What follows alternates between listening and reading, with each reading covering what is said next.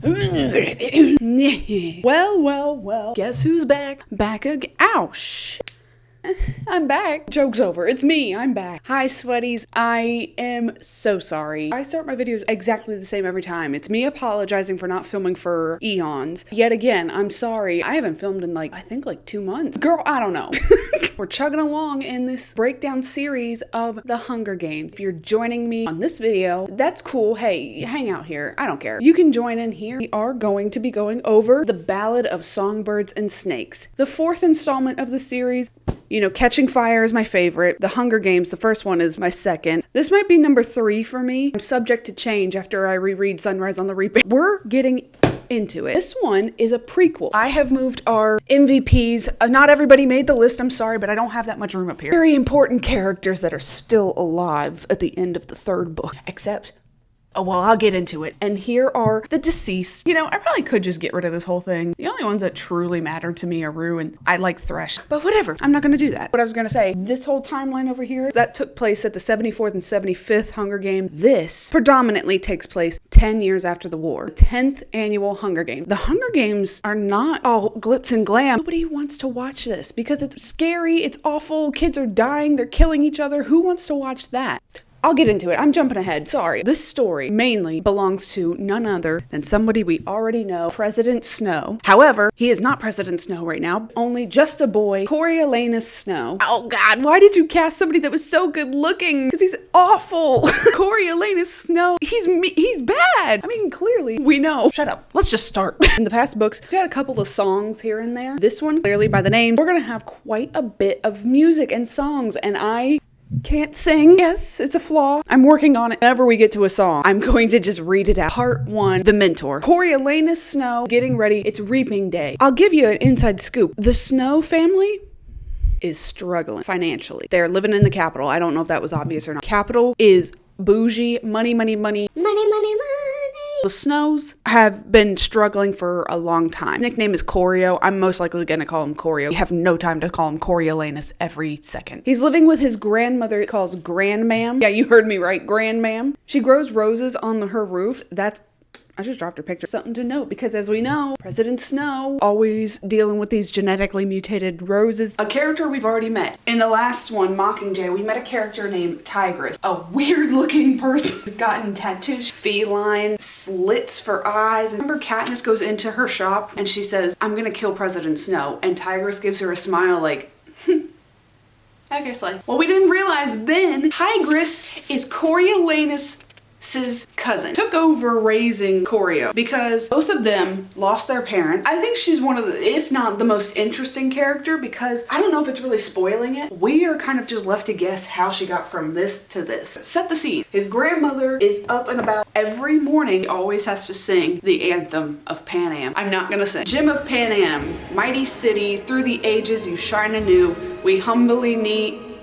oh, I didn't write that right. We humbly kneel to your ideal and pledge our love to you. Gem of Pan Am, heart of justice, wisdom crowns your marble brow. You give us light, we reunite, to you we make our vow. Gem of Pan Am, seat of power, strength in peacetime, shield and strife. Protect our land with armored hand, our capital, our life.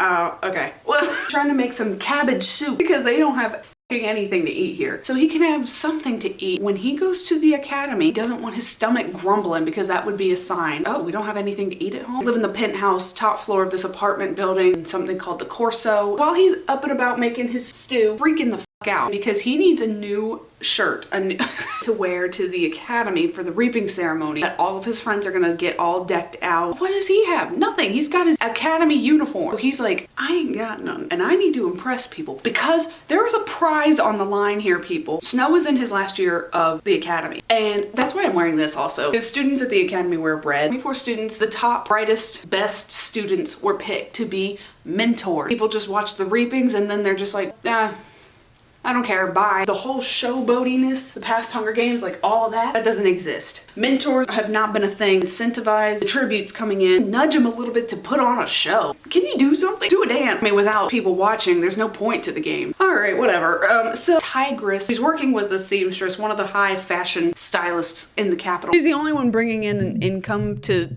the family. Choreo is getting one for his father's military pension. Excuse me, his grandfather's military pension. So I guess the grandmam was actually getting it. Whatever the ways that they're getting any kind of money. And it's not a lot. She said, let me take a shirt, his father's shirt. I'll see what I can whip up. And he's stressing because he's like, I gotta go. Choreo gets really in his head, bent out of shape. It immediately is like, she's not coming back. What if she had to sell her, like show a little leg? Starts describing Tigress, tall, skinny, pointy face, not all that attractive. Vulnerability and an innocence about her that invited abuse. So he's just jumping to whatever she needs to do to get him a shirt. Selling her body. If I don't show up, that is the biggest slap in the face to all my teachers that got me this spot. A bad habit of fixating on a problem and not letting go. Tendency towards obsession and hardwired into his brain was most times his undoing. Just keep that in mind. Obsessive. Grandmam, she finishes up her anthem. She's done belting it out. He talks about how her mind in the last couple of years really has slipped. Still thinks the Snows are doing just fine and dandy. We have got such a wealth of jewels, riches. We're set up for life. Everybody wants to be us. We are the Snows. And now, I see at one point, because the Snows were very bougie, they were at the tippity top. But she'll always say, Coriolanus Snow, the future president of Pan Am. And at the time, nobody is believing that. Getting to the point where he's like, I'm about to pick up the phone and call his professor. Her name is Sateria Click. There's a lot of names in this. I'm probably not going to pronounce them correctly. She is the one that handpicked Choreo. She prefers to be on a first name basis with the student. She would need his help, and especially on today, on Reaping Day, because she is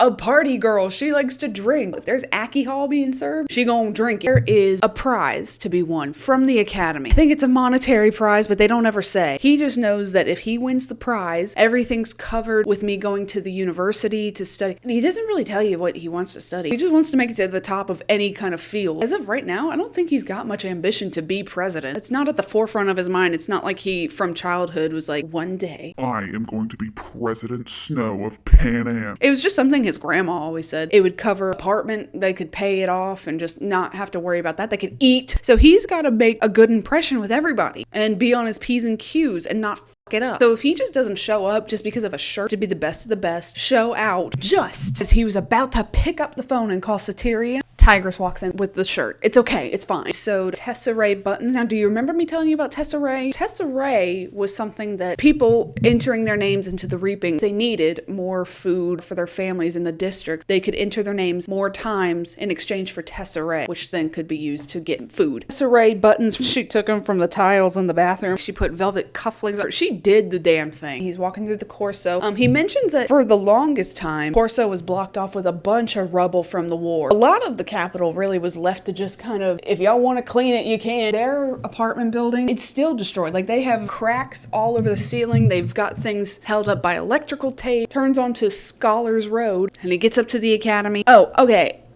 Get off my back, everybody. First of all, where do we, you guys, because you guys were being really aggressive with calling me out for not knowing that Reaping Day was on the July 4th. I'm sorry. Look, it's mentioned in this book. In my first two videos, I was like, Reaping Day is on July 4th? I don't know where it says that. I don't know. Suzanne Collins said that herself. It was in this book. Confirmed. Sorry, God. I read this book when it first came out, and up until last month when I was rereading it, I hadn't read it since. God forbid.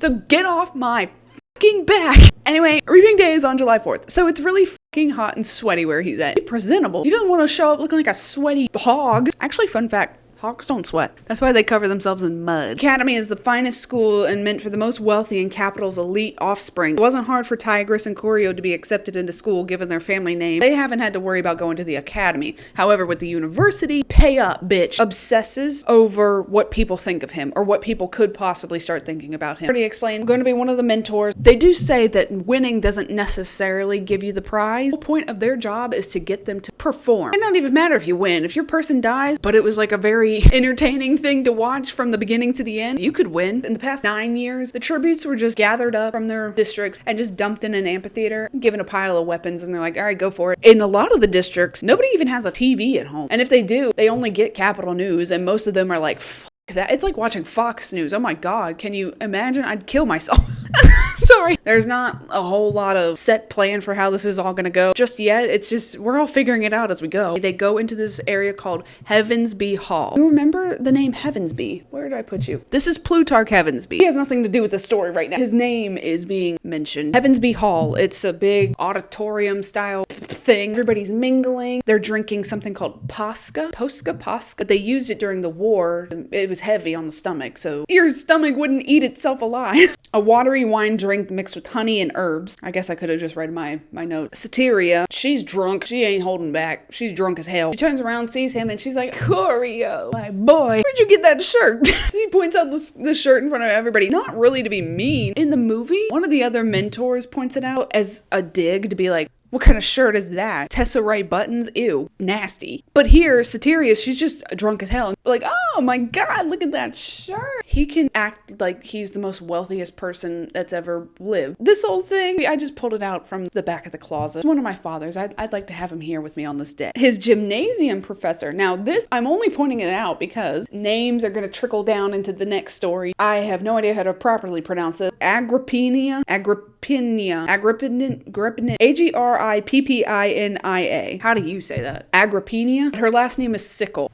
Okay, I'm gonna have to sidetrack for a second. Did you guys watch the trailer for the new one? The lady that gets wheeled out on a stretcher like this, she's a Sickle. Professor Sickle is accompanied also by her pick into the mentorship. His name is Sejanus Plinth. Is a very interesting soul. Maybe don't get too attached to him. He's carrying a big giant plaque for the students to take a picture with. They do it every year. He's not from the capital. His family is from District 2. Automatically, that makes him the black sheep. That makes him the oddball, the weirdo. Nobody likes him. Such an outcast. I feel so bad for him. Nobody wants to be his friend. He'll never be equal with anybody in the capital. When he first showed up to the academy, he was about 8 years old. They were on the playground, but nobody wanted to play with him. Ew, you stink. You smelly District 2 boy. I'm not gonna be his friend, but I'm not gonna join in with my classmates and be a bitch. I'm just not even gonna acknowledge him. It's not that he was trying to be his friend, trying to be nicer to him. I just don't even want to talk to you. His classmates could think he thought Sejanus was far too beneath him to even give him a thought, while Sejanus could think this was him being nicer than all the others for not saying or doing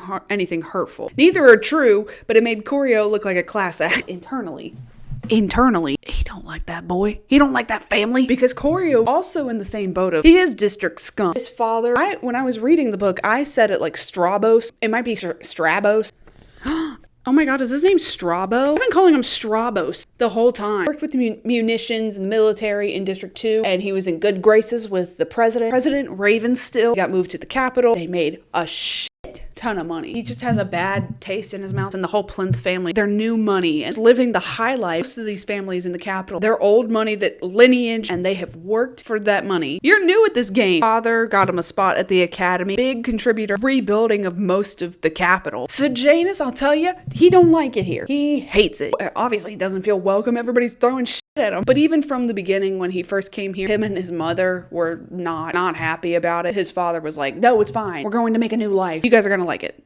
Shut up. So new money was a hard pill to swallow for everyone, particularly Snow and his family, because they had invested a lot of their fortune in munitions in District 13. Now, we just had a whole entire video talking about District 13. District 13, the military base for all of Pan Am. Huge. It was huge. They could wipe out the entire nation if they wanted to. When the rebellion started, there was a deal made between the capital and 13. Basically, the capital said, just get out of sight, go underground. We're going to stage a bombing, a nuclear blast. We'll leave you alone, because they know damn well they could wipe them off the map. Just go underground and not come back out. They agreed to that. District 13 put everything in the mines down below. 75 in some years, everybody just thought District 13 was gone. It was not. Snow's family put a lot of fortune into the munitions in District 13. The military moved over to District 2, right into the Plinth's lap. You want to see if you can hear my back crack? I gotta sit down soon. I'm still on chapter 1. F*** me.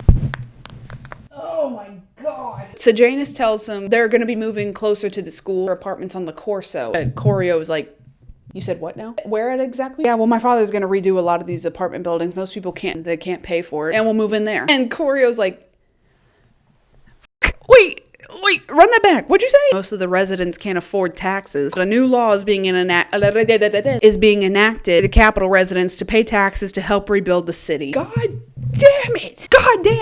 I know, Choreo was punching the air. Another thing to pay for. Home is really the only thing that's keeping up appearances for the Snow name. Nobody knows what's happening behind closed doors. He and Tigress stopped inviting people over to their houses. She once had a lover. It didn't end up going anywhere because she wouldn't invite them over to the house. People came in there and they'd be like, oh, damn, y'all live like this? He's like, I think I'm feeling the effects of this Posca. So Janus says, he calls his mother Ma. He says, oh yeah, Ma used to give me Posca during the war to help me settle my stomach. It's just another zinger for Choreo. I will be damned if I lose my house to someone who calls his mother Ma. This hick hillbilly. It's just funny, ironic, really. If you think about where we started at with District 2 is like the most lethal in the game. They're all trained basically like warriors as you get to this point. But here, in this day and age, there's still rinky-dink green acres. Should I go ahead and tell you some of the mentors we got? I only printed out 5. Well, I guess 6, 7.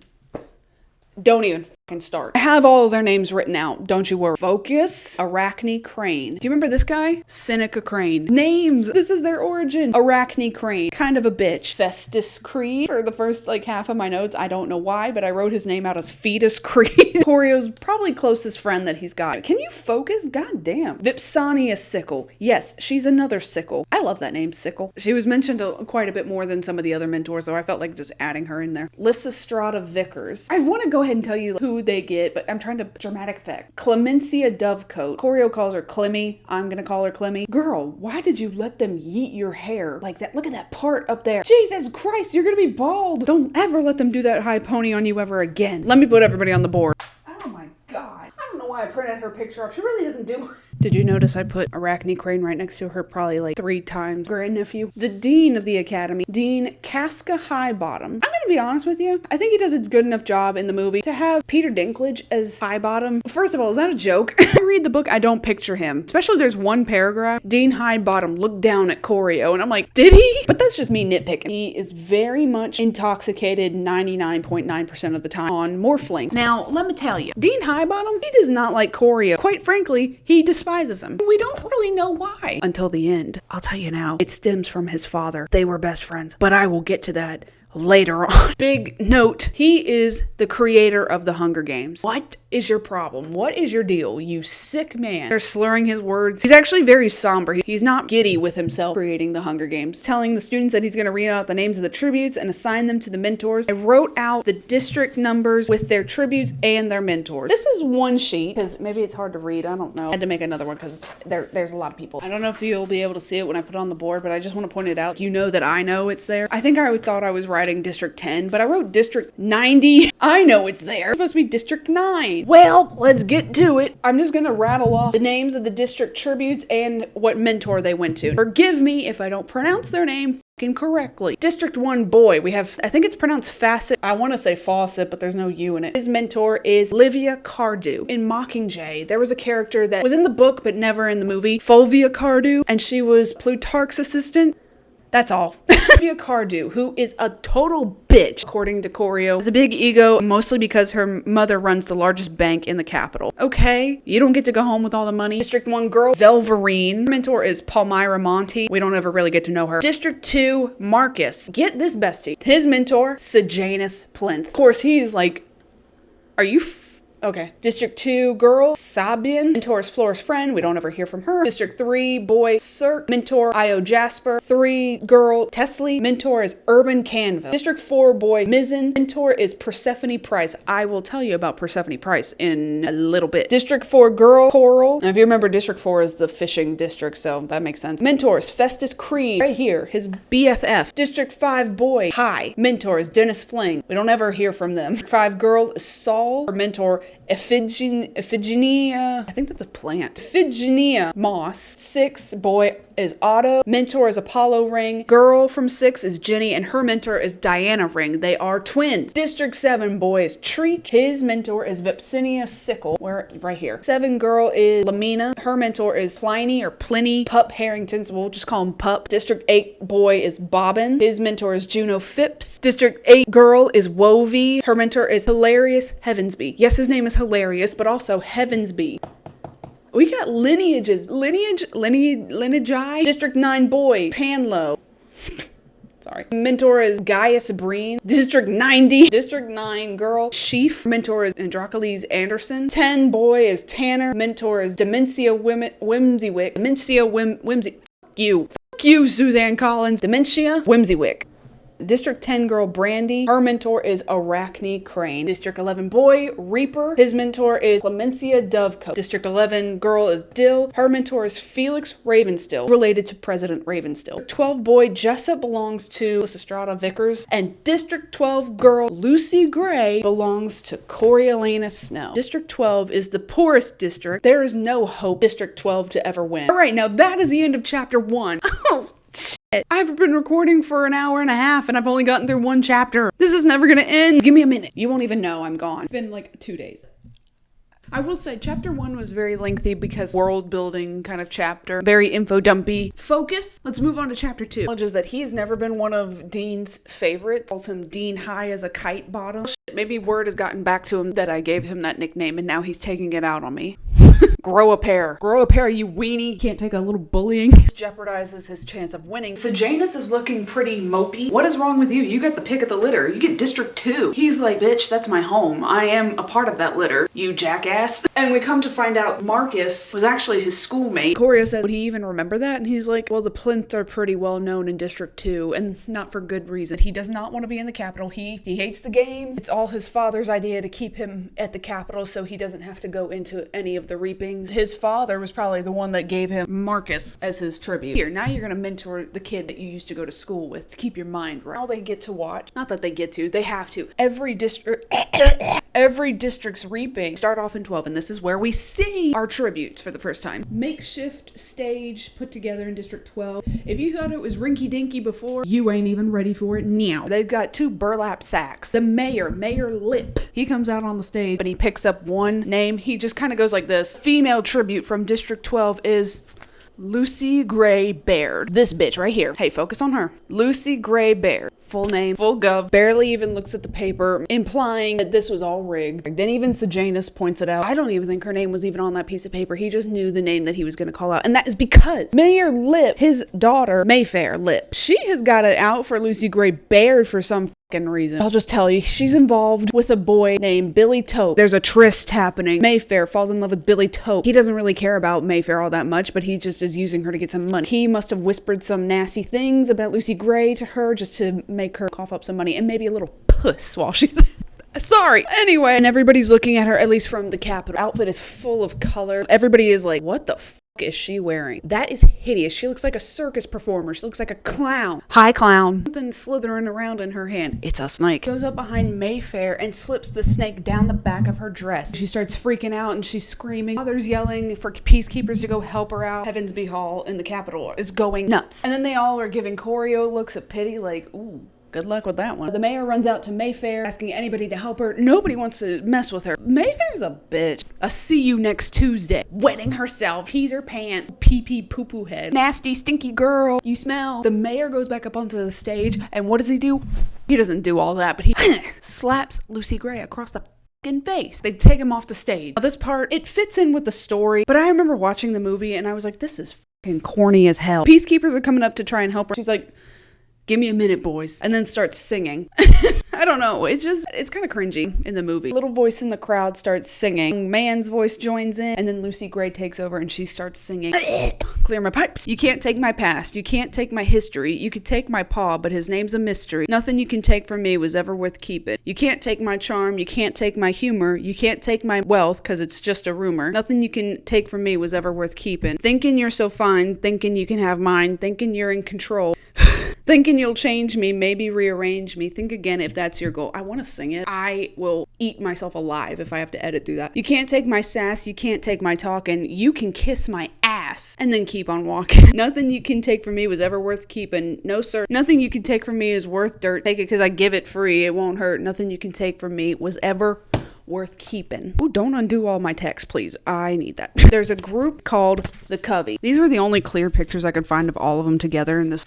Is this your left? From left to right, we have Clerk Carmine right there, who actually Billy Tope's brother. Man right here, that is Tam Amber, Maud Ivory, and this is Barb Azure. Is that how you say color? I don't know. Azure? I'm gonna say Azure, and if I'm wrong, sorry. Choreo is now learning she is a natural born performer, which is great. She is performing like I was scheduled to perform at 5 and I'm gonna perform. Then the mayor comes back and they built like a little human barricade between the two of us. Doesn't go over and like roundhouse kick her, RKO her. He just grabs a handful of names from the boys, and whichever one that he grabbed onto, he was like, Jessup Diggs. This guy right here. I've only printed out a handful of the other tributes, like significant to the story. The problem is I don't know where the to put him on. These might get rearranged. He looked like he was already working in the mines, so he was most likely 18, swole from being in the mines, and he's got a decent build to him. Lucy Gray grabs his hand. She does a curtsy. He does a bow just inadvertently. Move on to the next reaping of District 8, and Choreo's trying to pay attention, but his mind is just reeling of like, all right, how am I going to get people to keep caring about her? And they don't get a lot of time to work with their tributes other than sitting with them and kind of game planning for a brief moment about a 5-minute performance interview thing that they're going to do. That's the only time that they're going to get with their tribute. Somebody pointed out a clear difference between, well, obviously there's a clear difference between Katniss and Lucy Gray. She was trained to survive, but made to perform. She was trained, if you want to call it that, born to perform, but made to survive. They phrased it better than I could. It's time for lunch. Choreo goes on to talk about how he should go about eating his meals in front of people, scarf the food down because he's so hungry. In the war where you didn't have anything, he knows what it is to be hungry. During the war, the rebels cut off food supplies from the capital. Even the most upstanding capital citizens would turn to savages for food, and others would drop dead in the street. And this is what I was talking about with Miss Persephone. Where are you? Persephone Price. One time, Choreo and Tigress, war's going on. They go out, they're looking for some food. A maid that used to serve them tea at some house parties, she's dead, lying dead in the street. Their neighbor, Nero Price, who is Persephone Price's father, he takes a hacksaw, saws off the maid's leg, and takes it back home, and was most likely going to make a stew out of it or something. Well, he said they never talked about it, but he always would remember Persephone. He says that she was the most beautiful girl in their entire school, and she was always really nice. He was like, I did not want to get close to her because I know her father was a cannibal. Their grandma would take him. Another one of their neighbors, his name is Pluribus. Hold up. Him and his partner Cyrus, they owned a nightclub, food stashed away, and they were using it basically as a currency. They gave him lima beans because they said lima beans will hold up. They started stashing food away. Beans, cabbage, and bread is what kept them all alive, and Choreo has grown to hate all of those foods. They have a big whole banquet, so he's trying to be a little bit more modest, and then he's like, ooh, I'm gonna need that pie. Dean Highbottom. He's like, you should get the biggest slice of pie for a growing boy. Everything that the dean says to Choreo just seems like a backhanded compliment. Not even a backhanded compliment, just even a total dig. Well, what are your plans after you finish school here? What are you wanting to do? Choreo says, well, I'm planning to go to the university. Hopefully I can win the prize, the university with the prize money. If not, we'll just find a way to pay for it. And Dean is like, don't make me laugh, you silly boy. I know damn well that the Snows don't have a pot to piss in. Look at your outfit, your makeshift shirt, your shoes that are far too tight. After university, Choreo had planned to go on to a lucrative career, but what doors could be open without the education from the university? What could I hope for? To go work in the districts?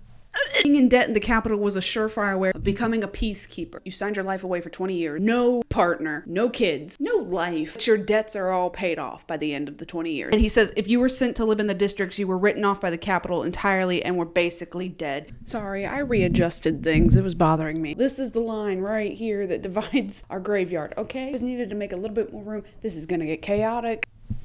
Choreo goes back home. He's talking with Tigress about what has gone on. He's telling him, it might be in your best interest. Make her feel like a person. Don't just treat her like she's another number. Bring a token of some kind and greet her. So he got word from one of his neighbors. There's a family called the Doolittles. Gets it from him when the train that's bringing all the tributes is coming into the station. He's like, I think it's coming in on Wednesday. I don't know what time. So Choreo convinces his gray man to give him one of the white roses to bring to her. Her roses were considered a prize in the capital. He's out on the platform. Remember, July. You will not let me forget it. It's hot. It's sweaty. Sweaties, unite! Nobody gives him any information of like, it might be here in like 20 minutes. He's not expecting anybody else to come out there with him, any of his other mentors. They don't. Normally, brought into the capital the next day, they were all just dumped into the arena. He's starting to doubt himself. He's like, this is f***ing stupid. What is this gonna do? She's still gotta go in the arena. I can't change that. How can I make her feel like she can trust me? This is dumb. I'm gonna go. No, I'm really going. And then a train whistle comes through and it reminds him immediately. He used to go see his father when his father would return back from the district from being in the war. The last time he ever heard it, when his father got brought home in a body bag, in a casket. Father had died. They said it was a rebel that shot him. His daddy was dead. I wrote, his father rose through the ranks of the military very quickly. He had a head for strategy, nerves of steel, and a commanding presence. Koryo didn't exactly love his father, but he did feel protected by him. And after he died, he only felt fear and vulnerability. Back at the train station. Come back. He thinks this is all a joke because a cattle car comes in. The train whistle was a cattle car. What the f*** is that? I'm going home. Man, f*** this. Screw y'all. Doolittle, you can go to hell. It turns out that was how they're transporting the tributes in a fucking cattle car. They've probably been in there for 2 or 3 days, making their way across the country. I'm gonna go ahead and show you. I don't know if it's really spoiling it, but these are the only ones that, I don't know, they have some significance to them. In no particular order because they're all kind of jumbled up here. First we have Lamina. She's from District 7, which is the lumber district. Mizzen, he's from District 4. Coral is from District 4 too. That is the fishing district. Wovi, I think Wovi is from District 8. Very tiny, very small. We have Tanner from District 10. Yes, District 10. Dill is from District 11. She is extremely sick. Her district partner is Reaper from District 11. Let me try and organize this somehow. Okay, ugly. But again, here's the imaginary line. It goes like that. Don't pay attention to them right now. Jessup helps Lucy Gray get off the car. Oreo turns around and sees her and he's like,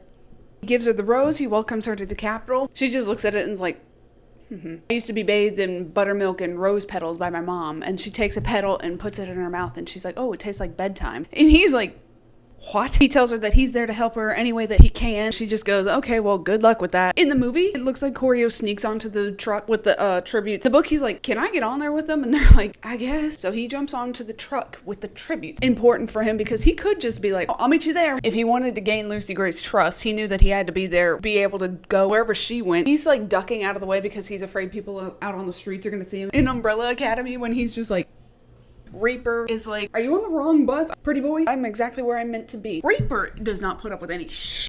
No, I mean, nobody's happy to be here, but he is willing to whisk it all. So he goes up to Koryo, puts his hands around his throat, pins him up against the wall. Koryo kind of knees him into the nuts. Dill is like, oh, you're gonna make him mad. He killed a peacekeeper back in 11. They never found out about it, but what does it matter now? We're all gonna die. Younger boy is like, you know what? Why don't we all just kill him? What does it matter? But then Lucy Gray says, you got families back home? Because if you hurt him, what does it matter to the Capitol if they waste your families? And also, he's my mentor. Back off. Dill says, well, why do you get a mentor? What the f? So Koryo explains, no, you all get mentors. Lucy Gray says, the only one that just felt motivated to show up. I got the cake with the cream. That'll come back. Normally, the tributes would just go and stay in the Peacekeeper's horse stables until the next day, and then they'd go into the arena. Well, this time around, the truck ends up tilting up. Everybody comes tumbling out, and he's looking around, and he's like, what? Are you actually kidding me? I'm in a zoo. Get dumped into the monkey enclosure. Children, adults, their parents, I guess, are lining up around the perimeter. News station, camera crew there. Koryo immediately is like,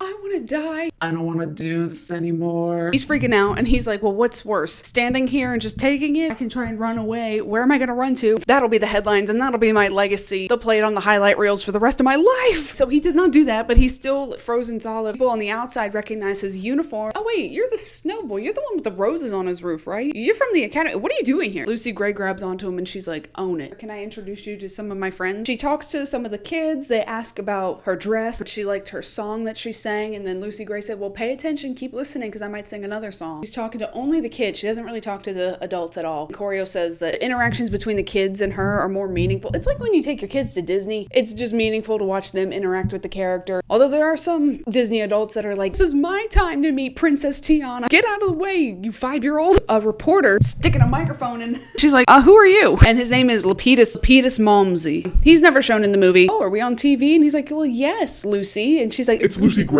You fat bastard. I don't remember eating any corn. So you're from District 12? And she's like, no, the Covey, and they just ended up having to get rounded up in 12. Asks her about her dress, saying that the colors are interesting. And she says, well, Covey love color. Dress is special because it was her mother's. And so he asks like, oh, is she back in 12? Well, just her bones.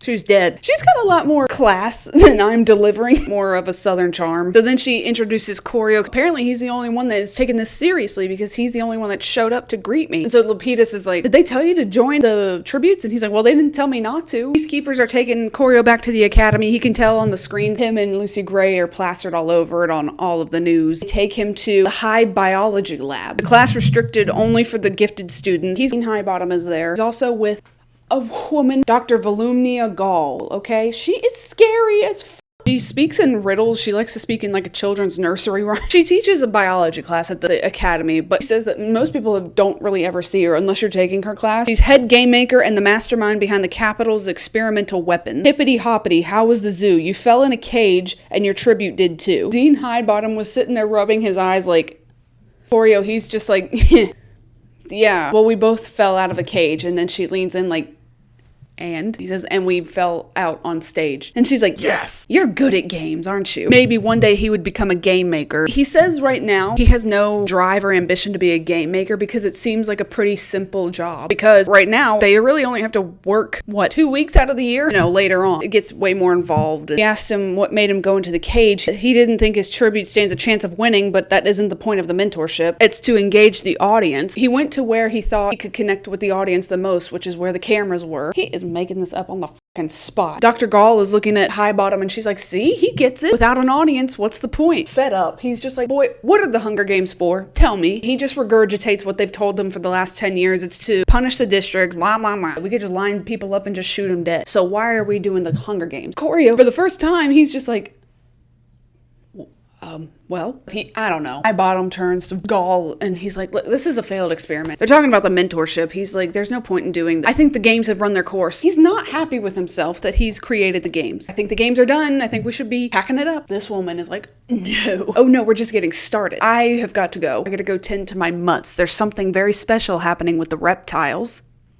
Hidebottom, he calls out Choreo his performance in the zoo. He tells him that he's going to be receiving a demerit for his actions. If you don't leave now, I'll give you another one for insubordination. 3 demerits and then you're expelled.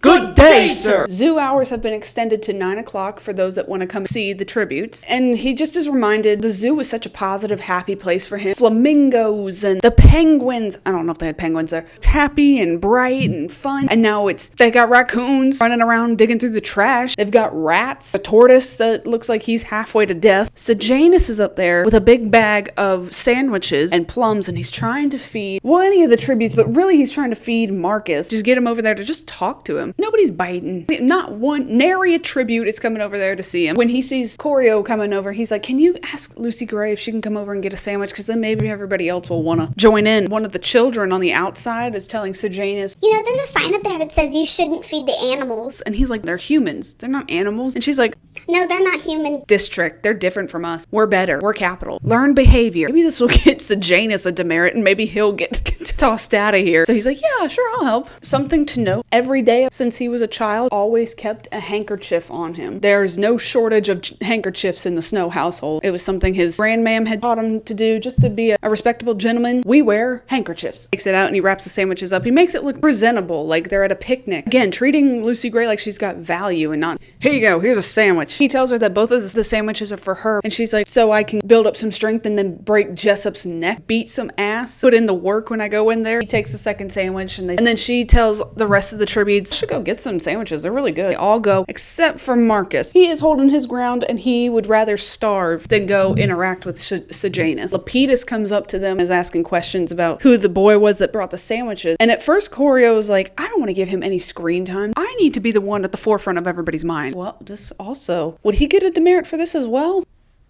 I don't know. His name is Sejanus. Lepidus is asking why did he feel the need to bring the sandwiches? Surely the Capitol's keeping them all fed. Lucy Gray's like, You thought.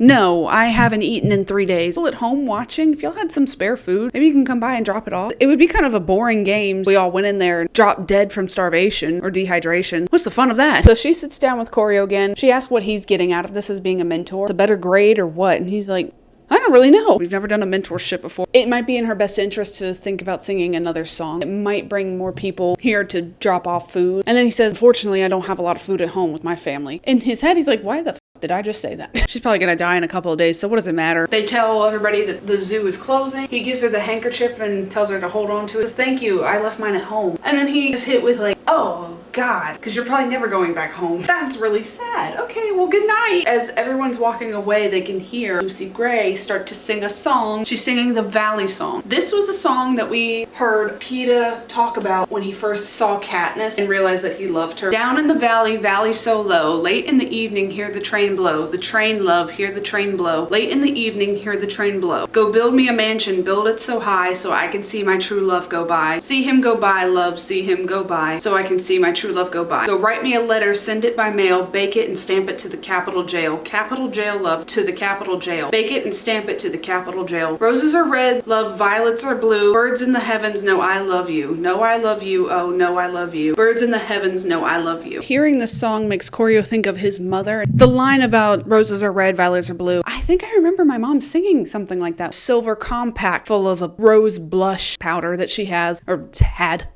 He keeps it with him. If he's ever anxious, stressed, whatever, he takes it out, smells it, it calms him down, makes him feel like he's with her. And then he also remembers the night that she passed. His mother went into labor. There was no way of getting her out to see anybody or have anybody come to see her. Grandmam and their cook, they tried everything they could. His mother died and he was supposed to have a little sister. And then a few months later was when his father died. They're leaving the zoo. Sejanus is walking with Corio. Asked him what made him think about bringing the sandwiches in for the tribute. Since the reaping, I've just pictured myself being in their position. It's literally the least I could do. Marcus would rather starve than interact with me in any way. Corio kind of gets pretty annoyed with Sejanus. Father just spent however much money to get you the best horse in this race, and here you are fucking complaining. Anybody would be lucky to have your tribute. And so Sejanus is like, you mean that? You want him? You want to trade? I'll take Lucy Gray. And there's a moment where Corio is considering, if I have Marcus, one of the top contenders, then I will win. And I will get that prize. He has built up some sort of a relationship and some seedlings of trust between him and Lucy Gray. Everybody that has paid attention. If he chooses to switch, which they're not even sure if that's even allowed, how would that look? You tune in the next day and it's like, actually, I switched over to Marcus. I don't want her anymore. Corio just says, thanks, but no thanks. If Lucy Gray somehow, some way ends up winning, that would be pretty impressive. First District 12 victor. Hello. Coca-Cola. Hello. Sorry. He also thinks about how his apartment is still up for grabs, apparently, with the plinths. So that's a little bitter seed still lying under the surface. He's like, I did not forget. So if this hurts him, having his classmate as his tribute, so be it. So he tells him, thank you. I think I'll keep my tribute. I've already gotten a demerit today. I can't afford to risk it. So Sejanus apologizes for asking. The whole idea of the games makes him crazy. They leave it there. Corio goes back home. His grandmam is reprimanding him for eating with Lucy Gray. She says, it's one thing, introduce her, be a gentleman, show her to the rest of the capital, but it's another to sit with her and eat with her. Disgusting. And his father used to say about the people that lived in the districts, they only drank water because it didn't rain blood. What is your problem, people? Poor Tigra. She is Lucy Gray's cheerleader and all this. She tells Grandmam, she's just a girl. Calm down. She says, that thing has not been a girl in a long time, implying Miss Lucy Gray gets around. A hooer. Grandmam sees the worst in everybody. I need my Diet Coke. No, you know what I need? I got something special for this video because I needed energy. Hang on. Mother. I haven't had a Monster in I don't know how long. Oh, shit. Now, I'm a Diet Coke girly through and through. I have one in there, don't you worry. But sometimes I need the big guns. He wakes up in the morning, thinking about so many things. Tigress had started to bake some bread pudding. Splurge. Obviously, they're not having this every day. You need to take this to Lucy Gray. He goes to the academy. All of the other students are praising him for his actions the day before, except for Miss Livia Cardew, who is sure that he should be removed for cheating. Has got it out. We don't ever know why Livia Cardew is the way she is. Soteria congratulates him on getting on Dr. Gall's radar. They're in their history class speaking with their professor, Crispus Demigloss, about other ways that they can get people involved watching the shows. Festus brings up the idea. Rereading it, honestly, I was thinking maybe Festus should be credited with most of this. But he brings it up that make it law for everybody in the entire country to watch the games. And if you don't, get executed. Those in the districts that don't watch will be executed. Those in the capital that don't watch will be sent to the district and have one more chance the next year to watch. If they still don't, then they'll get executed too. The Janus, and he's like, maybe we should be asking the question if this is even right to even watch at all. Maybe we should quit having the Hunger Games. Demigloss is like, yeah, whatever. Anybody else? Clemmy. She says the real problem here is that the whole games, the idea of it, sick, and nobody wants to watch it. So Janus is like, yes, you're right. Rise up. Revolt. Livia, somebody pissed in my cornflakes Cardew. Like, how would you know what people want to watch in the capital? You're not from here. You weren't here during the war. Arachne Crane. The Cranes live right right across the hall from Choreo. She says at least during the war they were watching rebels die, and who cares about these kids? So Jana says, well, they have families back home. They're just like us. She says they're nobodies, and who should even care who wins? That's the big point of it all too, is I don't know any of these people. So Festus says something along the lines of he has more interest in a dogfight than who wins the Hunger Games. Like Choreo asked, would he care if there were bets placed on the tribute? He was like, well, it would be more exciting. So this is how the betting system gets introduced. Clemmy, she's asking Choreo after classes ended, are you serious about that? The betting? He's like, no, of course not. Unless it works. Okay, so now they're gonna go to Heavensby Hall, like a pre-interview with their tribute. This is where most of the mentors, except for Sejanus and Choreo, are actually gonna meet their tributes for the first time. What they want to have done is a little documentation of the tributes, because in the past, they haven't gotten any information on any of the tributes. They come to the Capitol and they die, and that's that. Nobody knows anything about them. They've got a questionnaire that they want them to fill out. You can see the bruise on her face from where the mayor southpawed her in the face, so that her spirits are a little bit more dampened. How are you doing? And she says, I'm hungry, I'm sleepy, I'm tired, I'm stressed. And he brings out the bread pudding, he slides it across to her, and she starts crying, and he's like, oh, you hate it? She says that it tastes like her mother made it. Let Tigress know I said thank you. I wish her and Tigress could have met. They don't ever meet. They would have been BFFs. Oh my gosh, Tigress could have made clothes for the Covey. Aww. He stays strapped up with these handkerchiefs. He gives it to her so she can wipe the tears from her face. And they fill out the questionnaire. It's like name, birthday, district. If her parents are deceased, she had 2 older siblings that are also dead. She said she had a couple of cousins left, but the rest are Covey. And she asked if there was a spot to put the Covey down on the sheet. He's like, no, there's not. There should be, because a lot of people have no family left from the war. And there should be a spot saying, like, you know what, who's left? Chuckles when he asks her, like, are you married? And she says, why are you asking? Have a little bit of a flirt. Like, no, you could do better than me. She's like, well, I haven't yet. Okay, so back on track. He's like, well, who raised you after your parents died? Covey moved in with this old man. He didn't raise us. I mean, we all pretty much raised each other. Old man took in the remaining 6 Covey members for a fee. He left him alone, let him be. He had died from black lung, probably from working in the mines. Occupation, they wrote, performs for those who pay. In the districts, there aren't many who can afford to pay, but every now and then people will have a joint wedding day. People will chip in to have the Covey play for a whole bunch of people getting married. The peacekeepers let them all keep their instruments, because the peacekeepers are some of their biggest fans, paying customers. I'm sorry, red flag here, but he asks her, what side did the Covey take in the war? What is your political view? Calm down, I just met you. She says, we didn't take a side. The Covey it's not black and white with us, clearly. They love color. She's like, I'm not interested in that kind of conversation. She's looking around, she's like, your buddy over there? He looks like he's struggling. And she's talking about Sejanus with Marcus. He is not giving him anything. A lot of the other mentors are struggling to get answers out of any of their tributes. Some of them are bawling their eyes out, boo-hooing. They're just not participating at all. I think Clemencia got Reaper's name, and that was about it. Choreo says, all right, look, you don't want to hear me say this again, but it really would be to your benefit to sing again for this performance. She's like, I don't perform unless I got something to say. I sang a song at the reaping because I had some kind of personal vendetta, some vengeance against this one. And so that was for my benefit. And then I sang yesterday at the zoo, I would get food. I'm only gonna sing if I'm getting something out of it. You know, when you sing, it hits a nerve with people. The song you sang yesterday, the Valley song, it made me think of my own mother. And he tells her she died when I was 5. His father died right after. So she's like, oh, so you're an orphan? He doesn't like the word orphan because Livia used to bully him by calling him an orphan after his parents died. How rude do you have to be? Livia! He wasn't close with his father, but he does miss his mother. She says, yeah, me too, except I miss both my parents. I actually like both of my parents. Really be a shame everybody got to miss out on that nice voice of yours. You know, a lot of people would really like to hear your voice. Will you sing? Who said that? Tongue in cheek with it. And she's like, well, I'll sing for you before I go out on the stage. He's like, all right, whatever. Enough of that. Time to leave. She ends up putting the handkerchief that she used to wipe her tears. That's important to note. Emphasizing that again. Gives that back to him. Some of the mentors are talking about how a lot of their tributes just didn't give him anything. Yes, give us nothing. Arachne says, at least you didn't get my tribute from District 10, Brandy. Because all I got out of her was her talking about how she works in the slaughterhouses. District 10 is livestock. Who the wants to listen to a girl talk about killing pigs all day? She says she's going to rewrite her story and make it into something more interesting. The Crane family, responsible for putting hotels up all over Pan Am, mentions that, like, well, when I spent some time out there, it was hard work. I had to go out to District 10 for 3 days in the penthouse of our hotel. Oh, don't even talk to me. So she feels like she can rewrite a story. Inside of their I want to say herbology so bad. High biology class. Dr. Gall. Here she goes again, talking in rhymes and riddles. Hippity hoppity, how did you fare? Did they greet you like friends or just sit and stare? The rest of the class is like, What? What did you say? She says, I'm head game maker. I'm also going to be mentoring the mentorship. Read all the questionnaires and pulls out Corio's. Is the only one that actually filled it out. Thanks, Mr. Snow, for actually doing the assignment. Corio's just like, well, my tribute is just pretty talkative. Even she is finding it hard to find motivation to be here. Janus agrees and says that the interviews don't matter anyways because the fate is always the same. Dr. Gall is asking why he gave the tributes the food. He's like, well, there's no reason to torture them. They're going to the worst punishment that we could think of. Dr. Gall calls him a rebel sympathizer, and he says that's hardly true since the oldest of the tributes, or even of their mentor group, was only 8 years old and the youngest was only 2 when the game started. This has just gone way out of hand. It's clear that you don't like the game, so that being a mentor must be very hard for you. This must be quite the challenge. And he says, yeah, it is. Maybe you should remove me and I shouldn't be here. And the rest of the group is like, not on your life, Buster. Compassion is key to the games. He tells him, you just gave me an idea.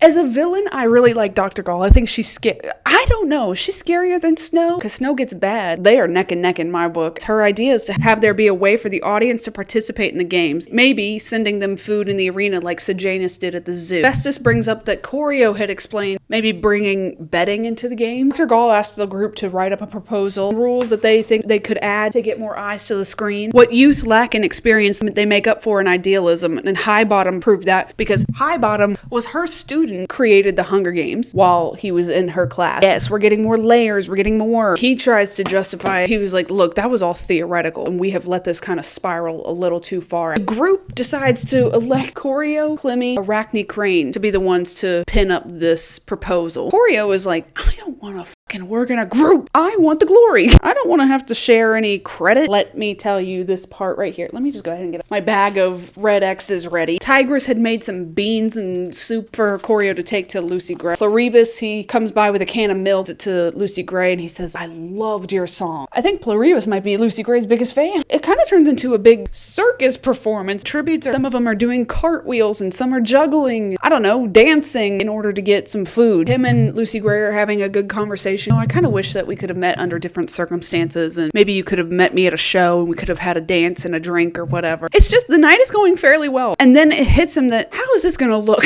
Because he's thinking about the proposal that he has to write up about betting and sending in food. He's like, maybe I should write it that mentors can't send in food for their own tribute. I don't have the fucking money to send in food to her. And how would that look if I posed this whole thing? I made it available to get food to them and I can't even do it. We're making a rule that I am not allowed. Now, hang on.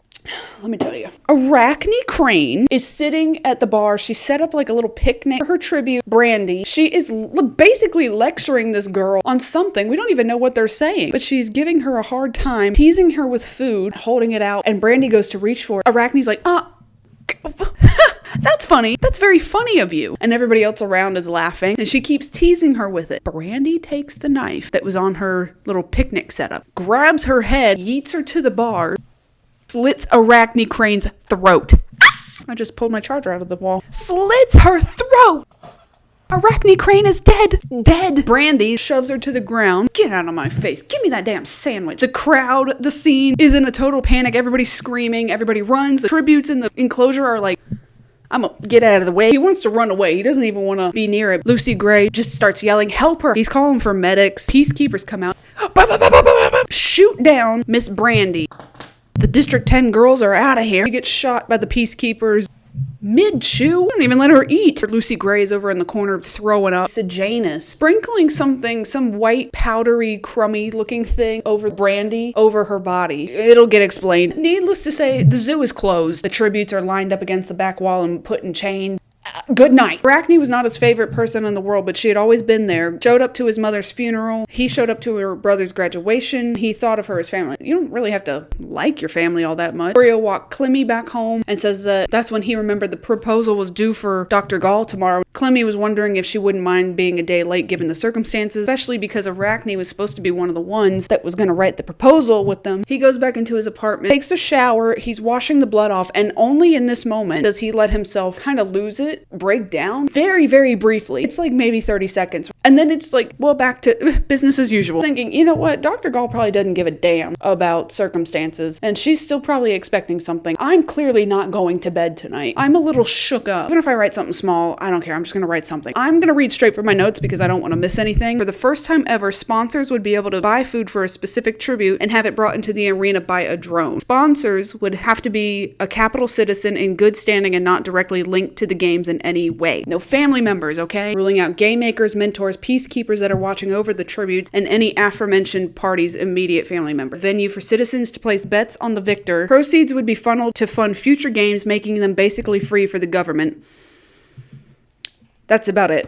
So the morning came before school even started. Goes over to something called the Citadel. The War Department was and where Dr. Gall's office was. He gives it to the front desk. When he was heading back home, he could see coverage on the news about Arachne's death. After his outburst in the shower, that very quick outburst, he's detached from the death. He says at the academy, people seem to be sending their condolences to him, and he was like, I guess I was the general grief keeper here. They grew up across the hall from one another, so people think that they were BFFs, and he was the one that ran to her side when she clocked out. Arachne's funeral was going to be held the next day, and all of the academy was to attend, and it was going to live all over Pan Am. And what did I just say? Going to be broadcast live all over Pan Am. Did I say it was going to live? And it was gonna live. 24 mentors meet up again. 23 mentors meet up again, and they get their sheets, the list of all their tributes and mentors. Note comes by and asks for Clemmy and Choreo to come to the Citadel to see Dr. Gall. Clemmy doesn't know what the hell. She's like, oh, she's probably pissed. We didn't turn in that assignment. And Choreo's like, no, I did. I did this morning. He says that he didn't put anybody's name on it. He wanted it to appear more of like a class project. If Dr. Gall starts asking some questions that I don't know the answer to, just cover for me, please. Clemmy and Choreo are actually pretty good friends, almost brother and sister. Like, I will cover for you, but I don't even think Dr. Gall's even going to entertain these ideas at all. I know you don't really like the games much anyway, too. So she's kind of in the same boat. So Janus is like the forefront. He hates these things. Lysistrata doesn't like them. Neither does Clemmy. There's some others that are uncomfortable with the whole idea too, but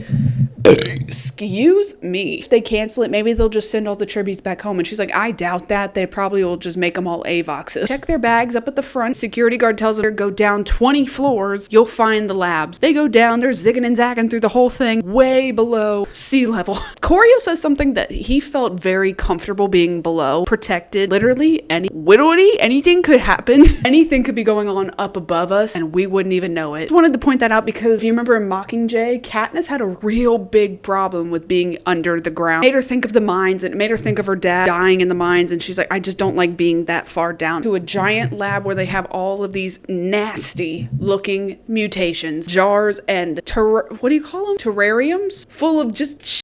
Like what? I don't even know. Put fins on a furry animal and you've crossbred, you've stitched Frankenstein this bitch. Pay attention. They see Dr. Gall and she's hanging over a big giant terrarium full of rainbow colored snakes. They're little tiny snakes. They're about a foot long and the width of a pencil. Bright blues and pinks, yellows. And Clemmy comes up there and she's like, is there a point to the color? And Dr. Gall says, there's a point to everything or nothing at all, depending on how you look at it.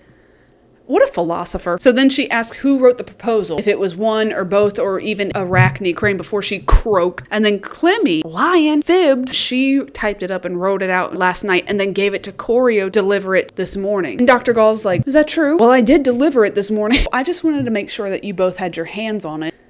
Why? Well, would you like to talk about the parts that were just talked about in class? And she's like, yes. Did you bring a copy of it? And we just used the copy that we had sent to you. Unfortunately, one of my lab assistants mistook it for trash and lined the bottom of the terrarium with it. So she asked both of them to grab it. He reaches in, grabs the paper, no problem. There's two papers. Miss Dovecote, why don't you go ahead and reach in and grab your paper? Because you touched it, right? While she's reaching down in there, Dr. Gall is like, they can't see, but they can smell. They're used to you handling a paper. Sweaty hands were touching it like Choreo's was. Then they'll leave you alone. They know you're sent. But a foreign smell, they're gonna attack. Choreo and Clemmy both put the pieces together. Very last second, a snake bites her hand. She jumps back. Oh my god, alright. I think I'm gonna hit the pause for a second. I gotta let everything cool down. I'll put a little timestamp. Actually, I'll put it right here. How long in total I filmed for this video. Be impressed, please. Be impressed by me. This is hard. Okay. 1 second. Look, it's been a couple days. I didn't feel like doing my hair. Big news. I didn't want to do my hair. It's uncurled. You're gonna deal with it and you're not gonna say anything. Let's get back to it. Clemmy has just been bit by the fucking snake. Choreo tries to go after her, but Dr. Gall is like, you sit right here. The color of the snake, colored venom oozing out of Ugh, nasty. Lab assistants come out, inject her with a black liquid, the antidote. She passes out. They take her away. Corio's like, is she gonna die? And Dr. Gall's like, I don't know. So Corio admits that he was the only one that wrote the proposal. She says, you bet not lie to me ever again. I don't got time for lying. I did really like your proposal, though, and I'm going to try and enact things that he came up with. You can go home or go see your friend and see if she's still alive. Dr. Gall, you are a bitch. This bestie, he's leaving through the lab and he sees all different kinds of mutts. Humanoid, animalistic, they're Avoxes. Genetically around with. They've got wings, feathers, gills, scales. Ew! They're just Dr. Gall's plaything. Ends up over in a little section for the Jabberjays. We talked about them pretty in length in our previous 3 videos. Start mimicking Avoxes crying out for Corio to help them. There's a lab assistant who will come back into play in part 3. Like, get out of my Jabberjay habitat! You're ruining this! Makes it to the hospital to try and see what the is up with Clemmy. Is she okay? Is she alive? They said the antidote was given in a timely manner. Hopefully she's gonna make a full recovery. We don't really know. May cause some neurological disruptions. Send him away with a sody and some crackers. On the way out, he sees Clemmy's parents, but he's like, I don't want to have to be the one to tell you what just happened. Nobody told him what he could and couldn't say. If asked, do I even tell people what happened? Do I just make something up? See Lucy Gray. He wants to tell her what just happened, because after everything that happened with Arachne, visitation is no longer. Peacekeepers who ends up calling Dr. Gall. Please don't bring that woman into this right now. I don't want to think about her. He can hear Dr. Gall laughing and be like, just let him in. Old Snow. He can see that rat poison has been laid out. Pay attention. Rat poison is laid out around the zoo. We got raccoons going from the trash left behind. Rats are scurrying everywhere. Tributes are all shackled up again. Jessup has taken the handkerchief that Lucy, or whatever his name is, Corio. I forgot his name for a second. She gave it to Jessup to put up against his neck. Something has bitten Jessup. Okay? That's why they put the rat poison out. He nudges Lucy Gray. He's like, hey, your boy's here. Go see him. She looks really bad. Starved, weak, sleepy. Ugh. Last time I saw you, you were throwing everything up. She doesn't have any food in her stomach. All that food that she got from the people, barf. I'm not going to tell you about my problems. You got more things to worry about right now. Tells him that Jessup and her have agreed to become allies. Ends up giving her the crackers that he got at the hospital. Tells her about the sponsors. I can get you food in the arena. You're really gonna have to say to get people to send you money. She'll do it, but she needs a guitar. Peacekeepers tells him, all right, time's up. You gotta leave. She says, thank you for coming to see me, treating me like a human being. And he says, you really do matter to me now. Not just a grade. You're not just a prize. What? That sounds wrong. You're not a monetary prize for me. What a crock of sh. He talks with Tigress about what has happened, how Lucy Gray is not faring well. She needs sustenance. She needs food. And also he explains what happened with Clemmy. They wonder if anybody on the faculty has even been told. We find out that people are just being told that she has the flu. Satyria is calling the house and he's asking, they. They, them, he, she, we, thee, is asking Corio to sing the anthem. Can you sing that anthem at Arachne's funeral? Because faculty really like him, apart from Highbottom. And also, he is one of only few students that actually knows all the words. I find that kind of odd. I don't know, I just think of it, like, if you're in America, I don't know how it is now. I haven't been in school in over 10 years. When I was growing up, and especially in elementary school, every fucking day, we had to say the Pledge of Allegiance and sing the national anthem. Cult? They're still thinking that he was BFFs with Arachne. He's like, we're not that fucking close. I just lived across the hall from this girl. Normally he wouldn't bring this up. He's got that mentality of like, it's nobody else's problem but mine right now. At this point, what does he have to lose? They're starving. They're not going to be able to last, okay? And now that they've had this hiccup in the schedule, it's going to be delayed like at least a day. He's like, maybe throw them a bone with meat on it.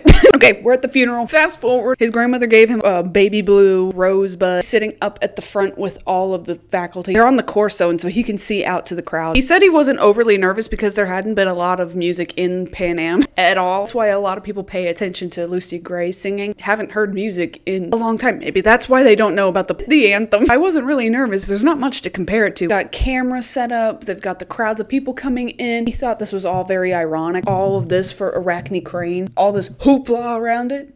Hoopla! Hoopla! Sounds like a lot of hoopla! Who hadn't really done much with her life at all. Her death could have easily been avoided if she wasn't such a jackass. He sings it. I'm not gonna read it again. You should know the words by now. President Raven still comes up there, gives a speech, and he says, about like her life was taken too soon, now we have another life to mourn, blah blah blah. Her death was as valiant as any other during the war on the battlefield. He said evil exists, but they will not let it prevail, and the capital will bring justice to Pan Am. He never met that girl a day in his life, I bet you. Listen here, we got 20 peacekeepers lined up wide, 40 back. They're walking next to a flatbed truck that has a giant crane on it, and on the crane is dangling a body, Brandy's body. So this is how they felt the need to tell a tribute has died. And then on the flatbed truck underneath are all the rest of the tributes. They're all shackled. A casket that follows behind them that stops underneath the podium in front of the academy. And behind that, the Crane family. Choreo said something like, at least they had the decency to look uncomfortable. I don't know why. I almost forgot the word uncomfortable first. Dr. Gall comes up and speaks. Arachne's death will not be in vain, and when one of them gets hit, they'll hit back twice as hard. Okay, who does she think she is? Ethel Cain? She will be added to the long list of people who died defending a righteous and just land. He's getting more and more like, what the f*** did she defend? What are y'all talking about? Y'all don't know this girl at all. Highbottom looks at Choreo. He gives him condolences at the loss of his friend. They're not friends. Choreo says that the funeral looks like it was done very well, very tasteful. Highbottom's like, I think it's a bit much, kind of over the top. He looks at the rosebud on his uniform and says that even after all the unnecessary killing and promises to remember the cost, he still can't distinguish between the bud and the blossom. Choreo is like, what? What did you just say to me? Kind of gave him a slick smile and said, don't be late for lunch. I hear we're having pie. A turd. I don't like Highbottom. And you know what? I don't like you. Soteria has told the mentors that they're going to be taking their tributes on a tour of the arena to really drive home Gall's message. She thought that if Pan Am saw that the capital kids get separated by the district kids, it would show weakness, as if they were too afraid of their enemies to be close to them. Some of the mentors are a little bit weary. They're like, I don't know if I want to do it, but nobody says anything. Some of the parents have complained about the lack of security, but whatever. Shut up. Don't worry about it. That part of them was wondering if Gall was hoping another tribute would attack someone else. They would be able to punish the tribute on air in front of everybody. You know, Brandy was already just shot. Didn't really get a chance to stick it to him. At lunch, Sejanus sits with Choreo. He's not eating his food. He just feels sick to his stomach. Choreo ends up taking Sejanus' lunch because there's a whole thing about like, the academy does not want them to waste any food. They can't take food out of the academy. However, Choreo wraps it up in a napkin, puts it in his pocket, and he's like, I'm gonna give this to Lucy Gray when I see her. They'll never know. So they go to the arena. It's an amphitheater before the war. They had sporting events, circuses, and a lot of high-profile executions of the rebels. Pretty big spot. Like they built a moat around it so that it wouldn't get swamped with people coming by. Its only purpose was to be used for the games. Rubble from the explosions scattered everywhere. The tributes would be locked in with only weapons to facilitate a bloodshed. Easy for you to say. Bodies would be collected, and the winner went back home to their district. The arena's left alone. Only way that it was ever cleaned was if it rained and the rain washed away the blood. This is nasty. It probably smells like mildew in there. It is probably like covered in algae, swampy, nasty bugs. I'm convinced there are mosquitoes, skeeters. The mentors line up with their tributes. Reaper is standing by himself. Climmy's not there. Remember, they've all been told that she just got the flu. Lysistrata, vicar, her tribute is Jessup. She's got some cream for his neck and that she'll try and slip it in his pocket whenever she can. Choreo has got the food for Lucy Gray, slips the napkin into her hand. She puts it in her pocket. She grabs onto his hand one more time and gives it a squeeze. Squeezes it back. Oh my God, it's happening. So they go into the lobby. Choreo is like, this must be where the poor...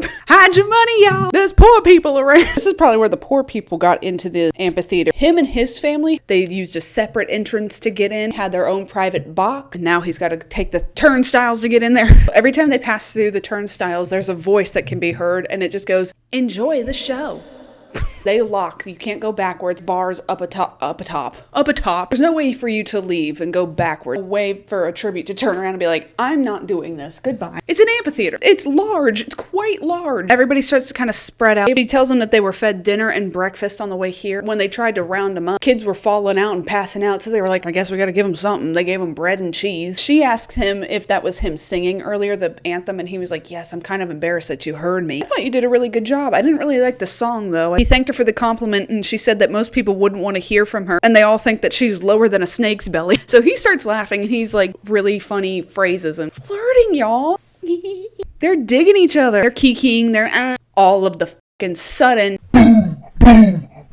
bombs. There were bombs planted inside of the arena. It was a rebel attack. They don't have people posted up outside of the arena unless it's being used. Anybody could have easily snuck in there and just planted some around. There's cameras around it, but they don't really work. It was way too easy for people to go in there and just place bombs. I mean, they know it was rebels, but they don't know, like, was it just 1 or 2 rebels? People from the 13? Who the hell? Was it Janus? It wasn't. He stayed put in the in-between moments. He remembers he and Tigris would call it bomb time. It's his daily handkerchief to block out the smoke, and he looks over and sees Lucy Gray. He tells her to take the napkin he gave her the food and cover your face with it. And a metal beam that is on fire falls down, crushes Choreo, pinned down completely. He can't move. He can feel his skin burning off over onto the side. There's a big commotion. Lucy Gray, she comes through the smoke. There's a moment where she's like looking back and forth, pries the beam off of him, burns her hands up in the process. He's able to get out. He was able to see that the bomb were placed at intervals. It was strategically placed. Get this. Majority was around the main entrance and it had blown the wall completely open wide. Able to see 2 figures running out of the entrance. That was what Lucy Gray must have been deciding on when she was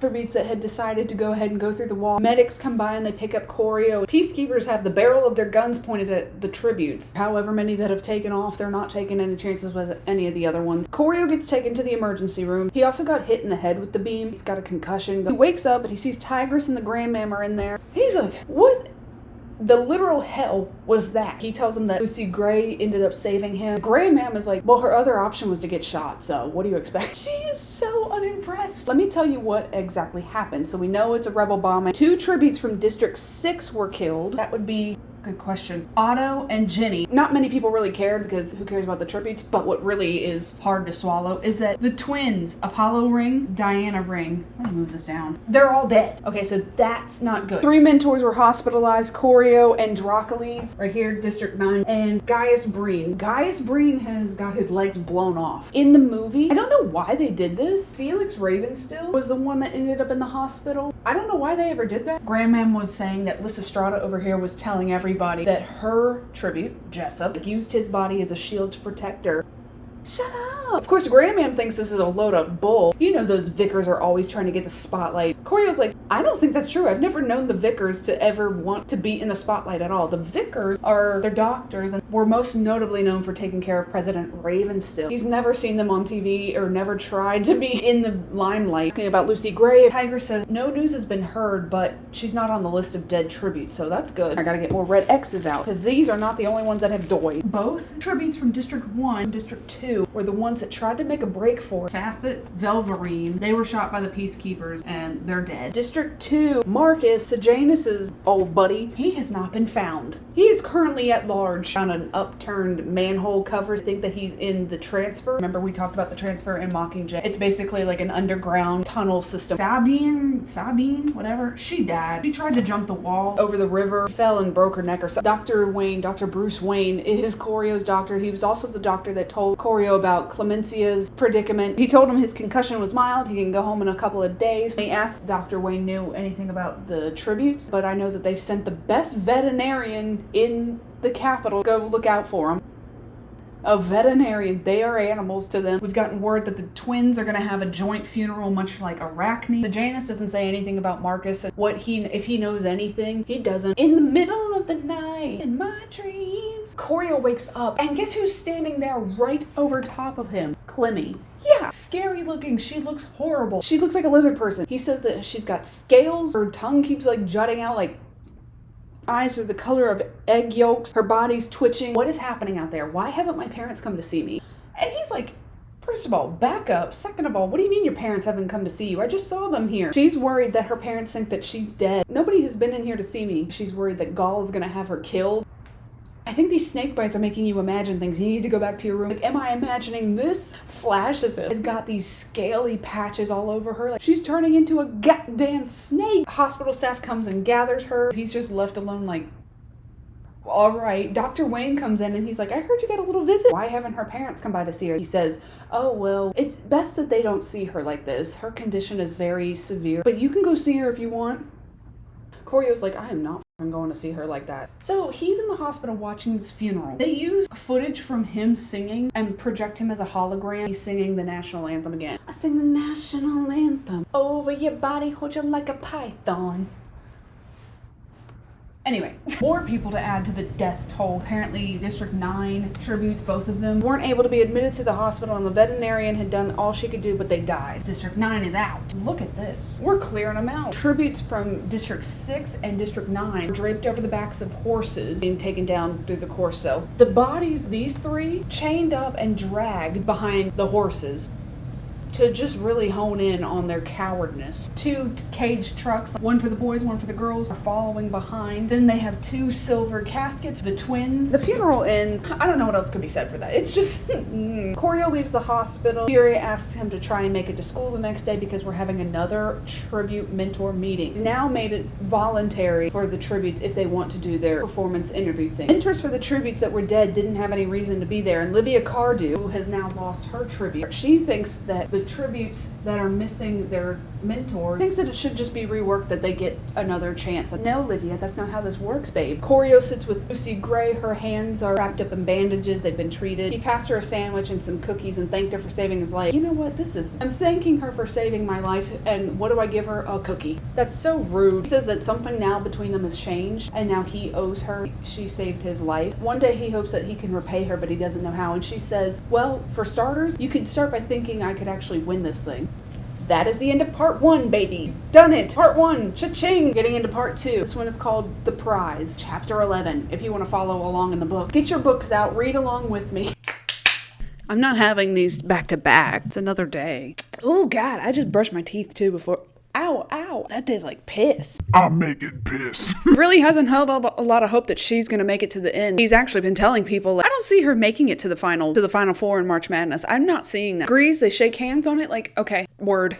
Here on out, yes, I'm going to be your biggest cheerleader. Then he asks, would you be able to actually kill somebody when it comes down to it? And she says, I think so, if it was self-defense. And he's thinking, well, the whole thing is self-defense. Your best bet is to just run and hide, and I'll try and get you feud review. There used to be this kid that would post really short videos. He would go, welcome back to Feud Review. No worse feud review. One of them was just him eating a big giant ladle full of mayonnaise. Painful, miracle whip.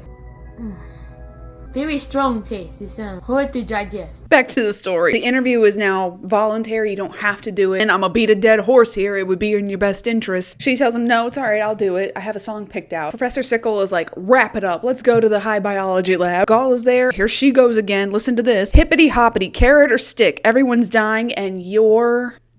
And Sejanus finishes it for her and says, feeling sick. And she's like, is teasing him. I'm telling you, she's a tease. Where is your tribute, by the way? Do you know anything about that?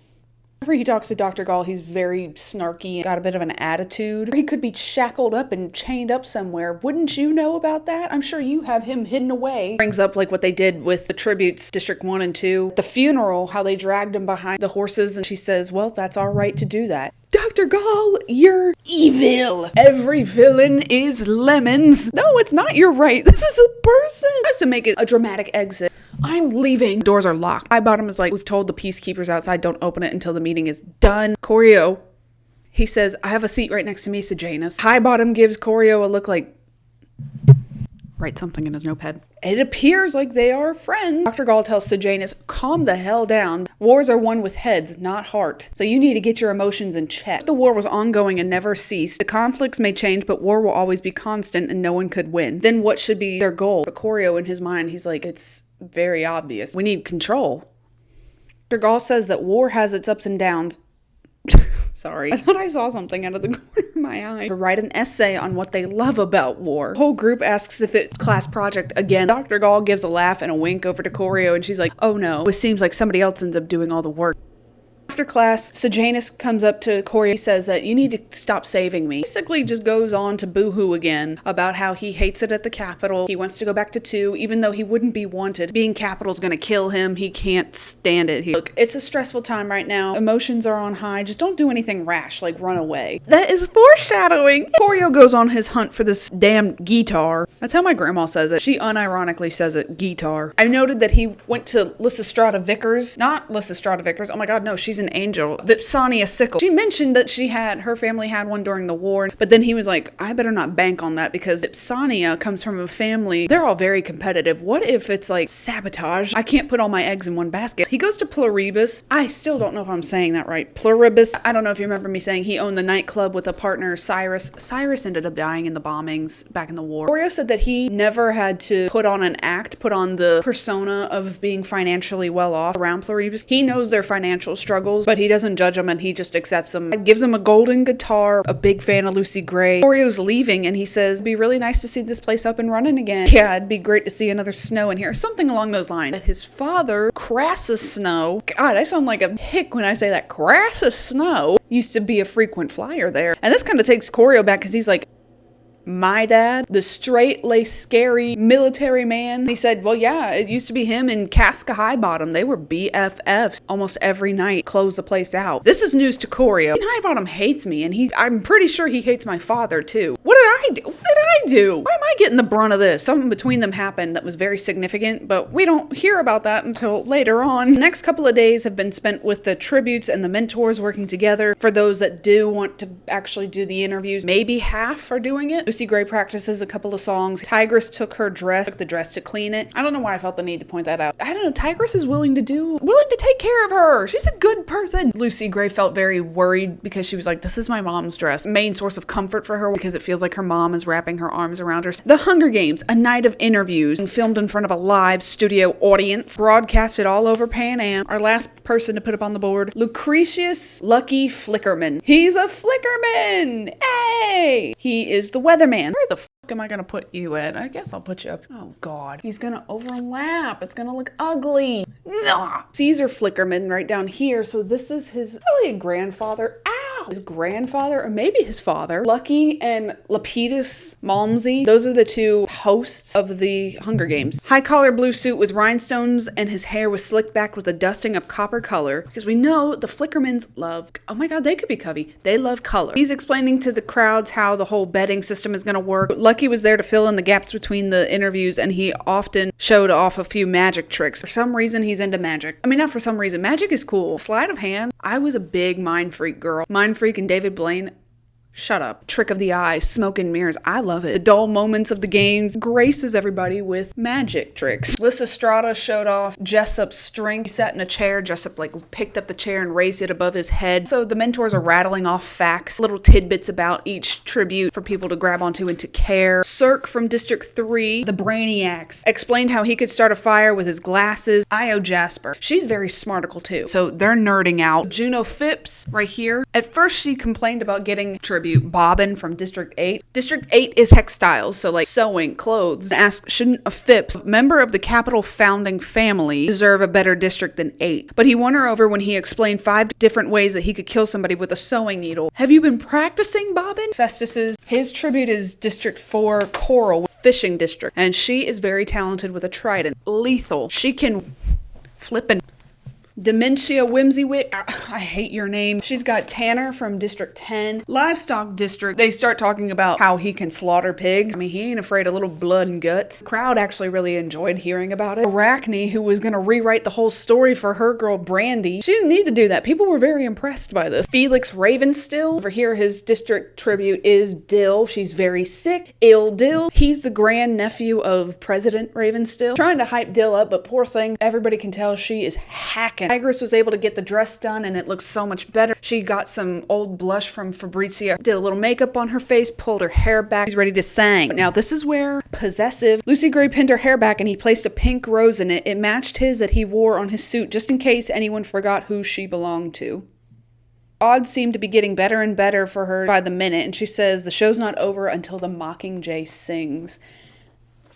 He looks at her like, what'd you just say to me? He's never heard the term mockingjay. He laughs and says that she's making things up now, and she says, no, mockingjays are a bona fide bird. Everybody wants to hear her sing, so he's like, look, Lucy Gray from District 12, here you go. And she reminds everybody she's from the Covey. Started writing the song back in 12. It's a song that tells a story, and she calls it The Ballad of Lucy Gray Baird. Corio was not made aware of this. I'm not on the docket. I didn't know about this song. Let's see what she's got. When I was a babe, I fell down in the holler. When I was a girl, I fell into your arms. We fell on hard times and lost our bright color. You went went to the dogs, and I lived by my charm. I danced for my dinner, spread kisses like honey. You stole, you gambled, and I said you should. We sang for our suppers, we drank up our money. Then one day you left saying I was no good. Double standard, what the fuck? Alright, I'm bad, but then you're no prize neither. When I hear that, I think of 1,000-Pound Sisters. You ain't a prize. You ain't a prize. Alright, I'm bad, but then that's nothing new. You say you won't love me, I won't love you neither. Just let me remind you who I am to you. 'Cause I'm the one who looks out when you're leaping. I'm the one who knows how you were brave. And I'm the one who heard what you said sleeping. I'll take that and more when I go to my grave. It's sooner than later that I'm 6 feet under. It's sooner than later that you'll be alone. So who will you turn to tomorrow, I wonder? For when the bell rings, lover, you're on your own. Fuck it up, Lucy Gray. Fuck it up. And I'm the one who let you see weeping. I know the soul that you struggle to save. Too bad I'm the bet that you lost in the reaping. Now what will you do when I go to my grave? The end. She is singing directly to Billy Toe, and everybody erupted. She brought the house down. Choreo should be on cloud 9. Goal achieved. Cha-ching. Yes! That little clip of Vanilla Mace. Yes! No, he is jealous. Because what do you mean? Who's this lover you're talking to? No. This is not, no. Very possessive. Since the reaping, Dean Highbottom said District 12 girl belongs to Coriolanus Snow. People keep referring to Lucy Gray as his girl. He put the rose on her. Everybody knows who she belongs to.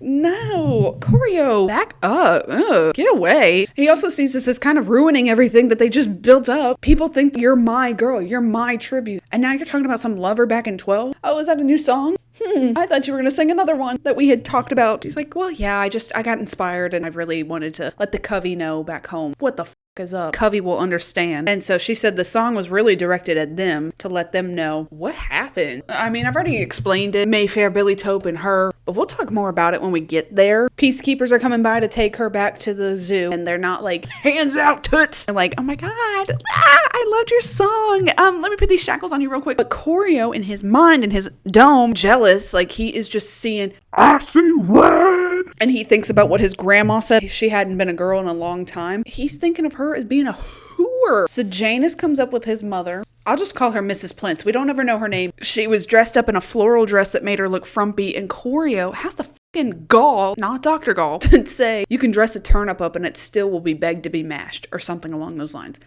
You are such a turd. Mrs. Plinth is very nice and very sweet, anxious and worried about her son. So there ain't no goddamn reason for you to be acting like that, Choreo. And thanked her for the food because she sent food into when he was in the hospital. So even, like, he's so nice. And here you are saying she looks like a turnip. She thanked him for being a good friend to Sejanus. In his mind, he's like, I'm not. Him and Tigress leave and go home. He's talking about the response for Lucy Gray. In the song, she said, living by her charms. What does that mean? And she's like, well, you know, we all did stuff we're not proud of in the war. I did things in the war that I'm not proud of too. You don't know. We don't know her story. You know my swag, not my story. Wondering if even back then, little Tigress was selling herself in order to get them food. And then he says anything that she did, it was all to protect him. This girl, her story is really sad. She gave and gave and gave just to end up like this. They get inside their building. Oh, the elevator's working. I don't know if I mentioned that before. Like, the apartment is in a lot of disarray. The elevator's working, and at first they're all excited. They're like, we can get Grandmam out of the house and give us a moment of peace. Then it hits them.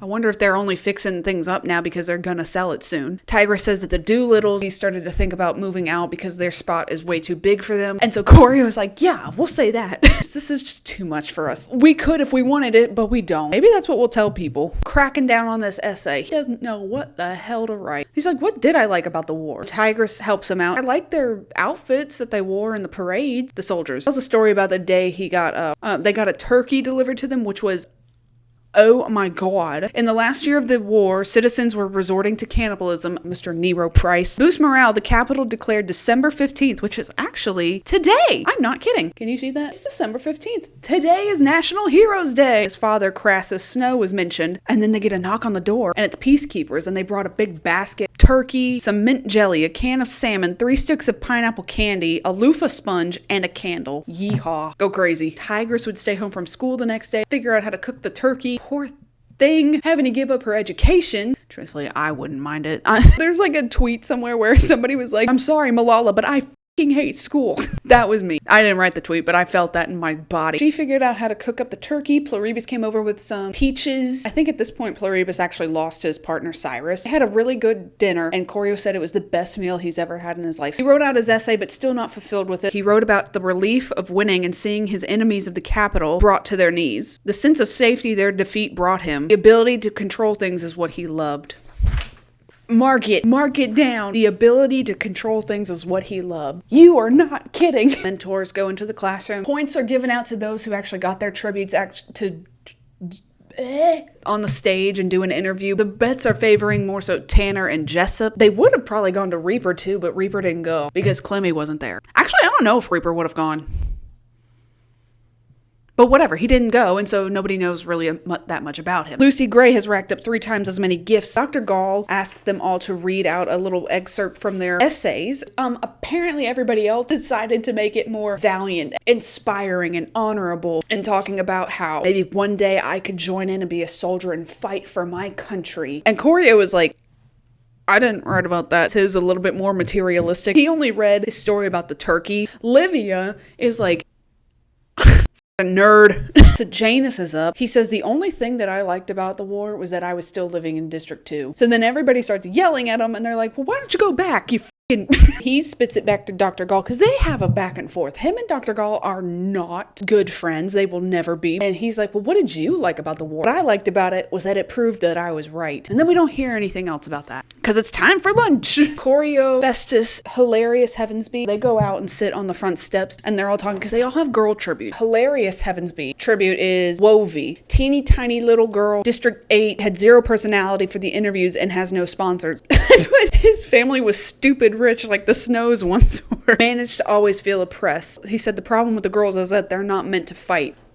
Yeah, okay. May I show you my high school lunch hour? Hilarious is just saying that his best hope is that Wovey can go off and hide somewhere and try to make it just by default to the final 10. It wouldn't be such a bad showing for a Heavensby because then my family wouldn't be so disappointed. Festus is pretty confident with Coral though. This one right here. If she can get her hands on a trident, she's good. To the news station where they look at all the coverage for the game. Cameras that had once been used for sporting events were back up and working and able to see different angles of the arena. Gets Corio in for an early slot time interview when they get in there. Lucky says, well, I just wanted to get you in early before your tribute dies. He's heard it from Dr. Gall, some other mentors like Livia. She's probably not going to live, she's going to die, but it didn't bother him. But something about Lucky saying it, maybe because there was a competitiveness within the mentors, people in the academy, but Lucky is kind of where did I put him again? He was probably thinking that's what everybody else is thinking at home. They showed them the drones that would be taking in the gifts into the arena. Now the drones go by facial recognition. He's walking home. Corio goes back and forth. I mean, last time he spoke with Lucy Gray, he was all, yeah, you know what? You are going to win. I believe in you. Now walking home, he's like, she may not win. I don't see how she's going to win. You know what? I don't think she's going to do it. Actually, he really cared about the girl who fell in his life, had a strong feeling that she wouldn't survive, and he had to mourn a life that they couldn't have together. He wanted to give her something beautiful to show her thanks, and he's trying to think of things that he could give to her that she can have if and when, most likely when, she dies. Won't be alone. She can grab onto this and know that I'm there with her. Mother had an orange scarf. He thought about giving that to her. Well, I do have a gold pin from the academy with my name on it. A lock of my hair. I need to give her something that could be useful in the games. He gets the silver compact that we talked about that had his mother's rose blush. Takes the powder out. Pause. We'll come back to that. I don't know if anybody finds this important. Just to add to her character, to eat some dinner, they had like beef patties. Notice that Tigress's hamburger was the smallest of the 4 because she made an extra one for him to take to Lucy Gray. While she cooks, she would eat a piece of raw meat. Like a cat. She would eat the whole thing raw if she could, but her grandmama always told her, like, stop eating it like that. It's another layer, like, into her feline-ism. For their final meeting, Tigress told him to let her know they're all rooting for her, and the grandmam says, tell her it's a shame she's gotta die. Waiting to meet their tribute, Lysistrata is telling Corio Jessup really did save her life, and that she's actually grown really attached to him. I mean, this is the worst. Has the same feelings as Sejanus, and is like, this is just He's meeting with Lucy Gray for the final time. He says that he brought extra food in there if she wanted to share for Jessup. She tells him, well, okay, I'll try, but he hasn't been eating anything. He is getting very sick. But she says maybe it's just nerves. Everybody's kind of been acting really on edge. Reaper, out of nowhere, apologized to all the tributes. Sorry, I gotta be the one to kill you guys. And he's not saying it to be arrogant. He says he wants to take revenge on the Capitol, but that part wasn't made clear to her. And then Jessup, he was annoyed, and this is important, he spit. I'm not doing that anymore. He spit at Jessup, and spit got into his eye. Tells her about all the gifts that she's received, and he tells her as soon as the gong hits, take off and run and keep moving spots and let the others kill each other or starve. He'll try and get her food when he can. This is so sad. I remember reading this and I just was like, oh, because she's crying. She's gotten teary-eyed a couple of times, and the mayor hit her when he brought her bread pudding. Now she's not holding back. And then she says, I don't want to die. Shut up, Lucy Gray. He knows that he didn't like the song. He's like, I know it kind of rubbed you the wrong way, so I've just been it up for us. You know what? When I told you that you mattered to me, I mean you mattered to me more than a friend. And I didn't like your song because I didn't want you singing about anybody else but me. Where am I? Refused to lose her. He would be with her in the arena and he won't take his eyes off her. If he really believed that would go a long way. And he's like, well, to prove it, here you go. And he says, now this is not a gift. This is a loan. I expect to get it back from you. She opens it up and looks at herself in the mirror. Was there powder in here? And he's like, well, yeah. Well, yes. Well, yes. But I thought you could use your own powder. She knows exactly what he's talking about. Get some of that rat poison, scoop it up in there, and you can use that when you're in the arena. This is cheating. This is cheating. I don't know if I reiterated it. I'll have to check the footage. Cheating is not tolerated. I don't know if that was pretty obvious. I thought it was. They don't take it lightly. Dr. Gall ain't got time for liars. He tries to justify it. Well, I mean, I only gave her the compact. I just gave her a little token. I said she could use her own powder. I didn't say when or where, but... well, it's up to her. Whatever she does with it is on her. I gotta hit the pause just for a second. I know I keep saying that, but I gotta take a dump. Sweaties. Take a shit. And look what happened when I came back. I ordered a new ring light. Unbox it with me. The lighting changes. You know what's up. Well, that is an improvement. Am I an official YouTuber now? It was my Christmas present to myself. I have this little box light. She has put in the work. Thank you for your service, but it's time to move on. Anyway, that's your behind the scenes look. Okay, let's get back to the story. This is a good thing for her to hold on to because now it gives her a reason to come back. She's gonna tell herself, I have to make it out of here because I still have to get this compact back to Corio. It's his mother's. It means a lot. I told him I would. So that's her motivation to keep on going. It's time for them to leave. This is the last time they could possibly be seeing each other. He's still shackled up, so she grabs onto his shirt, like give him a hug as best as she can. He gives her one back, and then she gives him a kiss. Yes, she gives him a kiss. He is like, he kind of started joking a little bit about like her lover back in 12. I wonder what he would say about that. She only has a sweet spot for him in her heart now. The peacekeepers come up and they're like, stop that. This is a no contact meeting. Festus is like, that was quite a send off. And this made me laugh because Festus was like, I tried to give Coral a pat on the shoulder and tell her good luck and she almost ripped my arm off. He's like, I got the girl. She could possibly win with that poison. Mapping out their life together. He tells her though that they did share a kiss. He says, I think Lucy Gray is falling for me. Sir, you're falling for her too. Tigress doesn't really know like any advice to give because she's only had one relationship and it just didn't go anywhere. So Corio saw that and he knew, okay, well, I'm not having a relationship because if it's going to be that complicated, I'm not doing it. Back to the whole control thing. It gets a little tumultuous because he's like, if I can't control this thing, I don't want it. I don't like it. Get it out of my face. I think it's worth noting. Still sees Lucy Gray as a peg down from him from being in the districts, but if anyone could be an exception to the rules, it would be her. Wake up, America. Get up, buckle your seatbelts. It's time. The morning of the games. They have some pre-interview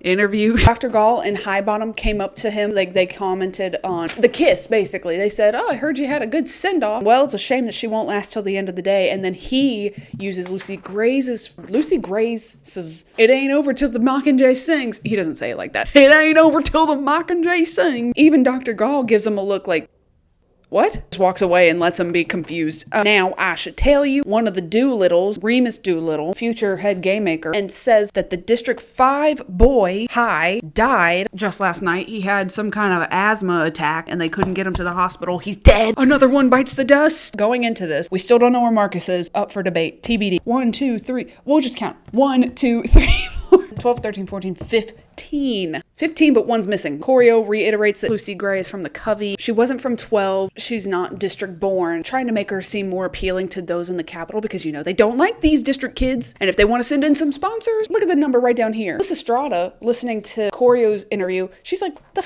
dude?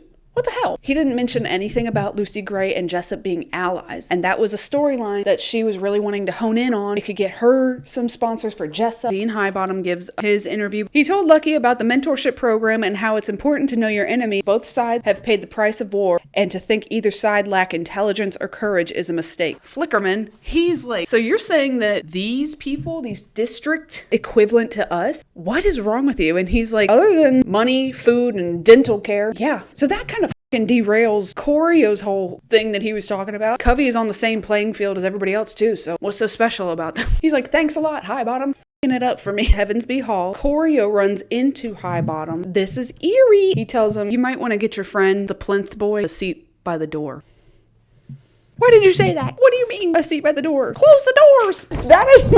That is my favorite video on the internet right now. Uh-oh, I broke a Necco wafer.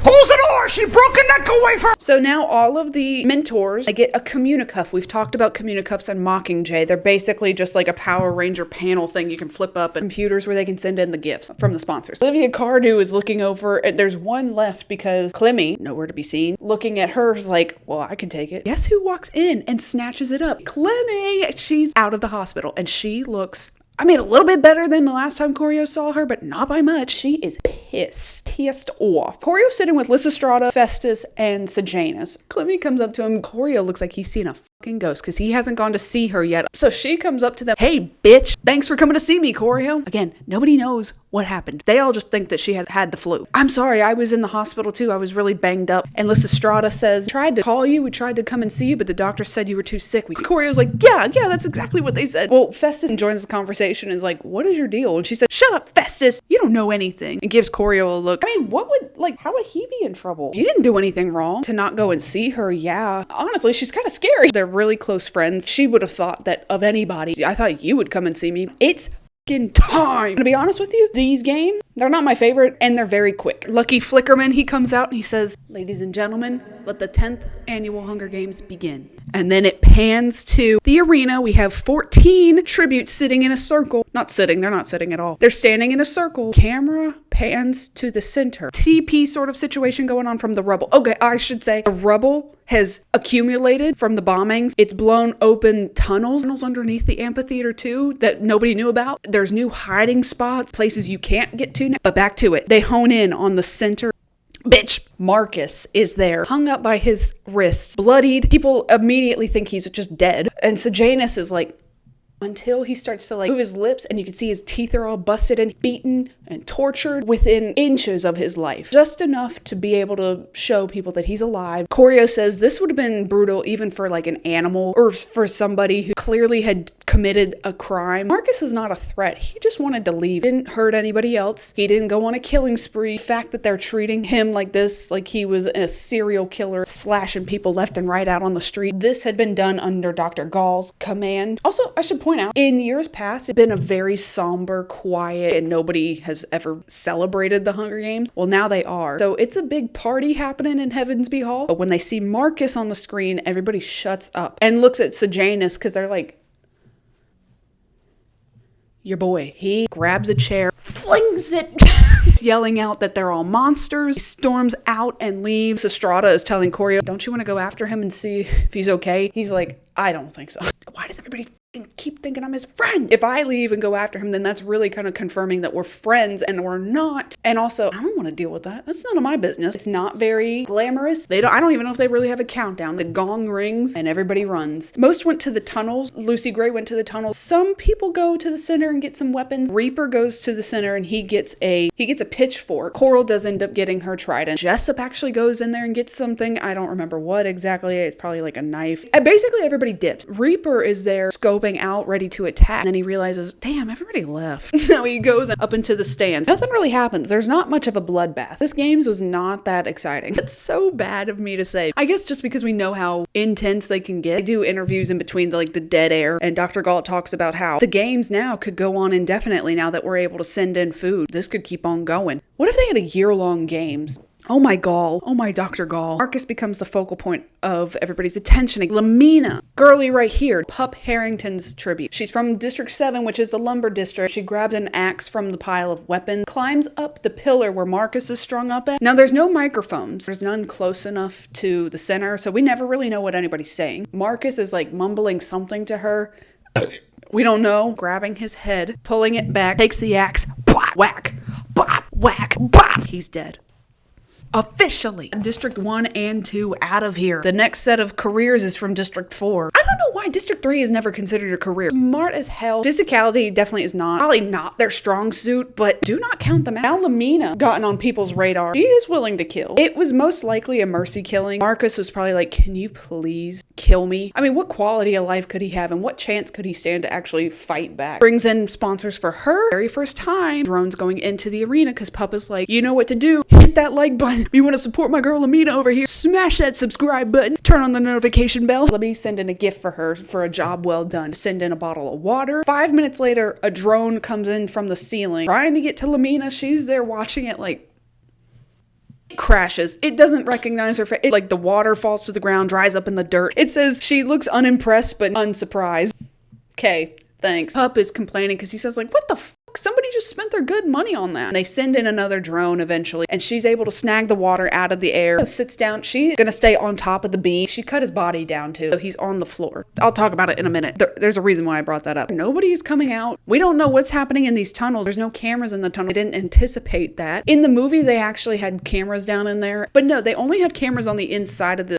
Okay, insider baseball for you. I used to work at a venue. My first tax-paying job, where all the seats were and where the show would happen. We called that the bowl. On the inside of the bowl is the only place where the cameras are. Dr. Gall's talking with Lucky about how slow things are moving, and she said, I mean, take a look at the last 2 weeks since they've gotten here. We take into account how many we've already lost, going as expected for me. You've already knocked out a lot of top contenders here. The games had begun the moment they arrived at the Capitol. Once they get hungry, they'll start showing their face. Now, this is what I was going to talk about with Corio's got his list of tributes that are still alive, and that's the way that they're keeping track of who is alive. They don't have cameras down in the tunnel. Some of them can just be dying. Like I said, they're really sick. They weren't taken care of. They're weak. I mean, Dill, hello, she could have been dead. We don't know. When we get over into these games, I'm trying to think if Haymitch's games had this, but they put a tracker in them. They put more cameras and microphones everywhere. These games, it's hard to tell who actually is alive. Lysistrata and Corio have made up their mind that their best course of action is don't just send in food willy-nilly. They don't feel comfortable enough that the drones would actually find Lucy Gray and Jessup in the tunnel. So those drones that fell down and broke after Lamina was trying to get her water, well, District 3, smart technology nerds, Tesley and Cirque, they start fiddling around with the drones. Urban Canville, one of my favorites. Very funny to me because I wrote his parents were some kind of scientist. He always seemed to be in a bad mood. I was getting annoyed with Lucky when he couldn't remember anybody's names because Lucky Flickerman didn't bother to learn anybody's name. Even some of the students here, he's like half of their names all wrong. Io Jasper, the one that has the other tribute from District 3, they both end up sending, sorry, I'm just gonna go ahead and get them ready. Send in some food, water into their tribute. Cirque pulls out the batteries and Tesley rearranges some wire. Drones actually turn on. Kind of give each other a smile like,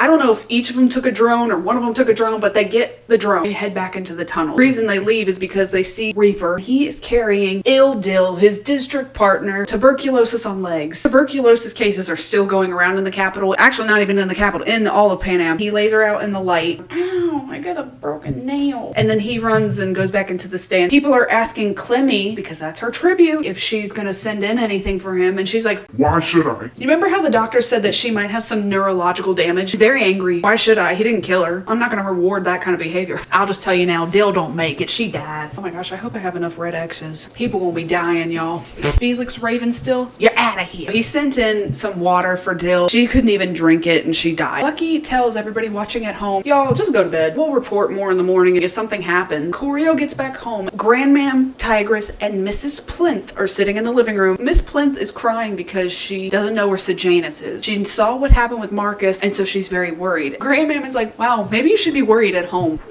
I think he just needed to cool off and blow off some steam. He's probably at home right now. Why don't we go ahead and get you over there? And on the screen, she's watching and she says, oh God. She doesn't say that.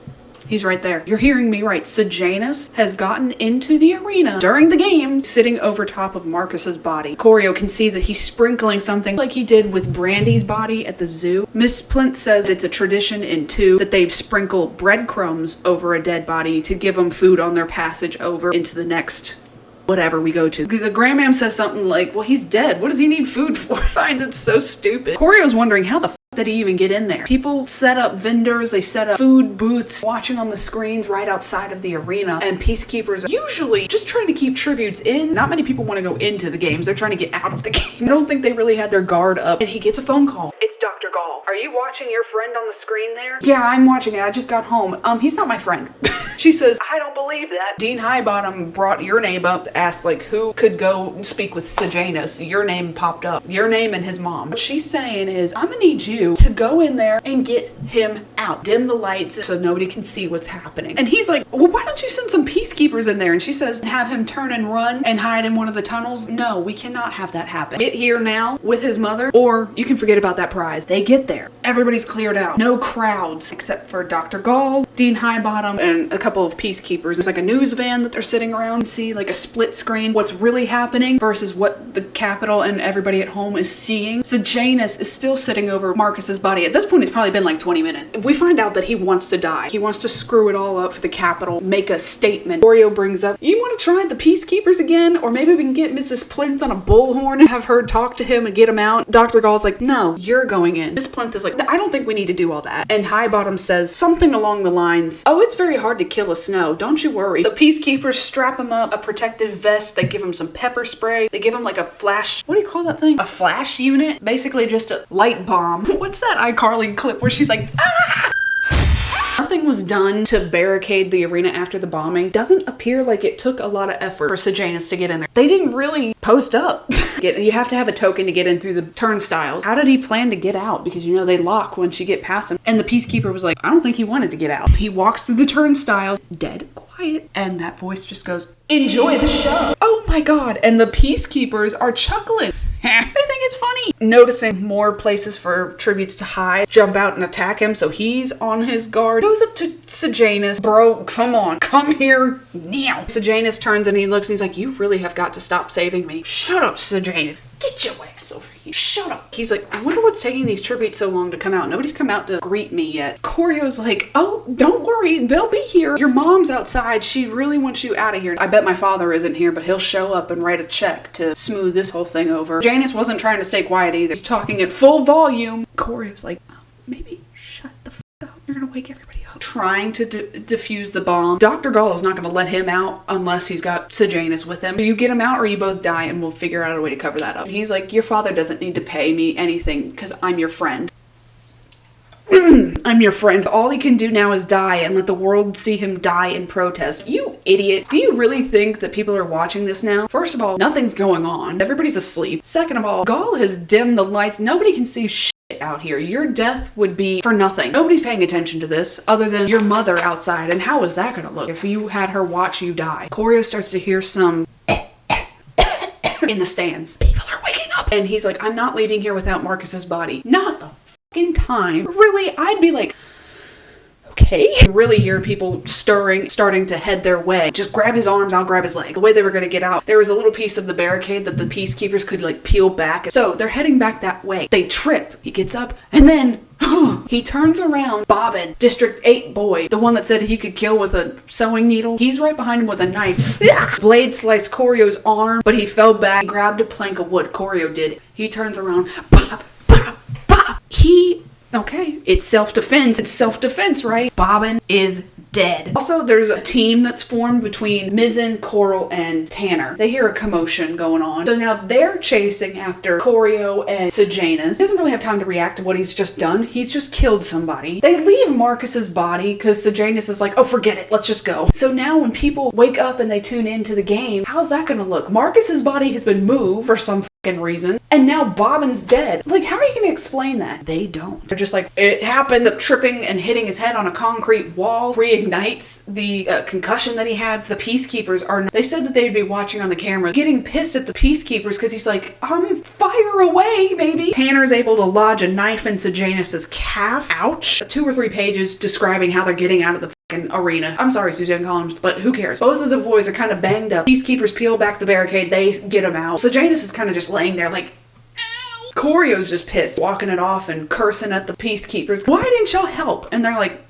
sorry, we were only told to let you out. Dr. Gall and Highbottom are over at the van talking about the feed. They don't really seem to care about what just fucking happened. Miss Plinth is gone. It never is said why she left. Maybe she was told to leave by Dean Highbottom or Dr. Gall or somebody in case it went a little sour and they weren't able to get out. Corio got sliced in the arm. They go to the Citadel, of all places, in the lab where the snakes were, the medic area, to take care of like some mild injuries. So nobody asks any questions at the hospital. They're sectioned off, so Corio's kind of by himself. He hears Sejanus being taken away by another peacekeeper, sits there and Dr. Gall. She's the one that's stitching. Slow down. Everybody just slow down. Stitching up Corio's arm. She's telling a little backstory about herself. She was an obstetrician. Can you believe that? She first got into medicine. She was delivering them babies. And Corio was a shock to me because who would want to see that face? Who would want that to be the first thing you see when you come out of the womb? She didn't keep up with it because parents were always asking questions that she could never give an answer to. Get a grip. What do you think about the tributes in the arena and how quick they were to kill you even though you were not a part of the game? I mean, can we blame them? If I was a tribute in there, get out of my way. Every man for themselves. He said he was shocked how much they really hated them at the Capitol. He was like, I wanted them all dead. Now he's telling the truth. I'm telling you, Snow is just not a good person. Talk about it a little bit more. I'm not really giving it up, but there's a part where if Lucy Gray wins this, she can come live with me. I'll, of course, get the prize. I'll get the university tuition. I'll get a career. I'll make money. She can sing at the nightclub. I'll have her as mine. He, doesn't even take into consideration what she may want. He said that I was the only guy she had eyes for. Of course she'd want the same things that I want and want to live here with me. We'll get to that when we get to it. She said that mission was accomplished with Bobbin. Well, now we gotta create a story in the morning to tell Lucky. Make something up. Tell him he died in the night or something. The footage will still exist. These two were watching a news van and there was like a split screen that everybody else in Pan Am was seeing versus what was really going on. So it is recorded. He killed Bobbin. Word could always get out. It doesn't, but I'm just saying it could be leverage. He did to Bobbin was humanity undressed. When it becomes life or death, what would you do to somebody else? Hey, look, I think I'm a good person, but if it's my life versus, you know what, I'm not going to keep going on that. He tries to retort. That's a great word. Retort. If the circumstances were different, I wouldn't have done that. Circumstance. In that moment, you did decide to kill him. You could have just bopped him on the head, but you kept going and you killed him. So, that was your choice. She brings up his past essay and says that the last paragraph spiel about control, we need to step on their necks.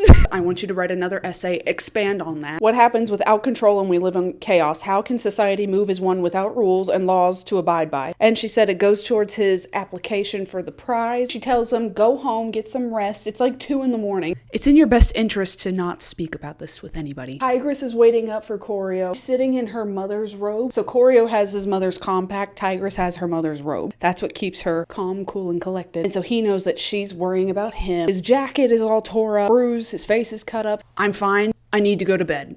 She already kind of figured it out that he went into the arena. He goes back to the academy, sees Juno Phipps, and he's like, don't look at me. Didn't know anything yet. All hunky-dory. I know I use that clip in every video, but I think it's so funny. Who is hunky-dory? Hunky-dory when it's not. Who is hunky-dory? Juno Phipps is Bobbin's mentor. He tells everybody that he got into a bike accident because they're like, what is all that all over your face? Yeah, right? And he's like, I just fell off my bike. And even though he hasn't had a bike in 10 years, Lysistrata, Angel, gives him some cream to put on his face. Ointment. Who hates that word? It's never said, but I started thinking right before the bombing, she gave some cream to Jessa for his neck. Hit the fan, it blew up. Maybe this was the cream that she meant to give to Jessup and she just never got a chance to. Screens come up, everybody notes Marcus is not down there, but he's over here next to Bobbin, dead. And they're like, what? So what happened? Lucky doesn't have anything to say, he's just like, anyway, the weather for today. And so Juno Phipps is like, I want a recap. Kind of bullshit their way out of it. It was blocked from the cameras. Lucky says, we've got a prize for the remaining 12 mentors that are left. Come on in, Strabos and Sejanus. Sit down. Sejanus is just like, my air just cut on if you heard that, sorry. He's all banged up and cut up too. Same thing, he says, I fell off my bike. Coordinate it with one another, but how silly does it sound? If I didn't know any better, I'd say you guys were friends. Strabo says, my son actually thought of this. It's all his idea. Whoever's tribute wins, that mentor gets a plinth prize, mimicking the same prize given from the academy. Now, Corio was like, yeah, I just need to make sure Lucy Gray, I just have to win this competition. I just have to win this competition. Who the cares about the academy? You keep your prize. I can win the plinth prize. I can pay off the apartment. I can pay for my tuition. I can make a lucrative career. Probably subconsciously he's like, and I am the only one who can tolerate Sejanus. So I am in good graces with the plinths. They don't know the nasty things I say in my mind. And Sejanus was right about his father buying him a get out of jail free card. The new prize was his own thing. It's not from the academy. Dr. Gall have no say in it. Win the game. That's all. Hey, just win. I love saying that to my family. I'm not in love with football. So I think it's funny when we all sit down to watch and I'm just like, man, why don't they score? All you gotta do is just win. It's not that hard. Me, I don't know how to say her name. Iphigenia Moss, Book 5, her tribute is Saul. Saul comes out. Lepidus comes up to Iphigenia. What can you tell us about her? I think her name is Saul. She wrote it out like Saul, but she's got a weird accent, so I couldn't tell if she was saying Saul or Sal. That's about all she can say about her. Coral, Mizzen, and Tanner. And they gang up on old Saul. She dies. Coral kills her with a trident. The trio, bang, bang, bang, they run back into the tunnel. Lucy Gray finally shows her face, booking it. Looks to be alone. Lysistrata and Corio are like, well, where's Jessup? He's right behind her. Corio's like, oh, well, maybe he was fighting somebody off. He comes out charging, running after her, foaming at the mouth, infected with rabies.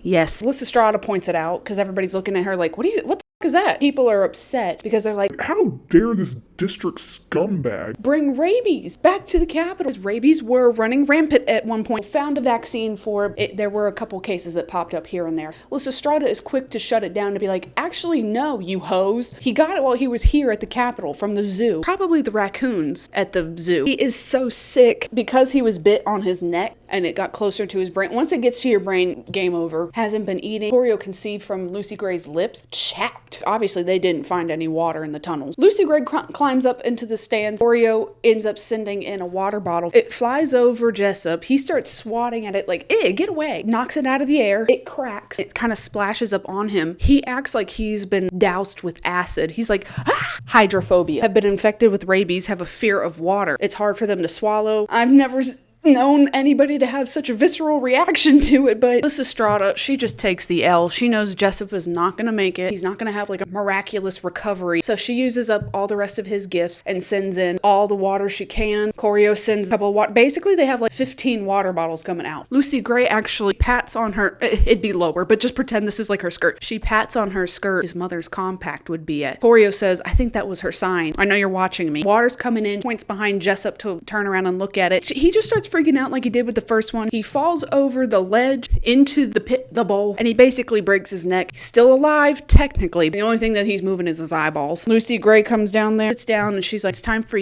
me to watch over you now. You go ahead and close your eyes and go to sleep. He died.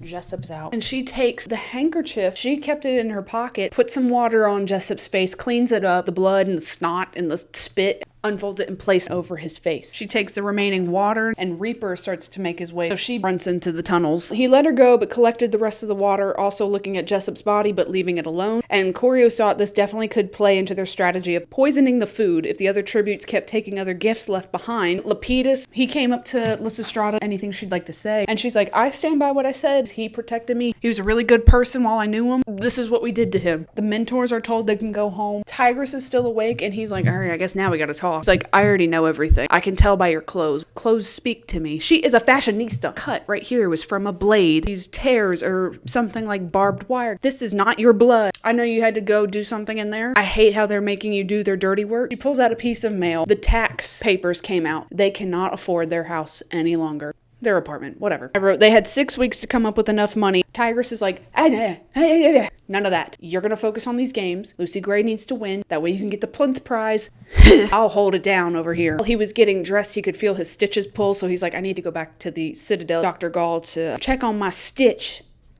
I'll do that later. It crossed his mind to go see the plinths. Let me go see how Sejanus is feeling. How's his leg? Anyway, about that plinth prize. He says not to beg, but maybe spin a few words to see if they'd be so inclined to give a reward for saving Sejanus. What if I told you I'm a mastermind? It was all my design. Hilarious is the only one, Hilarious Heavensby. Out of all the tributes, mine is the only one that hasn't shown her face and hasn't gotten a lick of food or water. How do I know she's not even dead? That's the point I wanted to bring up. At some point, Lucky, he's like, maybe we should have a counter of who's left and who's not left. That they're all in the tunnel. Well, we could have died. We're working out the kinks here, people. Lucky was asking Io, Jasper, Lapidus. I don't know. One of the two. It doesn't matter what Cirque and Tesla might be doing with those drones. Maybe they're reprogramming it to use it as a flashlight. Reaper, he goes over to Lamina, who's still up on that beam. We can't hear anything. We're there. We can't hear hardly anything. Because Lamina's still got some food hoarded up there with her. Points to her face. She's getting sunburned. He goes over, rips part of the Pan Am flag, which does not go over well in the headquarters. And he brings it over to her, throws it up so she can cover herself up. She gives him some bread and cheese and water, whatever. Pup is getting on Clemmy. Damn, Clemmy, just feed him. And she's like, well, now, no, you just did that. That's so embarrassing. Who's going to want to sponsor that? Clemmy is mean as a snake. Oh, that just clicked. She's like, no, I don't support that man. If he's going to keep trading like that, you're keeping my tribute alive with your sponsors. I don't have to do anything. Coral, Mizzen, and Tanner come out. Lamina tells Reaper he packs up his shit, leaves. Coral and Mizzen, they're climbing up the poles on each side to get to Lamina. And Tanner's down there, like, guiding each one so they both get up at the same time. Coral, excuse me, sorry. Lamina goes after Coral's side first. One of the mentors is like, that's what I would do because I do not want to face Coral up on that beam. Like I said, she's lethal. Takes her axe and like swings it, skims the top of her head. Mizzen is coming up on the other side. They go back and forth. Slicing and dicing. Lamina's able to hit Mizzen in the back of the leg, blunt part of her axe. She probably broke something, I don't know, because he's really hurting for the rest of the time that he's here. Spoiler alert, Tanner's been trying to throw up the tridents to each one of them. Hasn't been making it. He's not very good. Coral catches her trident. They have a back and forth for a minute, and then shink! Lamina gets stabbed with the trident through the chest, falls off the beam, and dies. She probably cracked her neck. She dead. Womp, womp, womp. Oh, I've used this X a lot. There were like 3 punch holes through that one. Pup just gets his chair. He leaves. He doesn't even give a final interview because he's just like, y'all. Man, f this. Tanner is over there doing like a happy dance over top of Lamina's body. Screw you. Tanner goes to give Mizzen a high five like, hell yeah, brother, we did it. Coral comes up behind. Shink. Tanner is dead. Look at that. We're clearing him out. Coral goes up to Mizzen. She gets a piece of the flag that Lamina was using, ties it around his knee, gets some food. They head back to the tunnels. What a day. I don't know if it's worth pointing out. Mizzen also helped killing Tanner to finish it off by slicing his throat. Do you care? Dementia is leaving. She just basically says, you can't trust nobody here. Not even out here amongst us. Tanner really thought he could trust Coral and Mizzen. Allies backstab you. Literally. Treach comes out. District 7. He took Lamencia's. What the f*** am I on? Lamina's axe. The lumber district, so he knows how to use an axe. I can't imagine it'd be that hard. I say, and I have the upper body strength of a fucking squirrel. It ain't that hard. Just win the game. Reaper pulls all of the bodies except for Jessup's. He doesn't touch Jessup. He was very sick. He's like, I ain't gonna touch that. He lines up all the dead bodies side by side, and then he pulls part of the flag down again. He lays it over top of the bodies. Nobody can see them on the camera. He took the piece that he gave to Lamina, the piece of the flag, and wrapped it around his neck and ran around like it was a fucking cape, like he was Superman. Festus starts telling Clemmy, come on, you bitch, just give him some food. And she's like, clearly I have an unstable tribute. I'm not going to reward. He goes to the Citadel. Dr. Gall comes in, cleans up his stitches, and then she says, did you know Gaius Breen? Well, yeah, I mean, we were schoolmates. And she's like, yeah, well, he's dead. I'll just move this down here. I need to conserve my X's. Gaius Breen was the one that lost his legs. He died from complications. I'm only telling you this when they make the announcement that he's dead. I need somebody to have their wits about them and maybe say a few words, not caught off guard like a deer in the headlights. Oh my god, I want to get to the very last bit because I don't think that's true. I think even at this point, Dr. Gall is already seeing Corio as a colleague.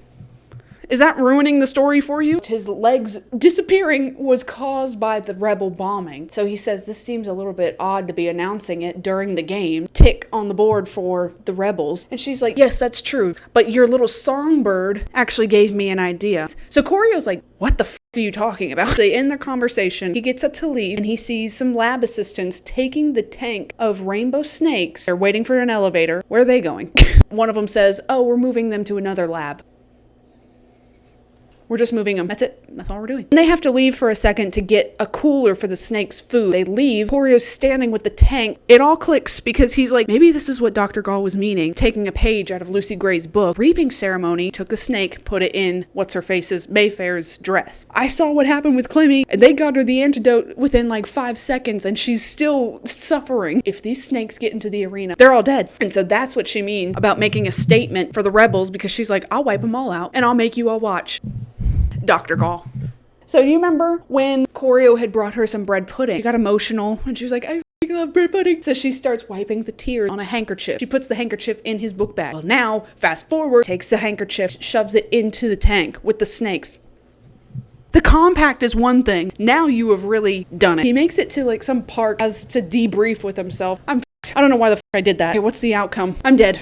Like I'm going to prison. He crossed a line that cannot be uncrossed. Put the handkerchief into the snakes because remember, like I said, if they know your scent, they're used to you, they're not going to really attack you. He was like, well, this has her scent on it. That's the only way I can save her. Told himself he shouldn't be worried because technically the lab assistants told him the tank was only being moved to another lab. Hey, look, that's all they told me. And it was just an act of, I don't know, madness. Call it love, if you will. Just felt the need to put my handkerchief in their tank. He has not really played fair. Jumping into the truck and getting into the zoo, bringing her food from the academy, giving her the compact, pushing the envelope. Now, this is just rip the envelope in half. Okay, I gotta shit. I'll be right back. I promise you I will be right back. I am in the groove. We've got 2 more chapters of part 2 left. Let me shit and we'll be back. I feel skinny. Back to the story. He goes over to the Plinth's house, sees Sejanus, and a really sweet talk old Strabo. Miss Plinth is like, Sejanus actually just went to bed. Honestly, he's been staying doped up. The doctors have given him some sedatives that he can take, and he spends most of his time sleeping. She invites him into the kitchen. That's like her sanctuary. A little section in her kitchen that has like knick-knack type things. Choreo thinks are ugly as sin. Pioneer woman type shit. It's just stuff that reminds her of home. Her sister is the only person that even talks to her. Everybody else has pretty much cut them off. If he was ever hungry, the door is always open. She doesn't know how they could ever repay. In his head, he's like, I know, money. She talks about how the capital is just not good for him. And Choreo's like, he don't fit in here. Maybe it'll get better, when we graduate, we go to university. People from all over the capital go to the university. Maybe he can make other friends. And Avox comes in, doesn't tell because they don't got no tongue. They sign to Miss Plinth that Strabos wants to see Choreo in his office. Strabos is standing in like a smoking jacket. He doesn't look like he fits in. You can dress up a turnip and it still begs to be mashed. You can put on these fancy clothes, buy the fancy houses, and it don't look right on you. He thanks him for getting Sejanus out of the arena. Choreo's head, he's like, all right, let's just cut the shit. Bring up your offer, a reward. I'll politely deny it. You'll politely refuse my denial, and then I'll have to take it, and we can go about our day, and I can live in my penthouse. Strabo says he looks like his father. He was nothing like him, and he says that he could never picture Crassus Snow going into the arena to save any of his friends. But your mother, on the other hand, was always very gracious to me whenever our paths would cross, and so he's like, are you like your mother? We both have a love of music. That ain't the truth. She liked music, and he didn't hate it. It will come back in part 3. They both believe good fortune was something to be repaid and not taken for granted. And he didn't know what he meant by that, by saying it, but Strabos was like, yeah, I guess so. He really just wants to come right out and say, but just give me some money. I get that he wants to uphold the Snow name. I understand that, but sometimes, look, I'm in a fucking tight spot. We're in a tight spot. We're in a tight spot. Oh, Brother, Where Art Thou was one of my favorite movies. I will quote it any chance I get. I don't like fop, damn it. I'm a Dapper Dan man. Basically, the conversation just goes nowhere.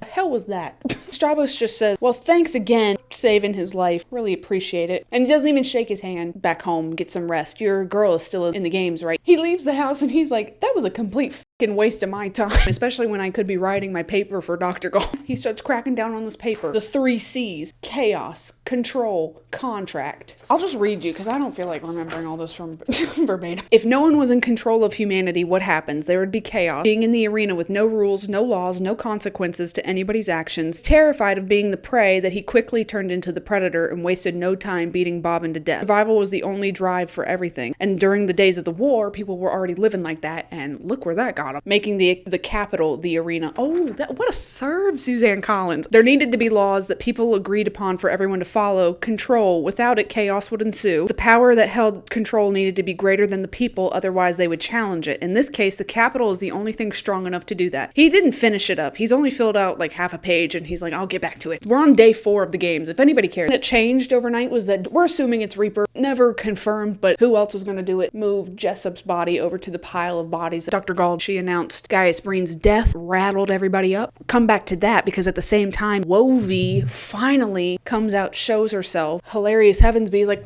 my girl's out here. Starts to send in some water bottles. She's carrying a water bottle, by the way. She's very weak. She's so frail. Collapses. The water bottles come in. She can barely undo the cap off. I can't get the cap off. takes a couple sips, got some silver saliva pouring out of her mouth. She dies. Everybody's just kind of chalking it up to being like, well, she did go 4 days without eating or drinking anything. Corio kind of already figures out, I wonder if Lucy Gray, because remember she snatched up some water bottles? I think she probably put some rat poison in some of the water bottles and scattered them around in the tunnel, hoping somebody would pick them up. And one did. So Reaper actually goes up to her body, takes a sip of the water that she was drinking out of, looks at her, sees the little dribble coming out, spits the water out, and he's like, I'm not drinking from this poisoned water hole. He takes her body and lines her up with the rest of the other bodies. Lucky or Lapidus, or one of the two, talking to Dr. Gall about Gaius Breen's death. The actions speak louder than words, and the rebels have a hard time of hearing, so they will have a surprise in the arena today for the tributes. District 3 tributes, looking at the drones that have been flying around. Treach from District 7 comes out running towards District 3. They're able to get away. Up above, on a giant drone, is tank full of snakes. They don't realize it's snakes. They're thinking like, oh my god, the mother lode. It's lowered down and the walls open up and a wave of rainbow snakes comes flooding all over everything. I'm not really afraid of snakes. If it were spiders, I would die on sight. I don't do anything with more than 4 legs. I don't like it. Clemmy, she freaks the out. Everybody here is looking at her like, damn girl, it's just some snakes. Of course, Corio goes up to her and like puts her in a bear hug and he's like, shut the up. They're in the arena. You're not in the arena. You're fine. Be quiet. Reaper's up in the stand. Treach makes it up into on top of the press box. Tesley starts to climb one of the poles. Zerk ended up tripping like a rookie. And he got swallowed up and he died. Dr. Gall was telling him that they're only mutts, but once they're fully grown, they can outrun a human and climbing a pole will be no problem like what Tesley's trying to do. They're designed to hunt humans and reproduce rapidly. Coral and Mizzen running out from the tunnels. The snakes did not waste their fucking time. He ends up getting on the beam. Coral, however, doesn't make it. Enveloped and consumed by the snakes. If I'm being honest, I thought it was kind of a stupid way to kill her off. One of the more lethal ones. I don't know. I thought it was kind of like a cheap way of getting her out of there, but now in the movie, she is one of the final girls. She's asking Lucy Gray to help her and to save her, and she says, please, I couldn't have killed them all for nothing. And then they just, but then, shut up. Everybody in headquarters, shut your fucking mouth. Listen, because on the mics that they do have, Lucy Gray singing. She's backing up out of the tunnels. The snakes are not harming her. I wonder why. She knelt down on a slab of marble and straightened out her ruffles and left her with a rainbow skirt of reptile. If you think about it, what the is Dr. Gall gonna say? She knows them better than anybody else. The gears are turning and she's like, this motherfucker. Lucy Gray has no knowledge of these snakes. She's probably thinking that she's charming them. She doesn't know these are mutts. Corio was going to tell her about the snake bite with Clemmy, but when he got there, she was so frail and he was like, you got bigger problems than I do. Maybe she thought she stopped singing, the snakes would attack her, so she sang, and I will read you off the song. You're headed for heaven, the sweet old hereafter, and I've got one foot in the door, but before I can fly up, I've loose ends to tie up, right here in the old there before. I don't think that's proper English, but okay. I'll be along when I finish my song, when I've shut down the band, when I've played out my hand, when I've paid all my debts, when I have no regrets, no ragrets, right here in the old there before, when nothing is left. I think it's where nothing is left before. Fact check, hang on, because I kept writing when nothing is left anymore. I don't think that's right. No, it's when nothing is left. Read it and weep. When nothing is left anymore. Is that grammatically? Maybe I'm the one that needs to take an English class. I'll catch you up when I've emptied my cup, when I've worn out my friends, when I've burned out both ends, when I've cried all my tears, when I've conquered my fears, right here in the old there before, when nothing's left anymore. I'll bring the news when I've danced off my shoes, when my body's closed down, when my boats run aground. Lucy Gray, I think you're making up. You're just making shit up at this point. When I've tallied the score and I'm flat on the floor, right here in the old there before, when nothing is left anymore. When I'm pure like a dove, when I've learned how to love, right here in the old there before, when nothing is left anymore. It was an old song that spoke of heaven being the after and the present being the there before. Tesley was able to slide down the pole. That's inappropriate. She's a child. And she's able to climb up like a chain link fence and get up above ground. She finished her song, but she kept humming to keep them at bay. Hang on, I'm gonna sneeze. Hang on. Any bats in the cave? I'm sorry. Ugh, gather. I think I'm bleeding. A thunderstorm rolled in and darkened the screen so nobody could see what was going on. Everybody except for the mentors went home. Corio and Clemmy, they were the only two still awake. But they have a moment of trying to mend fences. Because Corio's like, if things don't go how I'm planning on them going, I'm gonna need help. I need friends in low places. Well, high places, depending on what you think. She thanks him for comforting her, seeing the snakes. I think this makes me a bad person, but seeing them on the screen made me feel better. He told her no, it doesn't make her a bad person, that she was brave, making a sort of an alliance. They're not like BFFs again. They're on better terms. Clemmy's kind of coming out of the fog a little bit. The next day, the clouds part, dead bodies of all the snakes lying all over the place because they probably drowned in the rain. The boys were still out and about. The girls, however, had booked it. Clemmy, newfound clarity, newfound glory, ends up sending Reaper some food, but he don't trust that now. Like, all of a sudden, now you're sending in food? I gotta think about it from his perspective. Ovi got food, and he went to go see her body after she had died. He could see silver saliva coming out of her mouth, so he's thinking, it's all poison. I'm not eating that shit. I'm done eating. This is where Reaper starts to go a bit mental illness, drinking out of a puddle of rainwater, kicking herself because she's like, well, I kind of did it to myself. He ends up moving Cirque and Coral's body, mass grave he's got going on. Mizzen ends up motioning for food. Persephone sends in some drones. Oh, this is... I wish we saw this, it's bad to say, I wish we saw this death happen. Pesley comes out and she's carrying one of the drones that her and Cirque had taken. She's looking up at Mizzen because he's still on that beam, but she flipped a switch and threw the drone up in the air with a cable tied to her wrist. She basically has it on a leash. Leash? What the hell? I'm in the last chapter. Come on, Anna. The drones that are bringing Mizzen's food, and remember, it's all done by facial... me, I'm quitting. Facial recognition. He had blocked the drone's homing destination, so Mizzen's face is all that they were trying to find. After crashing into Mizzen, shifted his weight to his bad leg. He fell off the beam and cracked his neck. We got a lot of cracked necks around here. And Mizzen is out. District 4 is gone. I'm not clapping that somebody died. I'm just clapping that was a creative kill. District 3 does not disappoint most times. Why aren't you joining me? Don't get too excited. Mr. Treach came out of nowhere with the axe, and she is gone after all that. At least you gave us a show before you got out of here. This side is all gone. We only have Treach, Reaper, and Lucy Gray. Reaper ends up cutting more of the flag off the wall. He pulls their bodies over into his grave, goes back up to his spot in the stands. Very weak. He was starting to rock back and forth. He was wobbly. He ain't looking good, y'all. A little while later, Lucy Gray comes out of the tunnel, took one of the water bottles that she had saved. She went over to the rain puddle and started filling it up. Now, what I think is actually happening, I'll tell you later, and goes over to the flag. She's trying to count how many people there are left. They don't know, and that's where Lucky is like, maybe we should put it on the scoreboard. Note that. We'll do that next year. At the same time, Treach comes out of nowhere. My eye was itching. I would have made that more dramatic. The axe began to fall, but Lucy Gray went and wrapped her arms around Treach. He started freaking out. He was like, ah, God! He pulls off a bright pink snake. She had charmed a little snake and kept it in her pocket. Smart girl. Clever girl. And when Treach is dead, goes over to Treach's body, and she's gonna go pull it over to the grave. But Reaper is like, hey, God, stop it! Don't touch him! I'm gonna do it! She takes off running and hide, wobbly as shit. And he's pulling Treach's body. He was heading back up into the stands when Lucy Gray came by, grabbed a piece of the flag off of the bodies. And so Reaper's like, huh? She's giving him an old wild goose chase. He's starting to chase her. Dizzy and possible heat stroke. He took steps to follow her, but he was so weak, she was gonna run him to death. He took a last few sips of the puddle. That's important. Began rubbing his ribs in his stomach. He took the flag back to the pile, and he laid down next to everybody. And he closed his eyes, and Reaper died. That's it. Everybody's just kind of like, is he really dead? Checks his pulse, closes his eyes, pulls the flag over, and then she just goes and sits down and just waits for somebody to come get her. Then Lucky announces, Lucy Gray Baird is the winner of the 10th annual Hunger Games.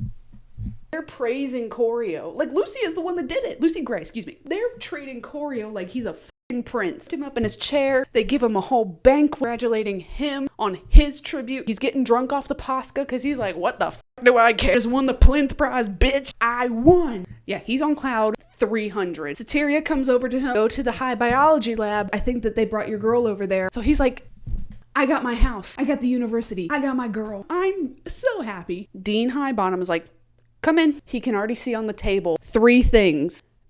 The academy napkin that he used to wrap up the food to give to Lucy Gray. The compact, the handkerchief that was stuffed into the tank. Oh my God. The meeting only lasts 5 minutes, and it was decided Coriolanus Snow was going to be the newest peacekeeper of Pan Am. Focus on that. Love the buzz cut on him. Like, shut up. Shut the hell up. This is what you get. Why did you do that? Ole, ole, ole, ole. That's the end of part 2. So part 3 is called The Peacekeeper. There's a handful of one-liners in this entire series I fucking love. Dean Highbottom is talking to him, and he says, "Do you hear that? That's the sound of snow falling. Miss Collins, I know her pussy was wet. Yeah, I'm in my bag. I'm cooking." I know Dean Highbottom was just like, this is better than Christmas. It's not even my birthday. Corio's DNA was confirmed to be on the napkin that Capital Food in. It was picked up as evidence after the bombing, and he wanted to expose him then and there. But Gall wanted to use him as some kind of martyr into the compact, and he's like, how many times did I see your mother bring out that compact and powder her nose? He says that she was vapid and convinced by his father that he could give her freedom and love. Only her youth excused her, and she seemed fated to always stay a child forever. What the are you talking about, Highbottom? The opposite of Lucy Gray, who was 16 going on 35. It wasn't fair for her to poison Wovey and Reaper, but sending her back to 12 is punishment enough. Lucy Gray took the blame for the poison and said that the compact was just a token. I don't know if you picked up what I just said, though, because it confirmed she did poison Wovey with the water bottle. Also poisoned the puddle of rainwater that Reaper was drinking out of. There was also, he's in the zoo and he's telling everybody, like, sorry, I gotta kill you. Jessup, he, like, spit in his face, got in his eye, contracted rabies from that because at that point, Jessup was infected, and she had put the poison in the puddle. So this is what I was going to say. I think she had it in the water bottle and then just dumped it into the puddle, trying to make it look like she was filling it up. The handkerchief. The lab assistants were frantic, thinking one of theirs had fallen into the tank. One of them so quick to be like, take me to jail. I'm ready to resign because it was probably mine. That's me. That's me every day at work. It was me. I'm going to go ahead and leave. The thing that caught their eye was so teeny tiny. His father's initials, CXS. Crassus Xenophilius, I think is how you say his name. Oh, that's Harry Potter. Wow. I've got my mind on Harry Potter. Crassus Xanthos Snow. Corio was asking Highbottom why he hadn't exposed it, to the public yet. And he's like, oh, best believe I want to. The Academy does offer a lifeline. That is, join the Peacekeepers, baby. Why would he do such a thing right after winning the games and the Plinth Prize? And Dean told him be smart enough to make up some excuse if anybody ever asked him about it. Like he wanted to serve Pan Am after seeing what the rebels had done leading up to the games, or he thinks learning to defend his country is better time served than reading books. Corio just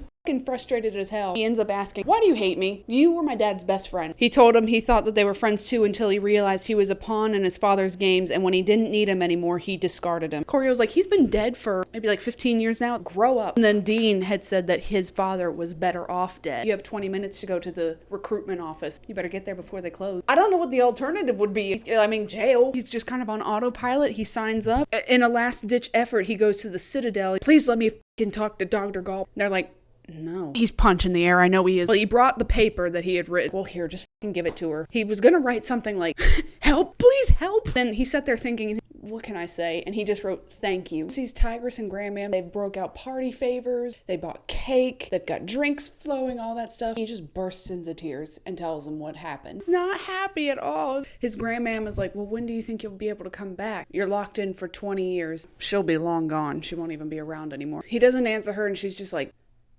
he's allowed to take with him whatever he can fit in like a metal box, like he's going to the army. Your mother was there when you left. Your dog, your sister, the cat. He takes a bunch of pictures. Old brass compass that belonged to his father, the powder from his mother's compact, and wrapped it in the orange scarf that was hers. He says goodbye to his Grandmam one last time. Tigress gives him a little disguise so he can walk through the city without being recognized, telling Tigress, I feel like because I'm leaving you behind with all the money problems and getting that prize. I hope you know that. He ends up saying like Clemmy will probably end up getting the prize because she was runner-up. Now I'm leaving you behind with Grandmam, who's losing her damn mind every day. The money, moving out, having to deal with naysayers here in the capital. So she's like, calm down, boy, I'll handle it. I keep beating a dead horse here, but it's so baffling to me because she's such a caring person about everybody else, and she puts everyone else before her just for him to treat her like the recruitment center. There are a lot of people there. There's like 300 people. He thought of maybe failing the physical test and not being sent out. He probably would get sent to jail. He passed his physical test. He got his buzz cut. I don't know, it's very Brad Pitt. Stack of forms, one of which is to make sure that his paycheck is sent back to Tigress and Ma'am Graham.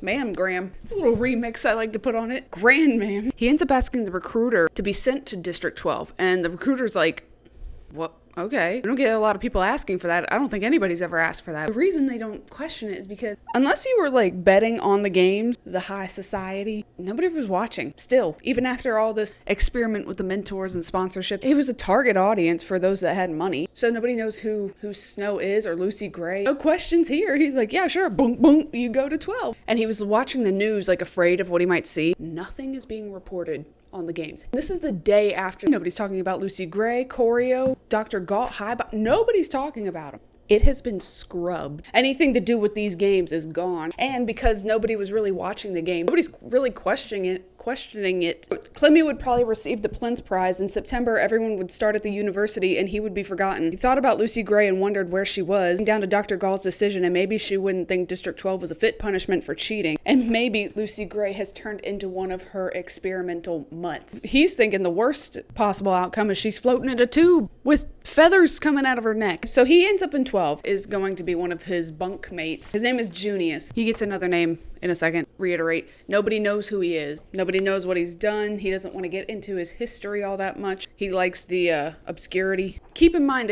we're like mid-July. Over here in my neck of the woods, it gets hot and humid, sticky. It just makes you feel like he's never felt humidity like this before. 2 more bunkmates come in. Their names are Smiley and Bug. End up getting the names. Corio gets Gent. Junius gets Beanpole as their recruitment name. They all go to the mess hall to eat some cafeteria food. It's not horrible. At least being a peacekeeper, I'll get 3 hots to cot. I know I'll always have a meal. He's listening to his other bunkmates talk about where they come from. He thought that a lot of them were coming from the capital. A lot of the recruitments just sign up so they can have a steady paycheck and send money back to their family. And then I think it's Smiley. He comes from District 8. He says that nobody gets sent to their home district. Debating on whether or not to bring up the name Lucy Gray, because he's afraid that if he does, there's going to be like that one person that did watch the games or knows about the games. And they're going to be like, yeah, I know Lucy Gray. Aren't you her mentor? What are you doing here? Oh, I'm going to write to everybody I know. They get Sundays off. They're all planning to go into town. He's like, I guess when I get into town, I can ask around. They're going to go to the Hob. It's where you can get liquor, like cheap liquor, and get drunk. He gets a letter from Tigress. It is not good. They've moved out or started to move out. Grandmam's health is going down. Pluribus has offered them a spot to stay at until they find somewhere they can go in exchange for Tigress making costumes for the nightclub. Heard numerous rumors about what is being said about Corio and what happened. People are saying that he followed Lucy Gray back to 12 out of love. He got drunk celebrating and signed up on a dare, broken the rules and sent Lucy Gray gifts himself, which is what happened. Tigress just goes and tells people when they ask that he's just doing his duty and following in his father's footsteps and serving his country. It's very emotional, and he starts going over the thoughts of, my life is planned out for the next 20 years. Same thing every day. When I'm done, do I just go back to the capital? With what? Do what? I'd probably just re-enlist myself and then do it again. Another 20 years. No family, no wife. All of his money gets sent back home. When someone, and he says, is this bunk taken? Sejanus! Ariana, what are you doing here? Ariana, what are you doing here? Sejanus is a peacekeeper in 12. He gives him a big bear hug, which is shocking. He is desperate. Chuckled and said he wasn't expecting it since he was the one who almost got him killed in the arena. Thinks about it, he's like, well, you didn't specifically target me to get into that situation. It was Dr. Gall who put me there. So let me tell you what happened with Sejanus' situation. He was on the verge of expulsion. His father stepped in, of course, with that wallet. His father offered to buy the school a new gymnasium if the academy let him graduate and enlist as a peacekeeper. And Sejanus said that he agreed to that if they would let Corio graduate as well. Brought Corio's diploma with him. And Corio was like, oh, this doesn't mean a whole lot to you, but it does to me. So he actually ended up finishing at the academy. And Sejanus says, yeah, I thought it would be useful if you ever wanted to become an officer or something. There were a lot of romantics amongst the faculty and couldn't blame Corio for what he did out of love of Lucy Gray. Corio asks if he knows anything about what happened to Lucy Gray. No, we didn't hear anything about her, but assume that she got sent back here to 12. Corio admits that if he hadn't have come in when he did, teetering on the idea of Suey. And Sejanus is like, why would you do that when you're this close to your girl and you're free of Dr. Gall and Highbottom? Sejanus says that he was glad to leave the capital because he was in the same boat about wanting to end it. So they both agreed that they're not going to give anybody the satisfaction of taking their own own lives. So Janus lets him know what happened with the game. It's been scrubbed. It's been wiped. You could tell amongst the faculty and everybody in the Capitol that it was kind of like, don't talk about it. You shut up. Shut your damn mouth. Letting the students be the mentors was a bad idea. They're not going to do that ever again. They're just not going to use students. We had 4 mentors die. 1 got bit by snakes. Who knows what happened with Androcles? I guess he's fine. The rest of the bunkmates come in. They make Sejanus. Janus and Corio are the 2 top dogs of all of their squadron. About 20 of them, a great marksman. And so they end up giving him the name Bullseye. Corio can tell it kind of makes him a little uncomfortable. He's like, boys, listen up. We're going to the Hob. There's this band that's playing. And they have a lead singer who just got back from the Capitol. You better. Lucy Gray, confirmed, is back in 12. Corio is like, what's that Bill Hader gif where he's in the box? Their first paycheck is not coming through. I guess they didn't read the fine print. They need to work a full month before they get a paycheck sent. Corio's worried about Tigress and Grandma gonna get by another month with no extra income. How the hell am I gonna buy a ticket to see Lucy Gray with no money? Miss Plint sends in a big basket full of food. They divvy up all the treats and Smiley is like, we can barter. Smiley is a gambler. Treats, cookies, pastries in exchange for entry, white liquor. Food is a currency there. Listen to the drama here. There is talk going around. Smiley is good friends with somebody in the nursing station who has, on good authority, information. I think it was just before the reaping. A peacekeeper and 2 District 12 bosses were killed in an explosion in the mines. A man whose family were known rebel leaders was arrested and sentenced to hang that afternoon. So the mines are going to be shut down. Everybody in the mines has to come and watch this hanging. Sejanus and Corio that they're going to be attending the hanging. They really just need more bodies. Like, you're not going to do anything. You just need to stand here. They're talking about, like, why would he bomb the mine? Sejanus says, well, it's probably to stop coal production, sparking the rebellion again. Corio's like, well, he doesn't say it, but he's like, that's f***ing stupid. These districts had no weapons and no way of protecting themselves, not like District 13 once had. We clearly have learned from Mockingjay, it's not that easy to get the rebellion going. They're given some guns. They are on the truck ride out there to the hanging tree. I also wrote that passing through District 12, there are different kinds of poor. Obviously, he knows poor on his scale. Now that he's out here, he's like, these people are fucking feral, covered in coal dust, barefoot, they're wearing rags, houses are standing up by plywood. I knew poor, but this is like dirt poor. He said to Sejanus that they pour all this money in the districts and this is how these people choose to live. Sejanus, quick to be like, check yourself, bitch. Money goes to the industry. They don't get anything. They don't have much of a choice. This is what they got. This is the face I got. This is the face I got. A hanging tree. Yes, this is where we get the hanging tree story. Corio had never seen a forest before. They drive up to a tree line and he's looking at the forest like, what is in there? What is that? Big giant tree, a platform right underneath it, 2 trap doors. Their major told them they were hanging a man named Arlo Chance and didn't act alone, but the others were being tracked down. He appears calm. He wants to put a bag over his head. He says no, and they're about to drop him when this girl in the crowd starts yelling for them to stop. The girl's name was Lil, and he kept telling Lil to run. Corio's supposed to be standing at attention, and he's like, they drop the trap door. He's like, it was so loud. Echo kept going and going and going. He's hearing Mockingjays for the first time because he looks up and he's like, what the f***? Why are these birds yelling so much? God damn, shut up. They're mimicking Arlo's last cry out to Lil. It's a mixture of jabberjays, so they're actually saying it. Mockingjays don't mimic voices, they mimic sound. So they turn it into a rhythmic melodic tune. And Corio was like, it made me on edge. Remembers what Lucy Gray was saying. This was an interesting thing. Corio had seen his first Mockingjay and he disliked it on sight. Hates them from the get. He likes control. The Jabberjays were controlled. It created this new species that just was going off on its own and he didn't like it, which is so interesting. When he meets Katniss at the end of the games and he sees her pin and it's a Mockingjay and she's like, thank you, it's from my district. He's like, obviously, she turns into the Mockingjay. They don't really realize how much Snow hates the Mockingjays, but it's ironic that they use that as their symbol. Sergeant, Major, whoever the because they're saying how Jabberjays are going to die off in a couple years. Well, they're going to have to wait and see, are the Mockingjays going to be able to reproduce with themselves? If not, then they just die off. If they do, well, hey, what do you know? Corio starts thinking, I can't stay here for an eternity. Naughty pie! Naughty pie! He's in his purgatory with these Mockingjays. He proposes the idea of having target practice with the Mockingjays. He's like, why don't we go out, wipe them out? They're like, okay, yeah, good idea. We'll bring that up. Get back to you on that. Put a pin in that one. So Janus looks sick to his stomach. I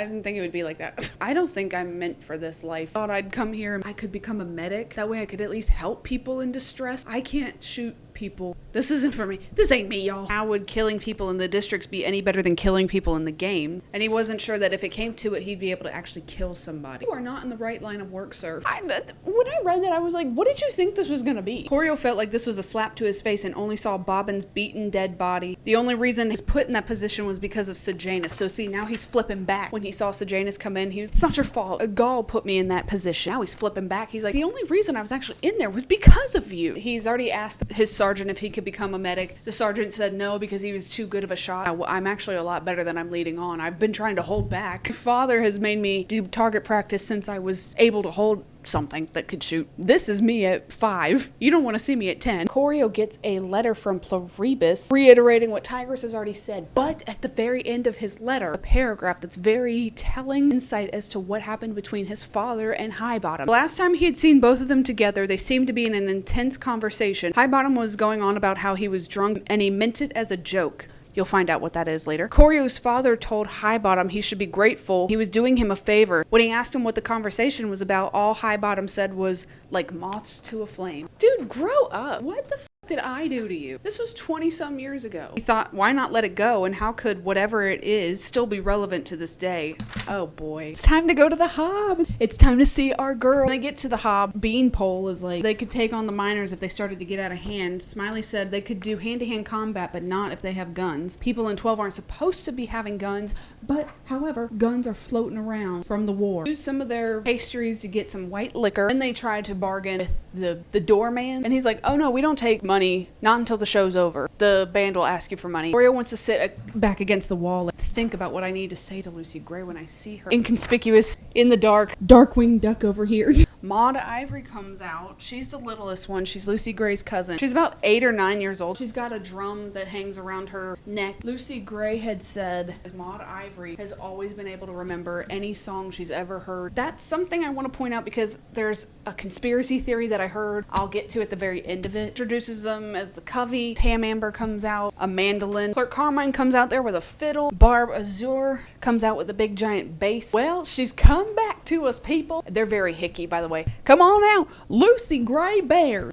Yeehaw. I imagine like the Country Bear Jamboree at Disney. Oreo, he gets a boner. He's wearing a lime green dress. Everybody's yucking it up. She's like, well, I'm back, bitches. Some peacekeepers give her some white liquor at her whistle to start getting into the songs. Old times, oh my god. The band had a large repertoire of songs, even straight instrumentals. Some of the lyrics in a few songs had words Corio had never heard before and didn't make any sense to him. Remember how I said the Mockingjays kind of layered their tune? When they're doing their instrumental, each member is adding their instrument layer by layer. That he didn't like the way that sounded. This was my least favorite because it reminded him of the Mockingjays. So Maud Ivory goes around in the crowd with a big basket. They ask, we love to play music for you, but we gotta get paid. Don't ask for money for people to see the show, but they were hungry too, and if they felt like contributing, they could give some money. Corio asks her if she likes popcorn balls. I haven't had a popcorn ball since I was like 8. He gives her popcorn balls. She's like, oh, yeah. Lucy Gray's like, oh my god, who gave that to you? Points to Corio, looks, and she's like, this is the best night of my life. She's ready to wrap it up. She's like, I need to go see my man. They stay out on the stage shaking hands and kissing babies and shit. They don't do that. When all of a sudden, where are you, Billy? Taupe comes out and he's drunk. Mayfair's following behind him. Don't even care. He's not even paying attention to her. The band's back together, right? And I'm not here. That's interesting. He's butthurt because they don't want him back in the band. If you care what kind of instrument he plays like, it was a mixture between a piano and a guitar. I think it was an accordion. Well, I don't know what the guitar part would be. Maybe it is a keytar. I don't know. Corio made the connection. This was the lover from the song that she was singing that one night. Yeah. Make like a little shield around Lucy Gray, and they're like, back the up, Billy Taupe, you whore. I took my coat off. I'm hot. I'm cooking. He's looking at Clerk Carmine because they're brothers. I don't know if I already said that when I first started this video. I can't remember. So Billy's looking at Clerk Carmine like, you don't want to go on the road with me? We can make it just the two of us. He just stares at him like, I'm not leaving. I'm not leaving. I'm not leaving. Peacekeepers step in because they're on Lucy Gray's side. They're big fans of her. A big brawl opens up. Everybody starts fighting. The power is turned off, so now it's dark. Corio, he just starts swinging out of nowhere. I don't know what I was hitting or who I was hitting. You want some? Come get some. Busts his lip. Everybody flees. Everybody runs away. Corio gets outside. He can't find the covey. They probably went backstage somewhere out of a different exit. So he runs to the back. Mayfair back there, knocking on the door trying to get in because she's like, let me in there. And he just ran off somewhere. So he's probably not with the covey, but she's thinking that he's back there. And he's, let me in, please. And to go home or they're going to call her daddy. A group of peacekeepers, including Corio and Sejanus, they get her home back and forth because she's like, why don't you guys just leave me alone? Why don't you stop messing around with that Billy Tope? He ain't no good. And she's like, Corio sees in the light from her bedroom outside Billy Tope staring at him. Her dad doesn't know anything about Billy Tope. I don't know how he doesn't. I would think that he suspects something. Maybe I should call the rest of the peacekeepers over here to get Billy arrested. I wonder if I'd be overstepping my boundaries with the covey, because like, what if that's not what Lucy Gray wants? What if she still cares about him in some weird way? That would crush me. What if she does and I get up our relationship because I've sent him to jail? I'm not gonna mess with that. I'm just going home. News that peacekeepers will not be allowed off base unless they have a partner with them. And there was talk about banning them all from going to the Hob. This is where he starts to think that if they're gonna have any kind of relationship here in 12, they need to keep it on the DL, because if she's seen coming up to the base or if he's seen going out to smooching on her, that's gonna look a little suspicious. And he's seen talking to her, it could be viewed as like a rebel sympathizer sort of situation. He cannot have that. So Janus and the covey are the only ones that need to know. So Janus got word, though, don't know how, don't ask me, I don't know that information, got word that the covey lives in a part of 12 called the Seam. We know the Seam. That is where Miss Katniss Everdeen and her family dwell. District 12 already is just not great. The Seam is dirt poor. Him and Sejanus decide that they're gonna go out there and see them. Gets a bag of ice because he's like, I don't have any money to buy or anything. I thought this was interesting to point out just because lore, they go to the bakery in town. She didn't have much time for people who weren't gonna buy anything. I don't know if the bakery is passed down through family. Peeta's family owned the bakery in his story. So maybe it was like a grandmother, great-grandmother, but she is a hard-working woman and she ain't got time for tomfoolery. The further they get out there, the more Corio was like, ew, yuck. This is nasty out here. I don't like it. He starts to second guess himself. You know, he was all gassed up on cloud 9. Lovey-dovey, the Cupid's angels are carrying him away. But now walking out there, he's like, maybe we shouldn't do this. What if she wants somebody who's as passionate about love like Billy Tope is? I don't know if I'm cut out for love and for a relationship. I can't do it. Or they get to the house, they can hear Maud Ivory singing, she's cracking walnuts on the porch, and she's also talking about how she saw them on the TV. Nobody watched any of the games there. They watched her interview where she sang the song. Dr. Gall needs to step it up. If she wants these games to reach everybody, work on the distribution. They're talking about the brawl that happened the night before. Oh yeah, Billy Tope, he's a Clade. Clerk Carmine is a Clade. All the girls are Baird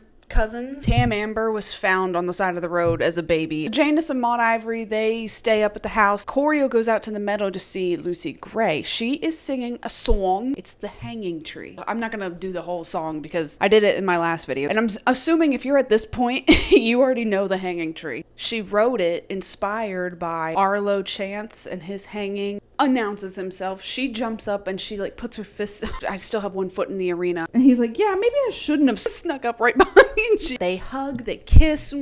They're back together again. He gives her the bag of ice. Did I tell you they have a goat? A female goat named Seamus. I'm only pointing it out because there's another theory. I'm not really spoiling it, but people think that Tam Amber and Clerk Carmine, one of the two, was the goat man that sold Katniss the goat that she gave to Prim for her birthday. I don't know, cannot confirm nor deny. She lets him know what happened. She wasn't on camera when she was in the tunnels. The tunnels were a big old maze. She asked if he was the one that killed Bobbin that night, and he said, yeah, it was me. But I could hear it. Oh, how sad. She thought that he had died because Coral, Mizzen, and Tanner kept going through the tunnels. They were like, yes, we got him. Yeah. Until he sent the water. And that's why she patted her compact. Some of the poison in water bottles, hoping maybe Coral would grab it. It was Wovie. She killed Reaper by placing rat poison in one of the puddles that he had been drinking from because it was a mercy killing. Tanner's kill was self-defense. And then she goes into like, I don't know why the snakes were so attracted to me. And he explains what all happened with Clemmy. They didn't attack you because I They put the handkerchief in there. She saved him from the fire and he saved her from the snake. So now they're responsible for each other. She was his and he was hers. These are these and these are these. Corio grabs Lucy Gray's guitar. It's not as fine as the one that Pluribus let me borrow. Do you think that he would have any extra guitar string? I could pay him with the money that Dean Highbottom gave me. I'm sorry, what? What'd you say? Dean Highbottom, like under the table, he stuffed it in her pocket, a big fat wad of money. And he apologized for everything that she's been through. Very taken aback by this because he's like, him? They get back inside. Barbara Zur says that Billy Tope came back to get the rest of his things. Sejanus is out there talking with Billy Tope. Corio's like, are you just worried about Sejanus? I mean, he'll talk to anybody. He'll talk to a fucking wall. Nothing to be afraid of. It looked like they were drawing something in the dirt. It looked like they're having a very intense conversation. Barbara Zur said it looked like drawing directions, and if that's the case, then Sejanus needs to head back home and go out there to see what are they talking about. And when they go up there, swipe away whatever they were drawing, but not before. Corio could see it. It was a map of the base. The Peacekeeper's base. Billy Tope is a little bit more calm. Hello. Sejanus seems more guilty. Worry about, what is that? Oh, okay, don't worry about that down here. Lucy Gray tells Billy Tope to leave and never come back or she's gonna send peacekeeper friends she's got now. And he's like, girl, you know, I ain't the one that tried to kill you. Maybe not you, but your girlfriend Mayfair tried to, and you're still hanging around. Guilty by association. Said that she was the one that sent him over to the mayor's house, and now she's playing the victim and keeping the young ones in the covey strung along. He pulls on her wrist, and Corio is about to step in, but no need. She bites down on his wrist, packs up his things, and he leaves. Lucy Gray is like, well, now's the time to leave. If you want to, I won't hold it against you. Being in the Capitol and going through the games, I didn't want to come back to the same life. And he's like, I ain't leaving you, bitch. And he tells her to start a new life with him. Oh, cute. I've already said it at the very beginning. Was the one that sent Billy Tope over to Mayfair's house to give her piano lessons in exchange for money. He says, I don't know how it got to piano lessons to my name being in the reaping. I guess she whispered sweet nothings in his ear. Admitted to flirting, but it was part of the performance. Even if she did it, it would be to keep the family taken care of. If Billy Tope did it, he would be a victim. But Lucy Gray is seen as trash. They leave it there. Milk the goat. They're trying to make some butter. Some goat's milk butter. Maude Ivory's favorite thing to have. Hasn't slept well since Lucy Gray left. They just want to bring a little happy back into her life and bring back her favorite thing. Tam Amber built like a crank. It ain't working though. Drink the fresh milk that they got. Sejanus says, oh my god, this is so good. It reminds me of 2. Maude Ivory's asking if she had ever been to District 2. Barbara Zur says no, the covey usually stays more to the east. And then Tam Amber says, you know, sometimes we went up to the north a little bit outside of any district. Corio in his head is like, that is so sad that these small-minded people think that they're outside of any district. The Capitol knows every square inch of this land. Every piece of land is covered by a district. Covey has to go play at a wedding. Like, hey, sorry, but we gotta beat it. Lucy Gray and him are kind of on the same page of like, we should probably just keep this quiet and private between us. But I could see you at the Hob if you want to come backstage. Sejanus and Corio leave. Corio's like, dude, what the was all that about with Billy Tope? Billy Tope and a couple of other people are trying to get to Lil, the one that called out to Arlo Chance at the hanging. They've got her locked up on base. Oh, shit. That scared me. Like, how can we get in there? Can you help us get in there? We just want to make sure she's okay. That's all. Corio obviously is upset because he's like, I thought we were past all this. You're a rebel sympathizer now. Sejanus is like, so be it. Sue me. He's like, you were the one that told me that I could get out of the Capitol and I could go help people of the district. And this is my way of helping him out. Corio's like, that's not what I fucking meant, you dingus. Sejanus is asking him if he thinks that he's committed treason. Sorry. His father thinks that he has already. Originally, Strabos went to Dr. Gall first because he was trying to sweeten the deal, compare what Corio did versus what Sejanus did. And Dr. Gall was like, they are not on the same field. Corio's was faulty strategy. Sejanus's were a treasonous act of rebel support. So then he wrote a check, got her a new lab, went and pitched the idea of like, hey, can we send my son to be a peacekeeper? Like anything other than jail. Sejanus says, you're right. I'm sorry. I'm stupid. They ended there. Go back to base. Corio's wheels are turning because he's like, does Dr. Gall think that mine was just faulty strategy? Could I still be in good graces with her? So he ends up writing her a letter. He finishes up his essay that he was going to turn in. The last thing he needed to write about was contract. Since their last conversation, he sees it everywhere in 12, the battle between chaos and control. He said he's not convinced that humans are inherently violent like she says, but he can tell that it doesn't take much to stir the beast when provoked. Kept it short and said he wasn't really looking for a reply. He just wanted to finish it up and say hey. Well, so Janus is helping him study for his test. Hey, maybe you should take the test with me. They only offer it 3 times a year, and it could really help you make it to medic if maybe. So Janus is like, yeah, maybe I'll think about it. More on that in a second. The idea about the Jabberjays and the Mockingjays, well, really the Mockingjays getting shot. Before they are able to do target practice with these Mockingjays, they send in lab assistants from the Citadel because they want to round up Jabberjays and Mockingjays to take back so they can study them. This kind of scares Corio. Oh, is Dr. Gall coming here? She would never step foot anywhere near District 12. She's not coming, but I never really ran into any of the lab assistants except for one. After Clemmy was bit, you remember he was running around trying to find his way out. He ran into the Jabberjay exhibit and the lab assistant there was like, "You're waking up my Jabberjays." Well, she introduces herself as Dr. K. I don't know why he's so worried about this. I can't let her see me because if she sees me, then she could tell people. I guess she could tell people back at the Capitol, but what they're gonna do is they want to go through the woods, lay traps out for like a week. They're placing the traps out in the trees. So he ends up taking his test and he says something about how he really enjoyed taking tests. What a fucking nerd. I cannot relate in any way. He's a psychopath. He's crazy. He finishes up his test. Everybody else is still out in the trees planting the traps. Miss Plinth has sent more treats. She's written him again, thanking him. I would be so sick of hearing this. Thanking him again for looking after Sejanus. But this makes him think about what Sejanus was saying. Sejanus is not taking this seriously. Maybe you should take the test to better yourself. And Sejanus was like, yeah, whatever. Okay, maybe I will. I don't know. He doesn't. He's already made up in his mind. He's stuck in his ways. He made it clear that he didn't want to excel as a slap in the face to the Capitol. 2 was always going to be home, and he would always be district. And Corio says that he can't keep covering shit up for him. Under the umbrella of the academy anymore, they're not in their parents' houses. You were a peacekeeper, and if you do something out of line, out of pocket, you pay the consequences now. Father's money can only go so far. Get this, bestie. Okay, Corio goes to Sejanus's locker, pulls out his little metal box, if he's hiding anything. He's got a bunch of pictures of little personal crap that, who cares? Sleeping pills, morphling given to him by a doctor, the Capitol. And in the photos, it's all photos of the Plinth's, like, annual portrait. One class picture when he was back in District 2. And it has Marcus in the picture, too. Corio's like, I don't see any pictures of the academy. I read that and I said, why the f***? I would never. For how y'all treated him.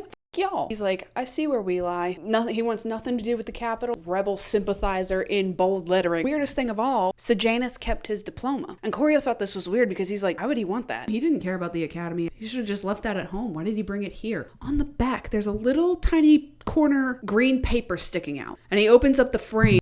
Thousands of dollars hidden in this frame. Why? Why? There's no reason for the peacekeepers to harbor money at all. Most, if not all of them, have their paychecks sent back home. They don't have anything to really pay for here. Their clothes are taken care of, their food is taken care of. Especially here in 12, things are not expensive at all. It's coming back in, so he scrambles everything up, pulls out a little piece of the corner out of the frame to make it look like he didn't touch it. And they see the box that Miss Plinth had sent, and they start divvying up all of the pastries. And Corio says, thank God your mom sent something in, or else we wouldn't be able to pay for our way at the Hob this weekend. And Sejanus is like, between all of us, we don't have a penny to rub together. You lie like a rug, Sejanus. Like a moth to a flame, like what Highbottom had said to his father after they had fought that one night. And he used it in the plural sense, like moths to a flame, a group of people bent on self-destruction. Corio's put on guard duty. Nothing's going on. Daydreaming about Lucy Gray. Starts getting worried because what if Billy Tope is there right now, winning her over, gassing her up, and what if she just decides, screw Corio, I want to be with you again. And he starts to say, I much preferred being in the Capitol with her. He could keep tabs on her and she had no way of leaving. They're out at training again and Beanpole, he collapses. Corio takes him to the nurse's station and they also give him cream for his chest because he's breaking out in a heat rash. So they go out to the birds again. He gets found out by Dr. K. He's like, so how are you liking the districts, Corio? That he thinks about when Lucy Gray told him to own it. I've learned more in one day here in the districts than I ever have in the Capitol. So she's like, yeah, I know, me too. I used to work here on base. I was the head of this experiment we got going on here with the Jabberjays. He says he's in charge of a failed experiment. Maybe my story isn't so embarrassing as hers. And he also thought maybe if he made a good impression with Dr. K that somehow she would go back to Dr. Gall, like sing praises. She never thought she'd see the Jabberjays out in the wild again. Would have thought that they would have died off. Mutts are not meant to adapt to the wild very well, but nature has a mind of its own and they found a way.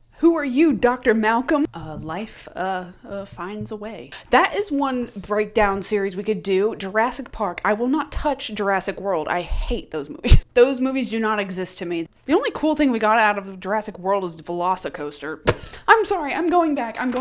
Hey, get back here. Bug. He's from District 11, so he's really good at climbing trees. So he's taking care of putting the traps into the trees. A sweet spot for these birds. She tells Choreo, some people just get birds. Some people just understand it. And Choreo's like, not me. And asks how they work during the war. Pulls out a little remote. They're only getting jabberjays. The mockingjays have not gotten into the traps yet. They're way too smart for that. He says right now he's set into neutral. Mimic everything that we're saying to him. And she takes the remote and switches it to record. And the bird goes silent. So they can record up to maybe about an hour. When the experiment was failed, they released them with their remotes all set to neutral so that they could not. I feel like if you left them in record mode for too long, they'd probably blow up or something. And she said it'd be cruel to make them mute pretty much, like an AVOX. How the rebels had actually figured out that they were recording devices. There's a couple of theories. Maybe they saw jabberjays flying back to the base at night, but they shouldn't have been able to see them because jabberjays are all black, designed them that way so they could fly through the night, getting fed false information. Or they could have just had a spy reporting back to the rebels. Rio says some out-of-pocket shit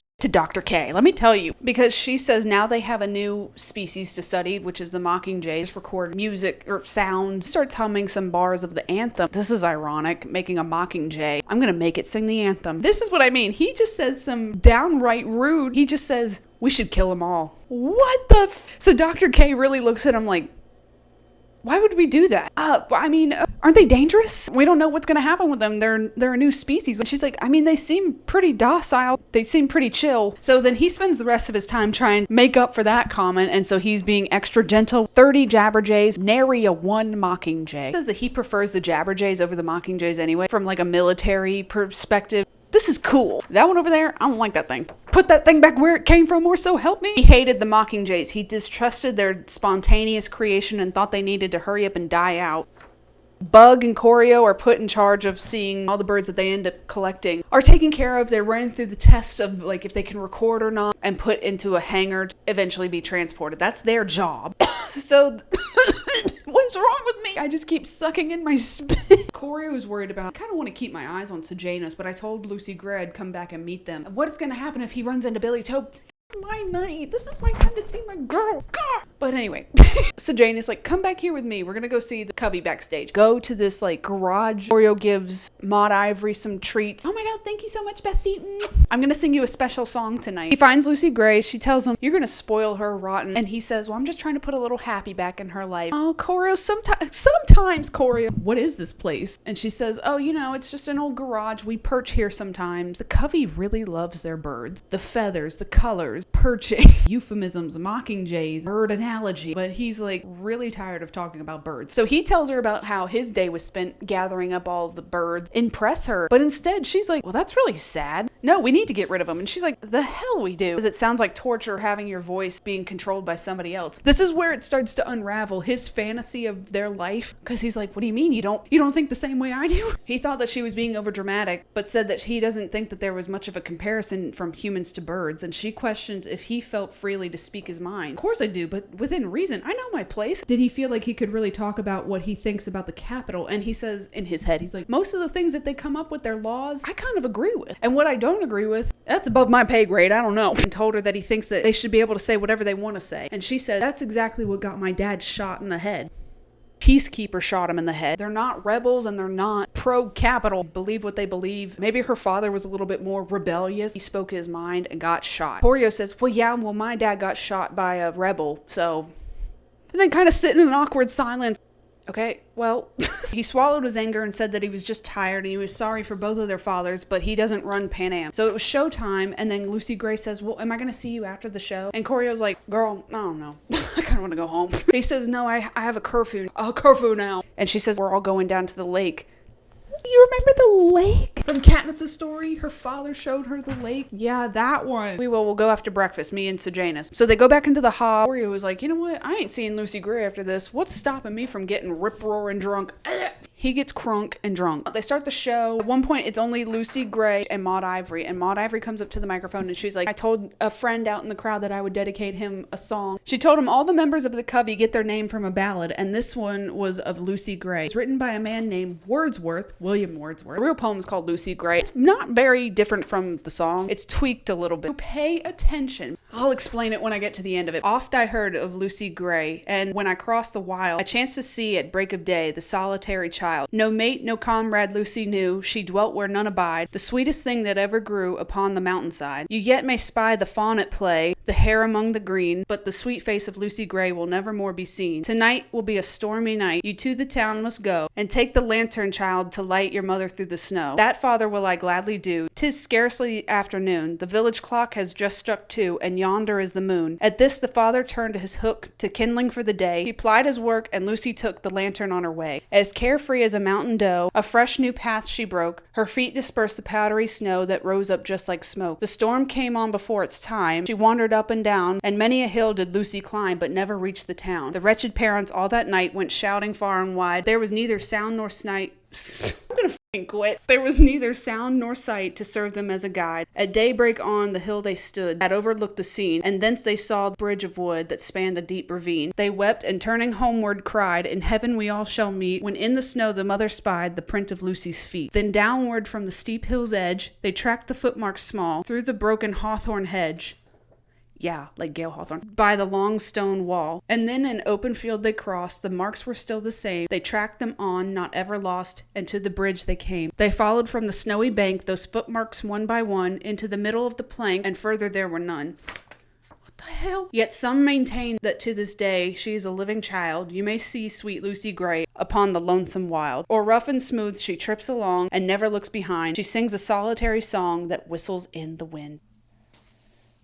I have to say, this is one of my favorite parts of reading the book. It's really funny. Not the story. The story's sad. Choreo breaks up the song, injecting his own commentary throughout the verses. And at some point he's like, okay, so we got a lonely child who has no fucking friends. The footmarks are gone from the snow. And he's like, huh? What happened? She died? Father is like, take the lantern and go get your mom from town. There's gonna be a big snowstorm. And she's like, okay. Different iterations of what you may think happened. Could have died, ran away from home. Maybe she obviously has neglectful parents, had enough of them and left. She is gone. The parents meet up. They go looking for her. Her footprints stop. It becomes a mystery. Written by Wordsworth. A story that was told to him by either his sister or his mother about a girl who actually did get lost in the snow and died. So Choreo, he's pretty much drunk and he's like, I don't know if I'm really understanding this right, but I need to think of something to say to Maude Ivory. See her tomorrow. She might ask me questions. Looks for Sejanus to be like, you know what? What is she saying? Sejanus is gone. He's gone. He comes back in. Oh, sorry. That white liquor just goes right through me. I had to piss. He hardly drank anything, so he just lied to me, but whatever. The night finishes up the next morning, and him and Sejanus go to the Covey. Everybody's ready to go to the lake. It's like a beach day.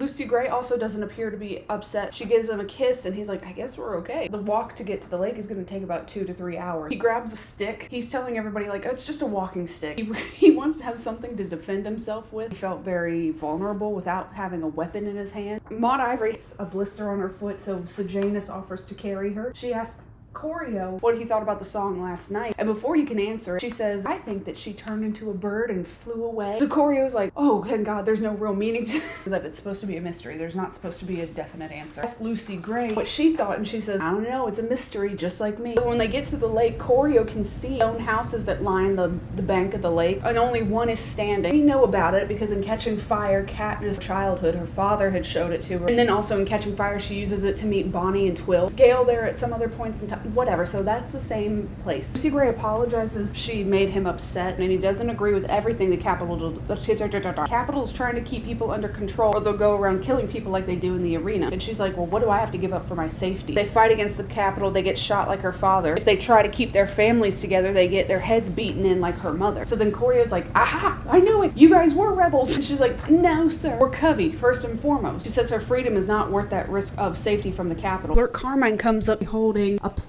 And she's like, oh, they're not really done growing yet, but it won't be long until they're ready. Choreo's looking at it like, what is that? Most people call these swamp potatoes, but I like the name Katniss. Yeah. He has known the name Katniss since... Oh. So when Katniss Everdeen starts showing the Mockingjay symbol...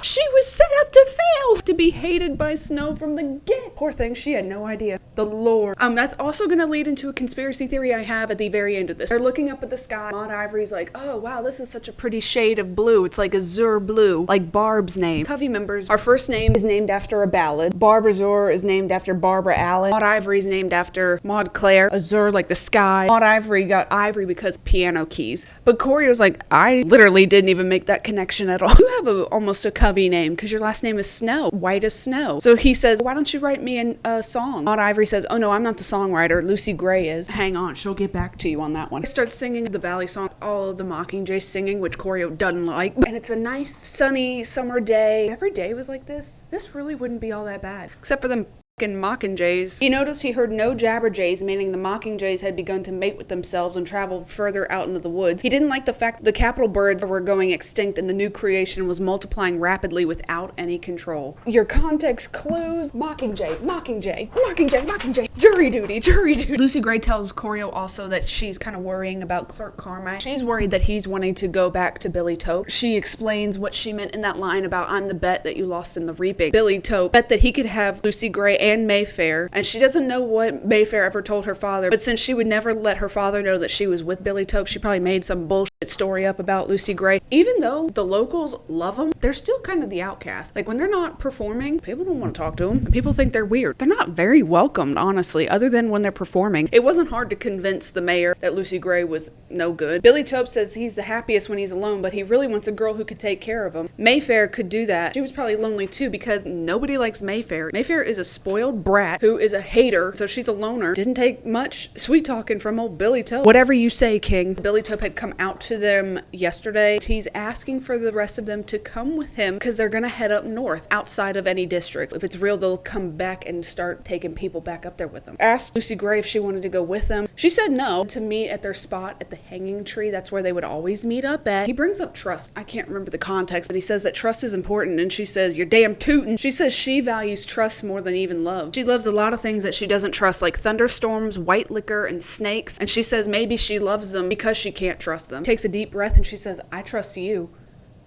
No, don't do it, don't do it. They kiss, and he's not really into it because in his head he's like, what do you mean by that? Seemed kind of almost took a lot out of you to admit that you would trust me. Tam Amber takes Maud Ivory back up to the house. Sejanus goes with them too. That's important. Lucy Gray, Corio, and Clerk Carmine stop to get some apples. I don't know, 30 minutes apart from one another. All of them get back to the house. Where's everybody? Barbazora's like, oh, well, Tam Amber took Maud Ivory up to the hob to get her some new shoes. And Sejanus said that he was going to go with them too. And he said he'd meet you there. Corio's like, I gotta go because we're supposed to be together. Really, he needs to be with Sejanus at all times because what if he starts talking to Billy Tope? Runs to the hob and he sees Sejanus in there talking to some woman, has a booth full of pickaxes, lamps, knives. He could buy a lot of weapons from her with all that money he's got, and he could buy something else that's not laid out. Guns. As you remember what Smiley said? People in 12 not supposed to have guns, but some of them do. He's like, hey, what are we doing here? The lady gets freaked out and she walks away. And Sejanus is like, I was thinking about getting a pocket knife. I don't know. It's just nice to have one. I think I'll buy one too. But the lady's gone, so let's go back. While they're on their way back to base, Corio tells Sejanus, without confronting him, he's basically like, you know, you can tell me anything. You are like my brother. It didn't seem like it was really hard for him to admit it. I care about you, and if you're having a tough time, I'm here to talk to you if you need to. Anyway, the next day, they end up having to round up the Mockingjays because the Mockingjays are way too smart for their traps. They gotta get the big guns, but they're not getting those guns out yet. Corio and Bug are the ones in charge. They're labeling them like Mockingjay, Jabberjay. They could test the recording on them if they wanted to. Corio gets 30 of them all riled up singing the anthem. I thought this was worth noting. Began to think about this new invasion of music in his life, and he was weary of it. Maybe he didn't love music like his mother. And Sejanus comes up. I have to talk to you about something. And just hear me out. Much like when he slipped the handkerchief into the tank, he doesn't really think about it. He grabs one of the remotes and he turns it to record. And the Jabberjay goes quiet. This is where he's going to admit everything to me, possibly buying guns, a rebel plan. Once I know it, I can't unknow it. You can't unring that bell. And I will be damned if I am a rebel sympathizer. Not on my watch. Not on my watch. So he hits record and lets Sejanus do all the talking. So let me tell you you what Sejanus's plan is. A couple rebels in 12 that are planning to leave. They want to get Lil out of prison that she's in, and they want Sejanus to help. He said he was going to use some of his sleeping medicine and some of the treats that his mother had sent, offer it to the night guards, have them all pass out, lock some of the other guards in like the interrogation room, steal the gun, get Lil out. There's a weak spot in the fence line that Lil's brother Spruce had found out about. I don't know how, but he did, and run away. That's the plan. Said he needed to let him know because he was like a brother to him, and he saved his life one too many times, like in the arena.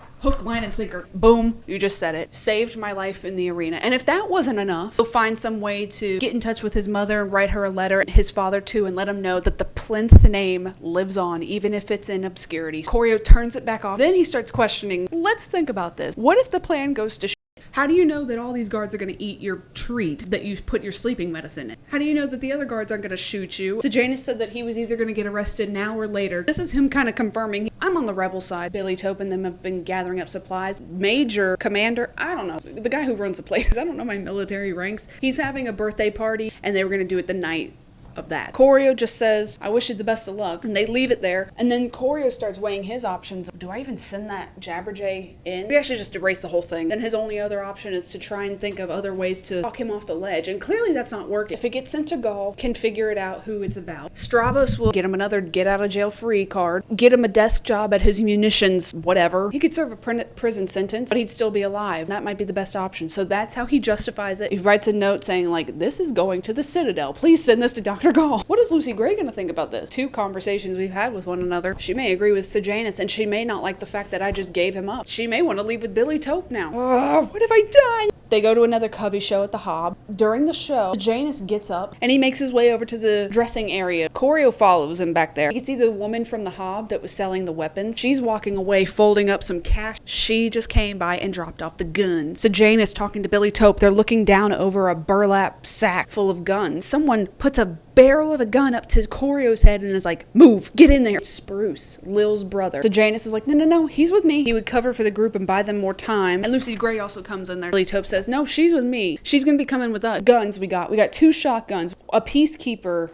gun. They have a fucking grenade launcher, and then they've got a couple of knives. They hear Mayfair, and she's laughing, and she's like, what a sight. Mayfair, you jackass. Oh my god, you're gonna ruin everything. Billy Tope did not involve Mayfair in this. Billy Tope don't care about her. She was just a piece of ass and some money. Sejanus says, like, come on, we won't hurt you. You're welcome here to be in on the meeting. And she says, oh, I know you won't hurt me. Billy Tope says, oh, don't worry about her. She's all talk. Mayfair looks at Lucy Gray, and she's like, yeah, I'm all talk. How was the games? How'd you like the Capitol, by the way? She will bring him down. She ain't afraid to. Bitter seed planted in her. What a bully. Corio hears the floor creak underneath of her, like she's turning around to leave. Spruce points his gun over at Mayfair, but Billy Tope is like, stop. Corio is not going to let her get away. And guess what he does? He grabs one of the guns, shoots Mayfair, kills her. Just like that. Well, bam! He kills the mayor's daughter.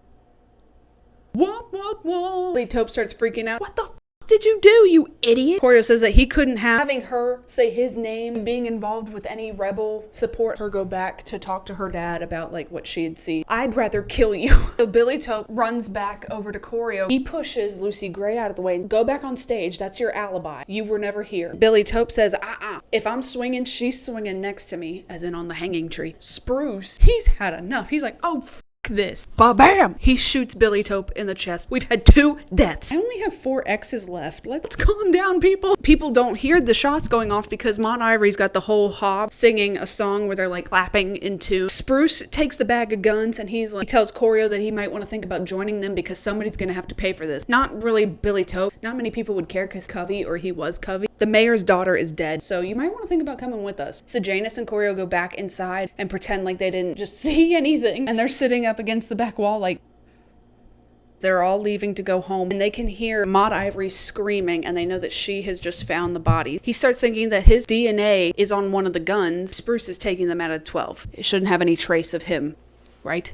Right? Him and Sejanus got their stories. We just went to the bathroom and we came back. That's it. Spruce is gone, so that's a loose end we don't have to worry about. And Lucy Gray won't tell anybody because she's not going to get the Covey in trouble. Lucy Gray would be suspect, maybe number 1 or 2. She would have motive for both of them. Corio's second kill. Doesn't feel as emotional over Mayfair's death that he was with Bobbins. Would I kill her again? Yeah. I wouldn't change anything about killing Mayfair. Breakfast the next day, Smiley is telling what he's heard from his friends at the clinic. The Covey had found the 2 bodies. People start speculating that rebels are turning on one another, like it was an inside job. Corio had to go to the clinic to get more powder for his rash. He still got that heat rash on his chest. Spruce gets wheeled in on a stretcher. He has been beaten, caught by peacekeepers. He locks eyes with Corio. Corio locks eyes with him. Where are the guns? My fingerprints are on those guns. What if Spruce just ruins it? He just tells everybody. Wake up to the news that Spruce did not make it through the night. He is dead. All that he was convicted of was being involved with the rebels, one of the ones that helped Arlo Chance with the bombings in the mines. That is why he was rounded up. But he never outed anything that happened that night with Mayfair and Billy Tope. I don't want to have to tell you this part. Somebody's got to. They're eating lunch. The sergeant comes up and is like, Sejanus, I need you to come with me. All his bunkmates and even Corio chimes in, but Corio knows damn well what's going on. He didn't do it. He's innocent. Let my man free. Fight the power. Then they figure out this probably isn't related to the murders at all. Because it's not. The Jabberjay gotten back to Dr. Gall and it's time to pay the piper. Days go by. Not allowed to see Sejanus. Corio keeps saying that he's expecting a hovercraft with Strabos to come down to sort this whole thing out. I'm gonna write a letter to Miss Plinth. Tell her what's happening. He's in jail. On the way to mail it, hear the announcement. One of their own is a backstabbing 2-timing jerk. Sejanus Plinth is to be hanged for treason. Corio is told that he has to be out there to fill in the rank. And so he says that his body felt like it was in bomb time again. Lucy Gray was there. Lil and Sejanus get taken out there to the tree. He could see that Sejanus was mouthing his name. I wasn't sure if he was mouthing it and pleading with me, like, help me out here, or I know what you f***ing did. They dropped the door. Sejanus is dead. All that was heard when he dropped, he was saying the word ma. He kept calling for his mother. So then the Mockingjays and the Jabberjays start picking it up and echoing his last words.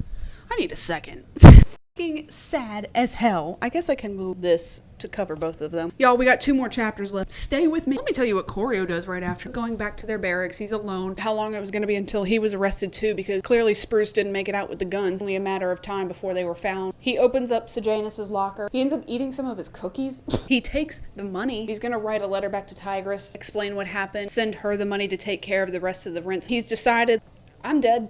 Gonna be hanged just like Sejanus eventually, so let me get my affairs in order. He's gonna write out some letters sending the money that was not his. He's gonna give the orange scarf from his mom. He's gonna give it to Lucy Gray. See her one last time. Guitar strings in there that Pluribus actually ended up sending. The commander asks him to come into his office and he apologizes for losing a friend. Well, he was like my brother, so this was particularly hard. You did what you had to do. We're really proud of you for doing that and not keeping it a secret. Probably best we keep this all between us. He asks if Sejanus was involved in any way in Mayfair's death. Not at all. I can honestly say no. Because the peacekeepers are searching around for the guns, but if nothing finds out, it'll just remain a mystery. I know this is really heavy and sad, but I just want you to remember something. It's my birthday today. I'm having a party tonight. It might do you good to have a night out again. Just cheer up your spirits a little bit. They get word that the Covey's actually going to come play at the party because the commander really likes listening to them. He's like, great, this is where I can see Lucy Gray one last time. Because he has already made it up in his mind. They're going to find the guns. That'll be the end of me. Pay attention, because this is where it all starts to go really bad. Other than the guns, she was the only loose end left tying him to that murder.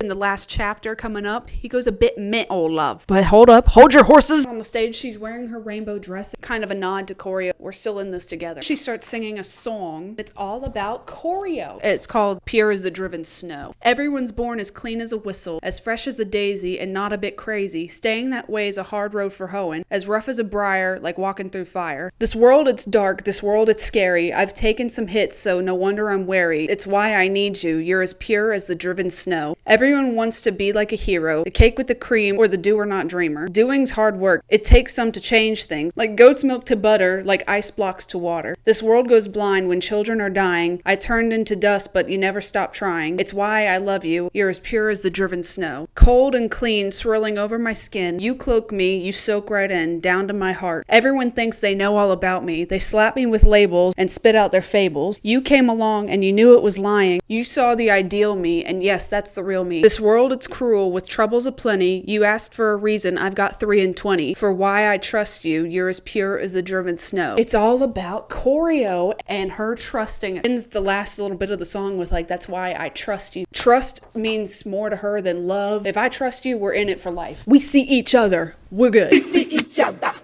We good. From cake with the cream to goat's milk to butter, line about 3 and 20, referring to the 23 tributes that died in the games. Oh, that she trusts him. She doesn't see him as a capital monster, but somebody who tried to be noble in impossible circumstances. She goes to the back. Choreo finds his way back there, gives her the scarf, and he's like, I gotta dip. Here's some guitar strings and a scarf. I love you. She's asking how Sejanus got found out, lies, and says, I don't know, maybe Spruce said something. She says that the mayor is itching to get her arrested and hung too. Sure. Lucy Gray was the one that killed Maud Ivory. Maud Ivory, excuse me. Oh my God. No. Mayfair. He stays posted up outside of the Covey's house trying to get the peacekeepers to arrest her, but with no proof at all. She says, I have got to leave, because if not, he's going to find a way to do something to get me arrested and hanged. So I'm running away. I've got enough supplies saved up. Covey's going to be fine on their own. This is it. Michael Jackson, this is it. The only thing driving her away from her family is death, just like he was facing. So he says, okay, well, I'm going with you. It was a Sunday the next day. It's a Sunday. They get a day off, so he's like, I'll leave right after breakfast. He said that he would go to the weak spot in the fence, like what Spruce had talked about. That would be that. They'd be heading on their way. He goes back out to the crowd. Oh, damn. We didn't figure out a place where we were going to meet up at. And she comes out there and pats on her pocket again and starts singing The Hanging Tree. This is where we're going to meet up, boy. So this is where he finds out that the song is like from Billy Tope's perspective. First asking her to flee and run away. When she denied him, he threatened to have her swing next to her at the hanging tree. He gets up extremely early. He gets a couple last memento things for him to take. 3 pictures. His mother, his father, Grandmam, and Tigress. He takes his mother's powder and he takes his father's compass. Was heading out the door when he was stopped and told to go to the commander's office. Why? He's thinking that he's found out. Well, I was just right there, this close to freedom. And they say, congratulations, you're going to be leaving to go to officer school tomorrow. What? What did you say? Now, flips the script. I could start making my way back to the Capitol. Officers training is going to be in District 2. I become an officer and move my way up through the ranks. I could be like my father. And then I can hold my head up high and go back to the Capitol maybe. This could work. The hovercraft was going to be leaving the next day to take him. Hoff let him go to have his day off. And so Choreo was like, all right. He goes to the spot in the fence and he said, I almost kind of wanted to get caught. Nobody was out there looking. So, and he goes to the hanging tree. Lucy Gray, she's wearing the orange scarf. You kind of stick out like a sore thumb. She said, I just don't want you to lose me in the woods. What the fuck was that? That was my ice. Oh my God. She said that she's never been brave enough to go off on her own in the woods. She tried it one time and only lasted 3 days, got lonely and needed to go back to the covey. But she feels confident knowing that she has him. The guns are still out there, so that's still hanging over him, and that's really his only motivation to be like, maybe I should run away. I'm throwing away this big opportunity, but that is a loose end. She left the rest of the money that Dean Highbottom gave to her. She left it for the covey, and Maud Ivory is, in the next year or two, she's going to be taking over as lead singer, trying to justify it in her mind. Commander Hoff, after the party, and asked her never to sing the Hanging Tree song ever again because it was way too sad. And she said, don't worry, you'll never hear it from my lips ever again. A lot of these things in the last chapter I'm going to bring back up in my conspiracy list. They didn't want her singing that song anymore because it was too dark and rebellious. Guitar behind for Maud Ivory along with all of her mother's dresses because she ain't going to need them out here. She doesn't really think that there's anybody out there north. Let's just go and find out, I guess. Let me ask the audience. Choreo says, don't worry, we can make some new dreams on the way up there. Aw, how cute. If they can make a little detour so she can see the lake one last time. She says goodbye to everything. She's like, goodbye, Mayor Lip. Goodbye, District 12. Goodbye, Capitol. I'm gonna die one day, but it won't be from you guys. Choreo says, you know what I'm not gonna miss? People. I'm glad it's just us. She doesn't agree. She's like, they're not off onto a good foot here. I think people are innately good. It's just the world around them can make them mean and nasty. They both did things in the arena that they're not proud of. They had to do to survive. He points out killing Mayfair, but she says, no, you did that to protect me. In his mind, he's like, no, I didn't. Protect my own skin. Life is filled with tough decisions. And she's like, yeah, I'm a victor of the games. Remember that? And she says, I've done enough killing. Now, get this. He says, yeah, 3's enough for me. And so she catches that and she's like, what? What'd you say? And he's like, huh? You said 3. You've killed 3? I only know about Mayfair and Bobbin. Who's the 3rd? It's Sejanus, but he hasn't said anything about that yet. Because she would never trust him again. He thinks on his feet and he's like, I killed myself. I killed my old self to come here with you. You know, she don't buy it, but she's just is like, well, hopefully your old self doesn't come to haunt us. Making their way. They don't talk until they get to the lake house, so it's weird. The vibe is weird. He doesn't tell her that he's accepted to an officer's school, but in his head he's like, well, when I need to leave tomorrow on the hovercraft, they're gonna start suspecting what happened to me. Why would he leave if he knew he was going to officer training? He had told Tam Amber that she was gonna go see about a goat because they wanted to start a herd of goats. Why people think that Tam Amber and Clerk Carmine were the goatmen, and then when they realize that obviously that's not where she went, they may go out to the lake to try and find her. At that point, her and Corio will be long gone. So this is where Corio starts to have a fucking crisis. This isn't like that Sunday we had at the lake. He knew he was going back to the Peacekeepers, to the base, and now I don't know how to live on my own, out in the woods. What are we gonna eat? Where are we gonna stay? Something could come by and kill us. I don't like it here. I mean, are we gonna bring children into this, to our lives? And he says, this seems like an absolute abysmal circumstance to bring a child into. I don't see us ever having kids out here. He doesn't think that they're gonna find anything, and neither does Lucy Gray. Figure it out. We'll live like, I don't know, mountain people. Oh my god, what if they were in the Appalachian Mountains? They might be. You could find some weird shit out there. If you hear somebody calling your name or talking to you, don't answer them. What if they hear whistling? What if they see a skinwalker? He was too good for this lifestyle. Oh, I didn't mention he was the youngest person to pass this officer's test. What was there to aspire once wealth, fame, and power were off the table? Survival forever and always? No, thank you. He's like, that. Started digging for worms so they could go fishing. We're living like savages out here. I'm not digging in the dirt. Starts to pour down. They run into the house. This poor little house has seen so much shit to be a fly on the wall. Bitch. Behind the door is a sack full of guns. The guns with his fingerprints on them. Lucy Gray is like, is that the ones? Is that what I think it is? This is where it all goes to shit. I'm telling you right now. He figures that Spruce ended up making it to here. He just stowed the guns away until everybody was ready to run away. He's like, should we take them with us? And Lucy Gray says, no, I don't trust them. She takes a knife though. It's still pouring, by the way, and says, I'm gonna go out there and dig up some Katniss root. I thought you said they weren't ready yet. 2 weeks can make a big difference. I'm gonna go get some. He's like, it's fucking pouring. Well, I'm not made of sugar. I'm not gonna melt. So she leaves. He's kind of like, I kind of do need a minute alone to think about what I'm gonna do with these guns. This was his ticket to freedom, to go to officers training, have a clean slate. The only thing would be Lucy Gray. She's the only other loose end to tie up. He knows that she would never say anything about what happened, but he knows that she won't be happy when he tells her, I'm not staying out here. He's gonna tell her, like, we've had our fun. I think we need to go back. Of course, what does she have to go back to? The mayor harassing her, arrest her, and probably hang her? Yeah, right. Head to District 2 and leaving her to her fate. You would leave her behind? Oh, like he didn't even think about, okay, when I get to officers training, what about Lucy Gray? He doesn't even think about that. I think he's thinking, if I make it back to the Capitol, maybe I can go get her and bring her back and have my perfect life that I always thought about. But he doesn't mention that, so I don't know. He learned anything about Lucy Gray being in the games. She's resilient, and he knows that she trusts him because she said so in that song. But ditching the plan and going back might breach the trust, so he's like, I don't actually know. She said that she couldn't go alone, but what if she didn't forgive him for leaving? Look what happened when Billy Taupe crossed her. She bit him. She didn't hesitate when it came to killing people in the games. If she needs to be, cutthroat. I don't agree with that, but okay, that's just what he's saying. He loads a Peacekeeper gun, one with like 100 billion bullets, yelling for Lucy Gray. She's nowhere to be seen. And he's like, why are you hiding from me? She's hiding because she figured out that he's involved with killing Sejanus. The trust is no longer there. All he had to do was get rid of the guns and be on his way back, and that she was a last loose end to tie up. Why would she all of a sudden think that he would hurt her if the night before she was saying how pure he was as the driven snow, or whatever the you know that song. He's looking at himself and he's like, you know what? I do look a little aggressive with this Peacekeeper gun pointed out. So he puts it like on his back. He's like, look, we can work this out. I'm sorry if I'm scaring you. I mean, what's the outcome here? Was she gonna wait him out and then go back to base, tell them he killed Mayfair? And it would be her word against his. Again, they don't love the Covey. Even if they didn't believe her, it would still be a little smudge on his name. He will not have that. No choice but to hunt her. I think I'm gonna die in this house. That they are now in their own personal games. Oh my god!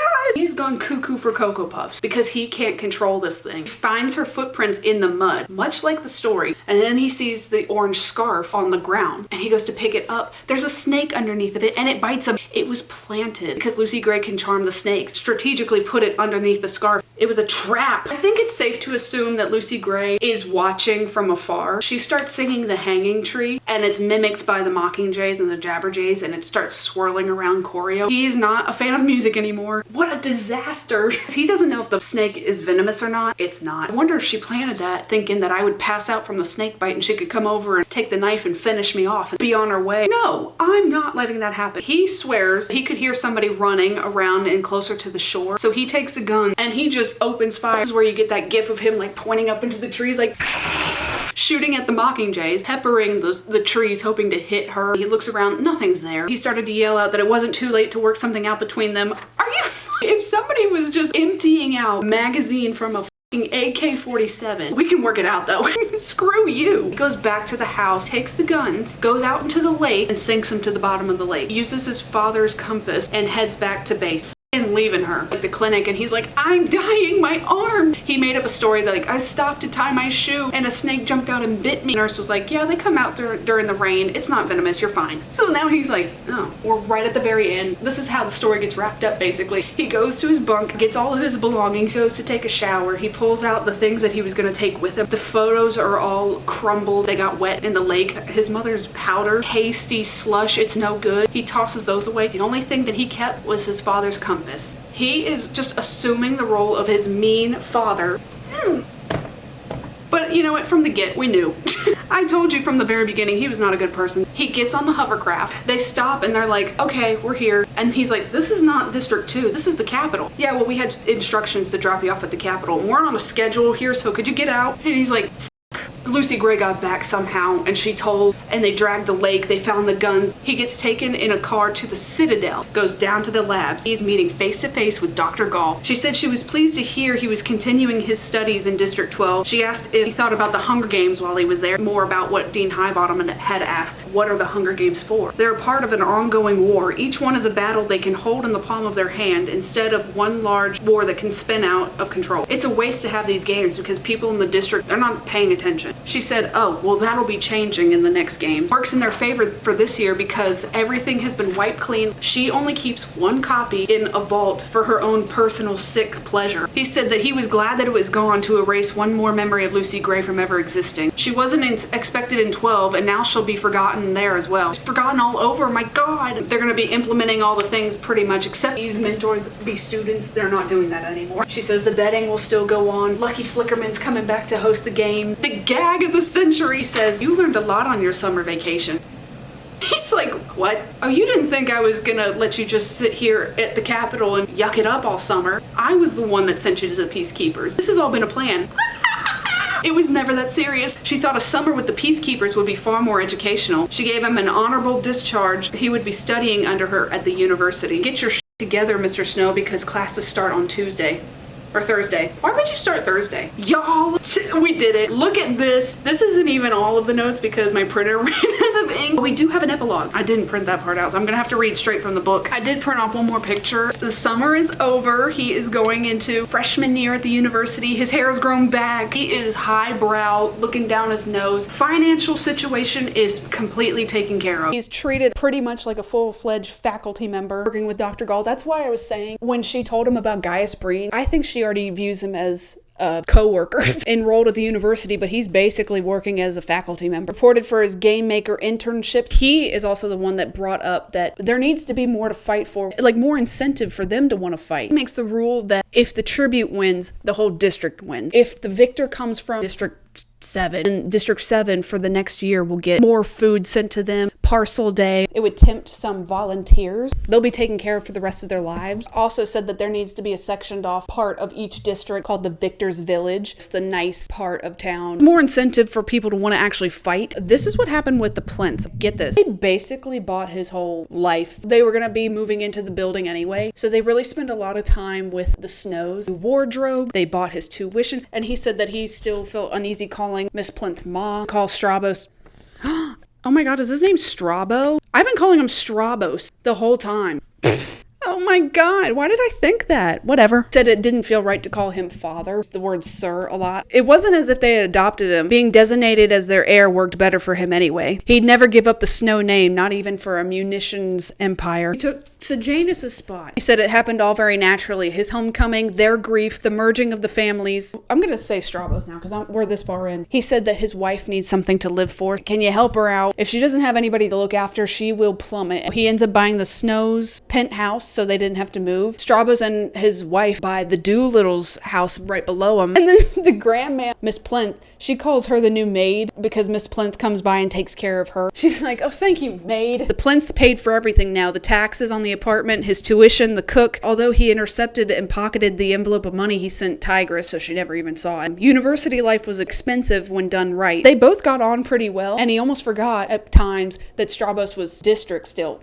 Corio, give it up, you jerk. Doing this epilogue, it's Sejanus's 19th birthday. It was the perfect time to bring out Sejanus's box that he had as a peacekeeper, but he had one more thing to do. Get this, you bitches. He goes to see Dean Highbottom with the box. Says that he was hoping to get his mother's compact back. Gave it back to him and he was like, is that it? No, actually, I have one more thing. Dumped the whole box on his desk. I was gonna give this to his parents tonight, but I don't know what to do with this. And it was his diploma. I didn't think you'd want this floating around here. An academy diploma awarded to a trade. 3 little morphling bottles still left. Corio swept them into the trash can. Dean Highbottom says, I see you grew a heart while you were in the districts. No, I did while I was dealing with the Hunger Games. I have you to thank for that because you created them. He says, oh, I think the credit goes to your father.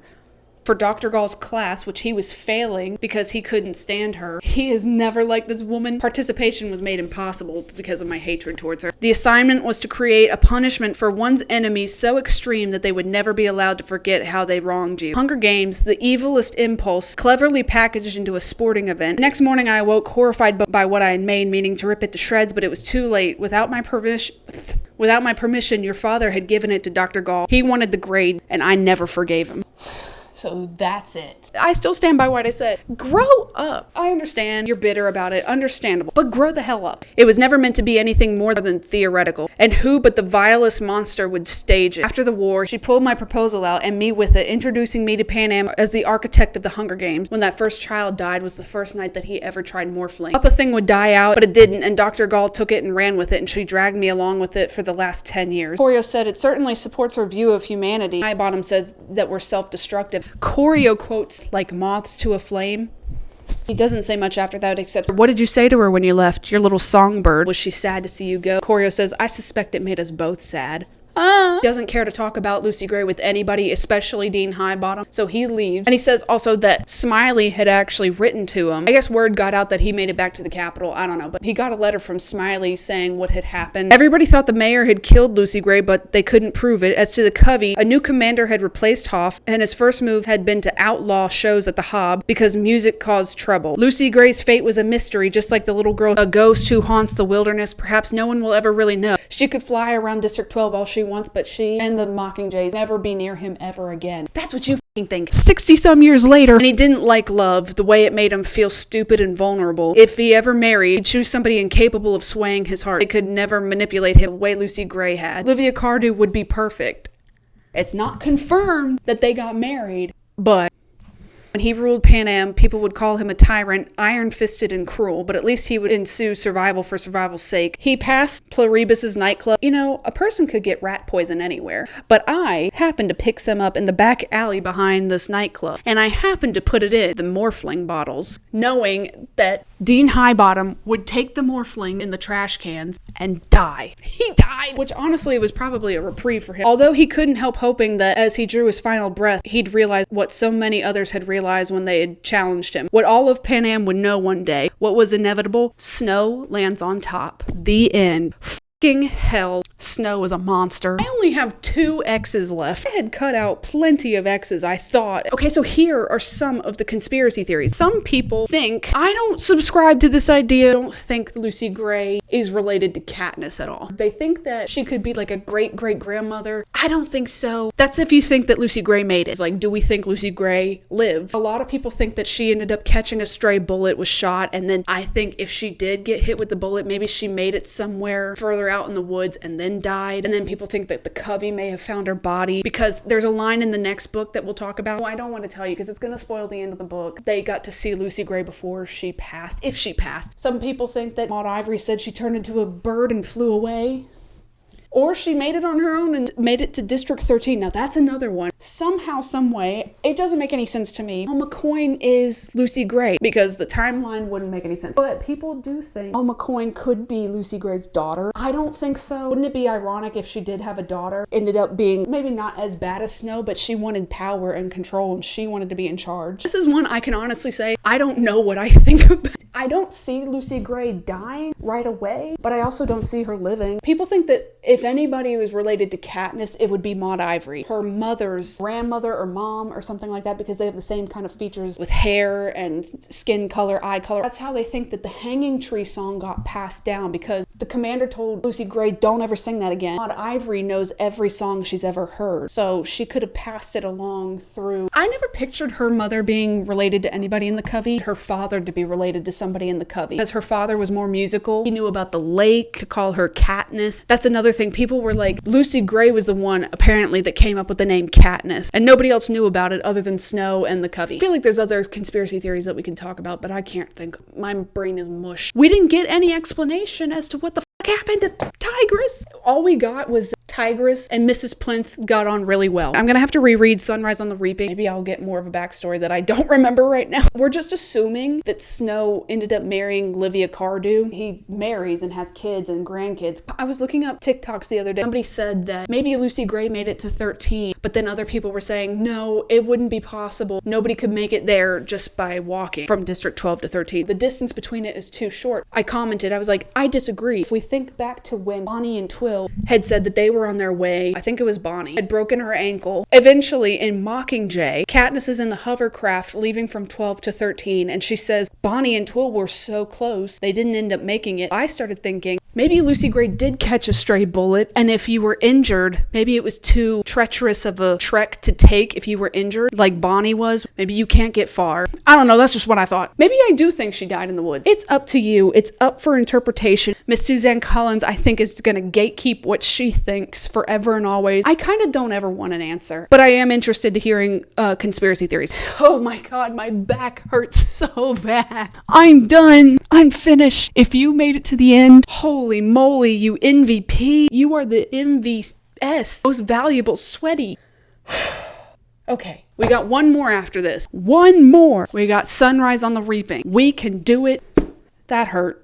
Now I don't want to buy another book, but this is the only hard copy. Just put out the paperbacks when you put out the hardcovers, okay, please. I had to look it up and find out the hard way that book out in hardcover for a year and then they print paperback. I don't want hardcover. I want my paperback so it can match the rest of my series. Whatever, but I'm not buying another book. I hope you enjoyed this, Sweaty. Sound off in the comments. What do you think happened to Lucy Gray? Okay, I have had it. I think this video is going to be about 4 hours long, and I really don't want it to be that long. I'm going to try my best. That's enough. That's enough. Turn the cameras off.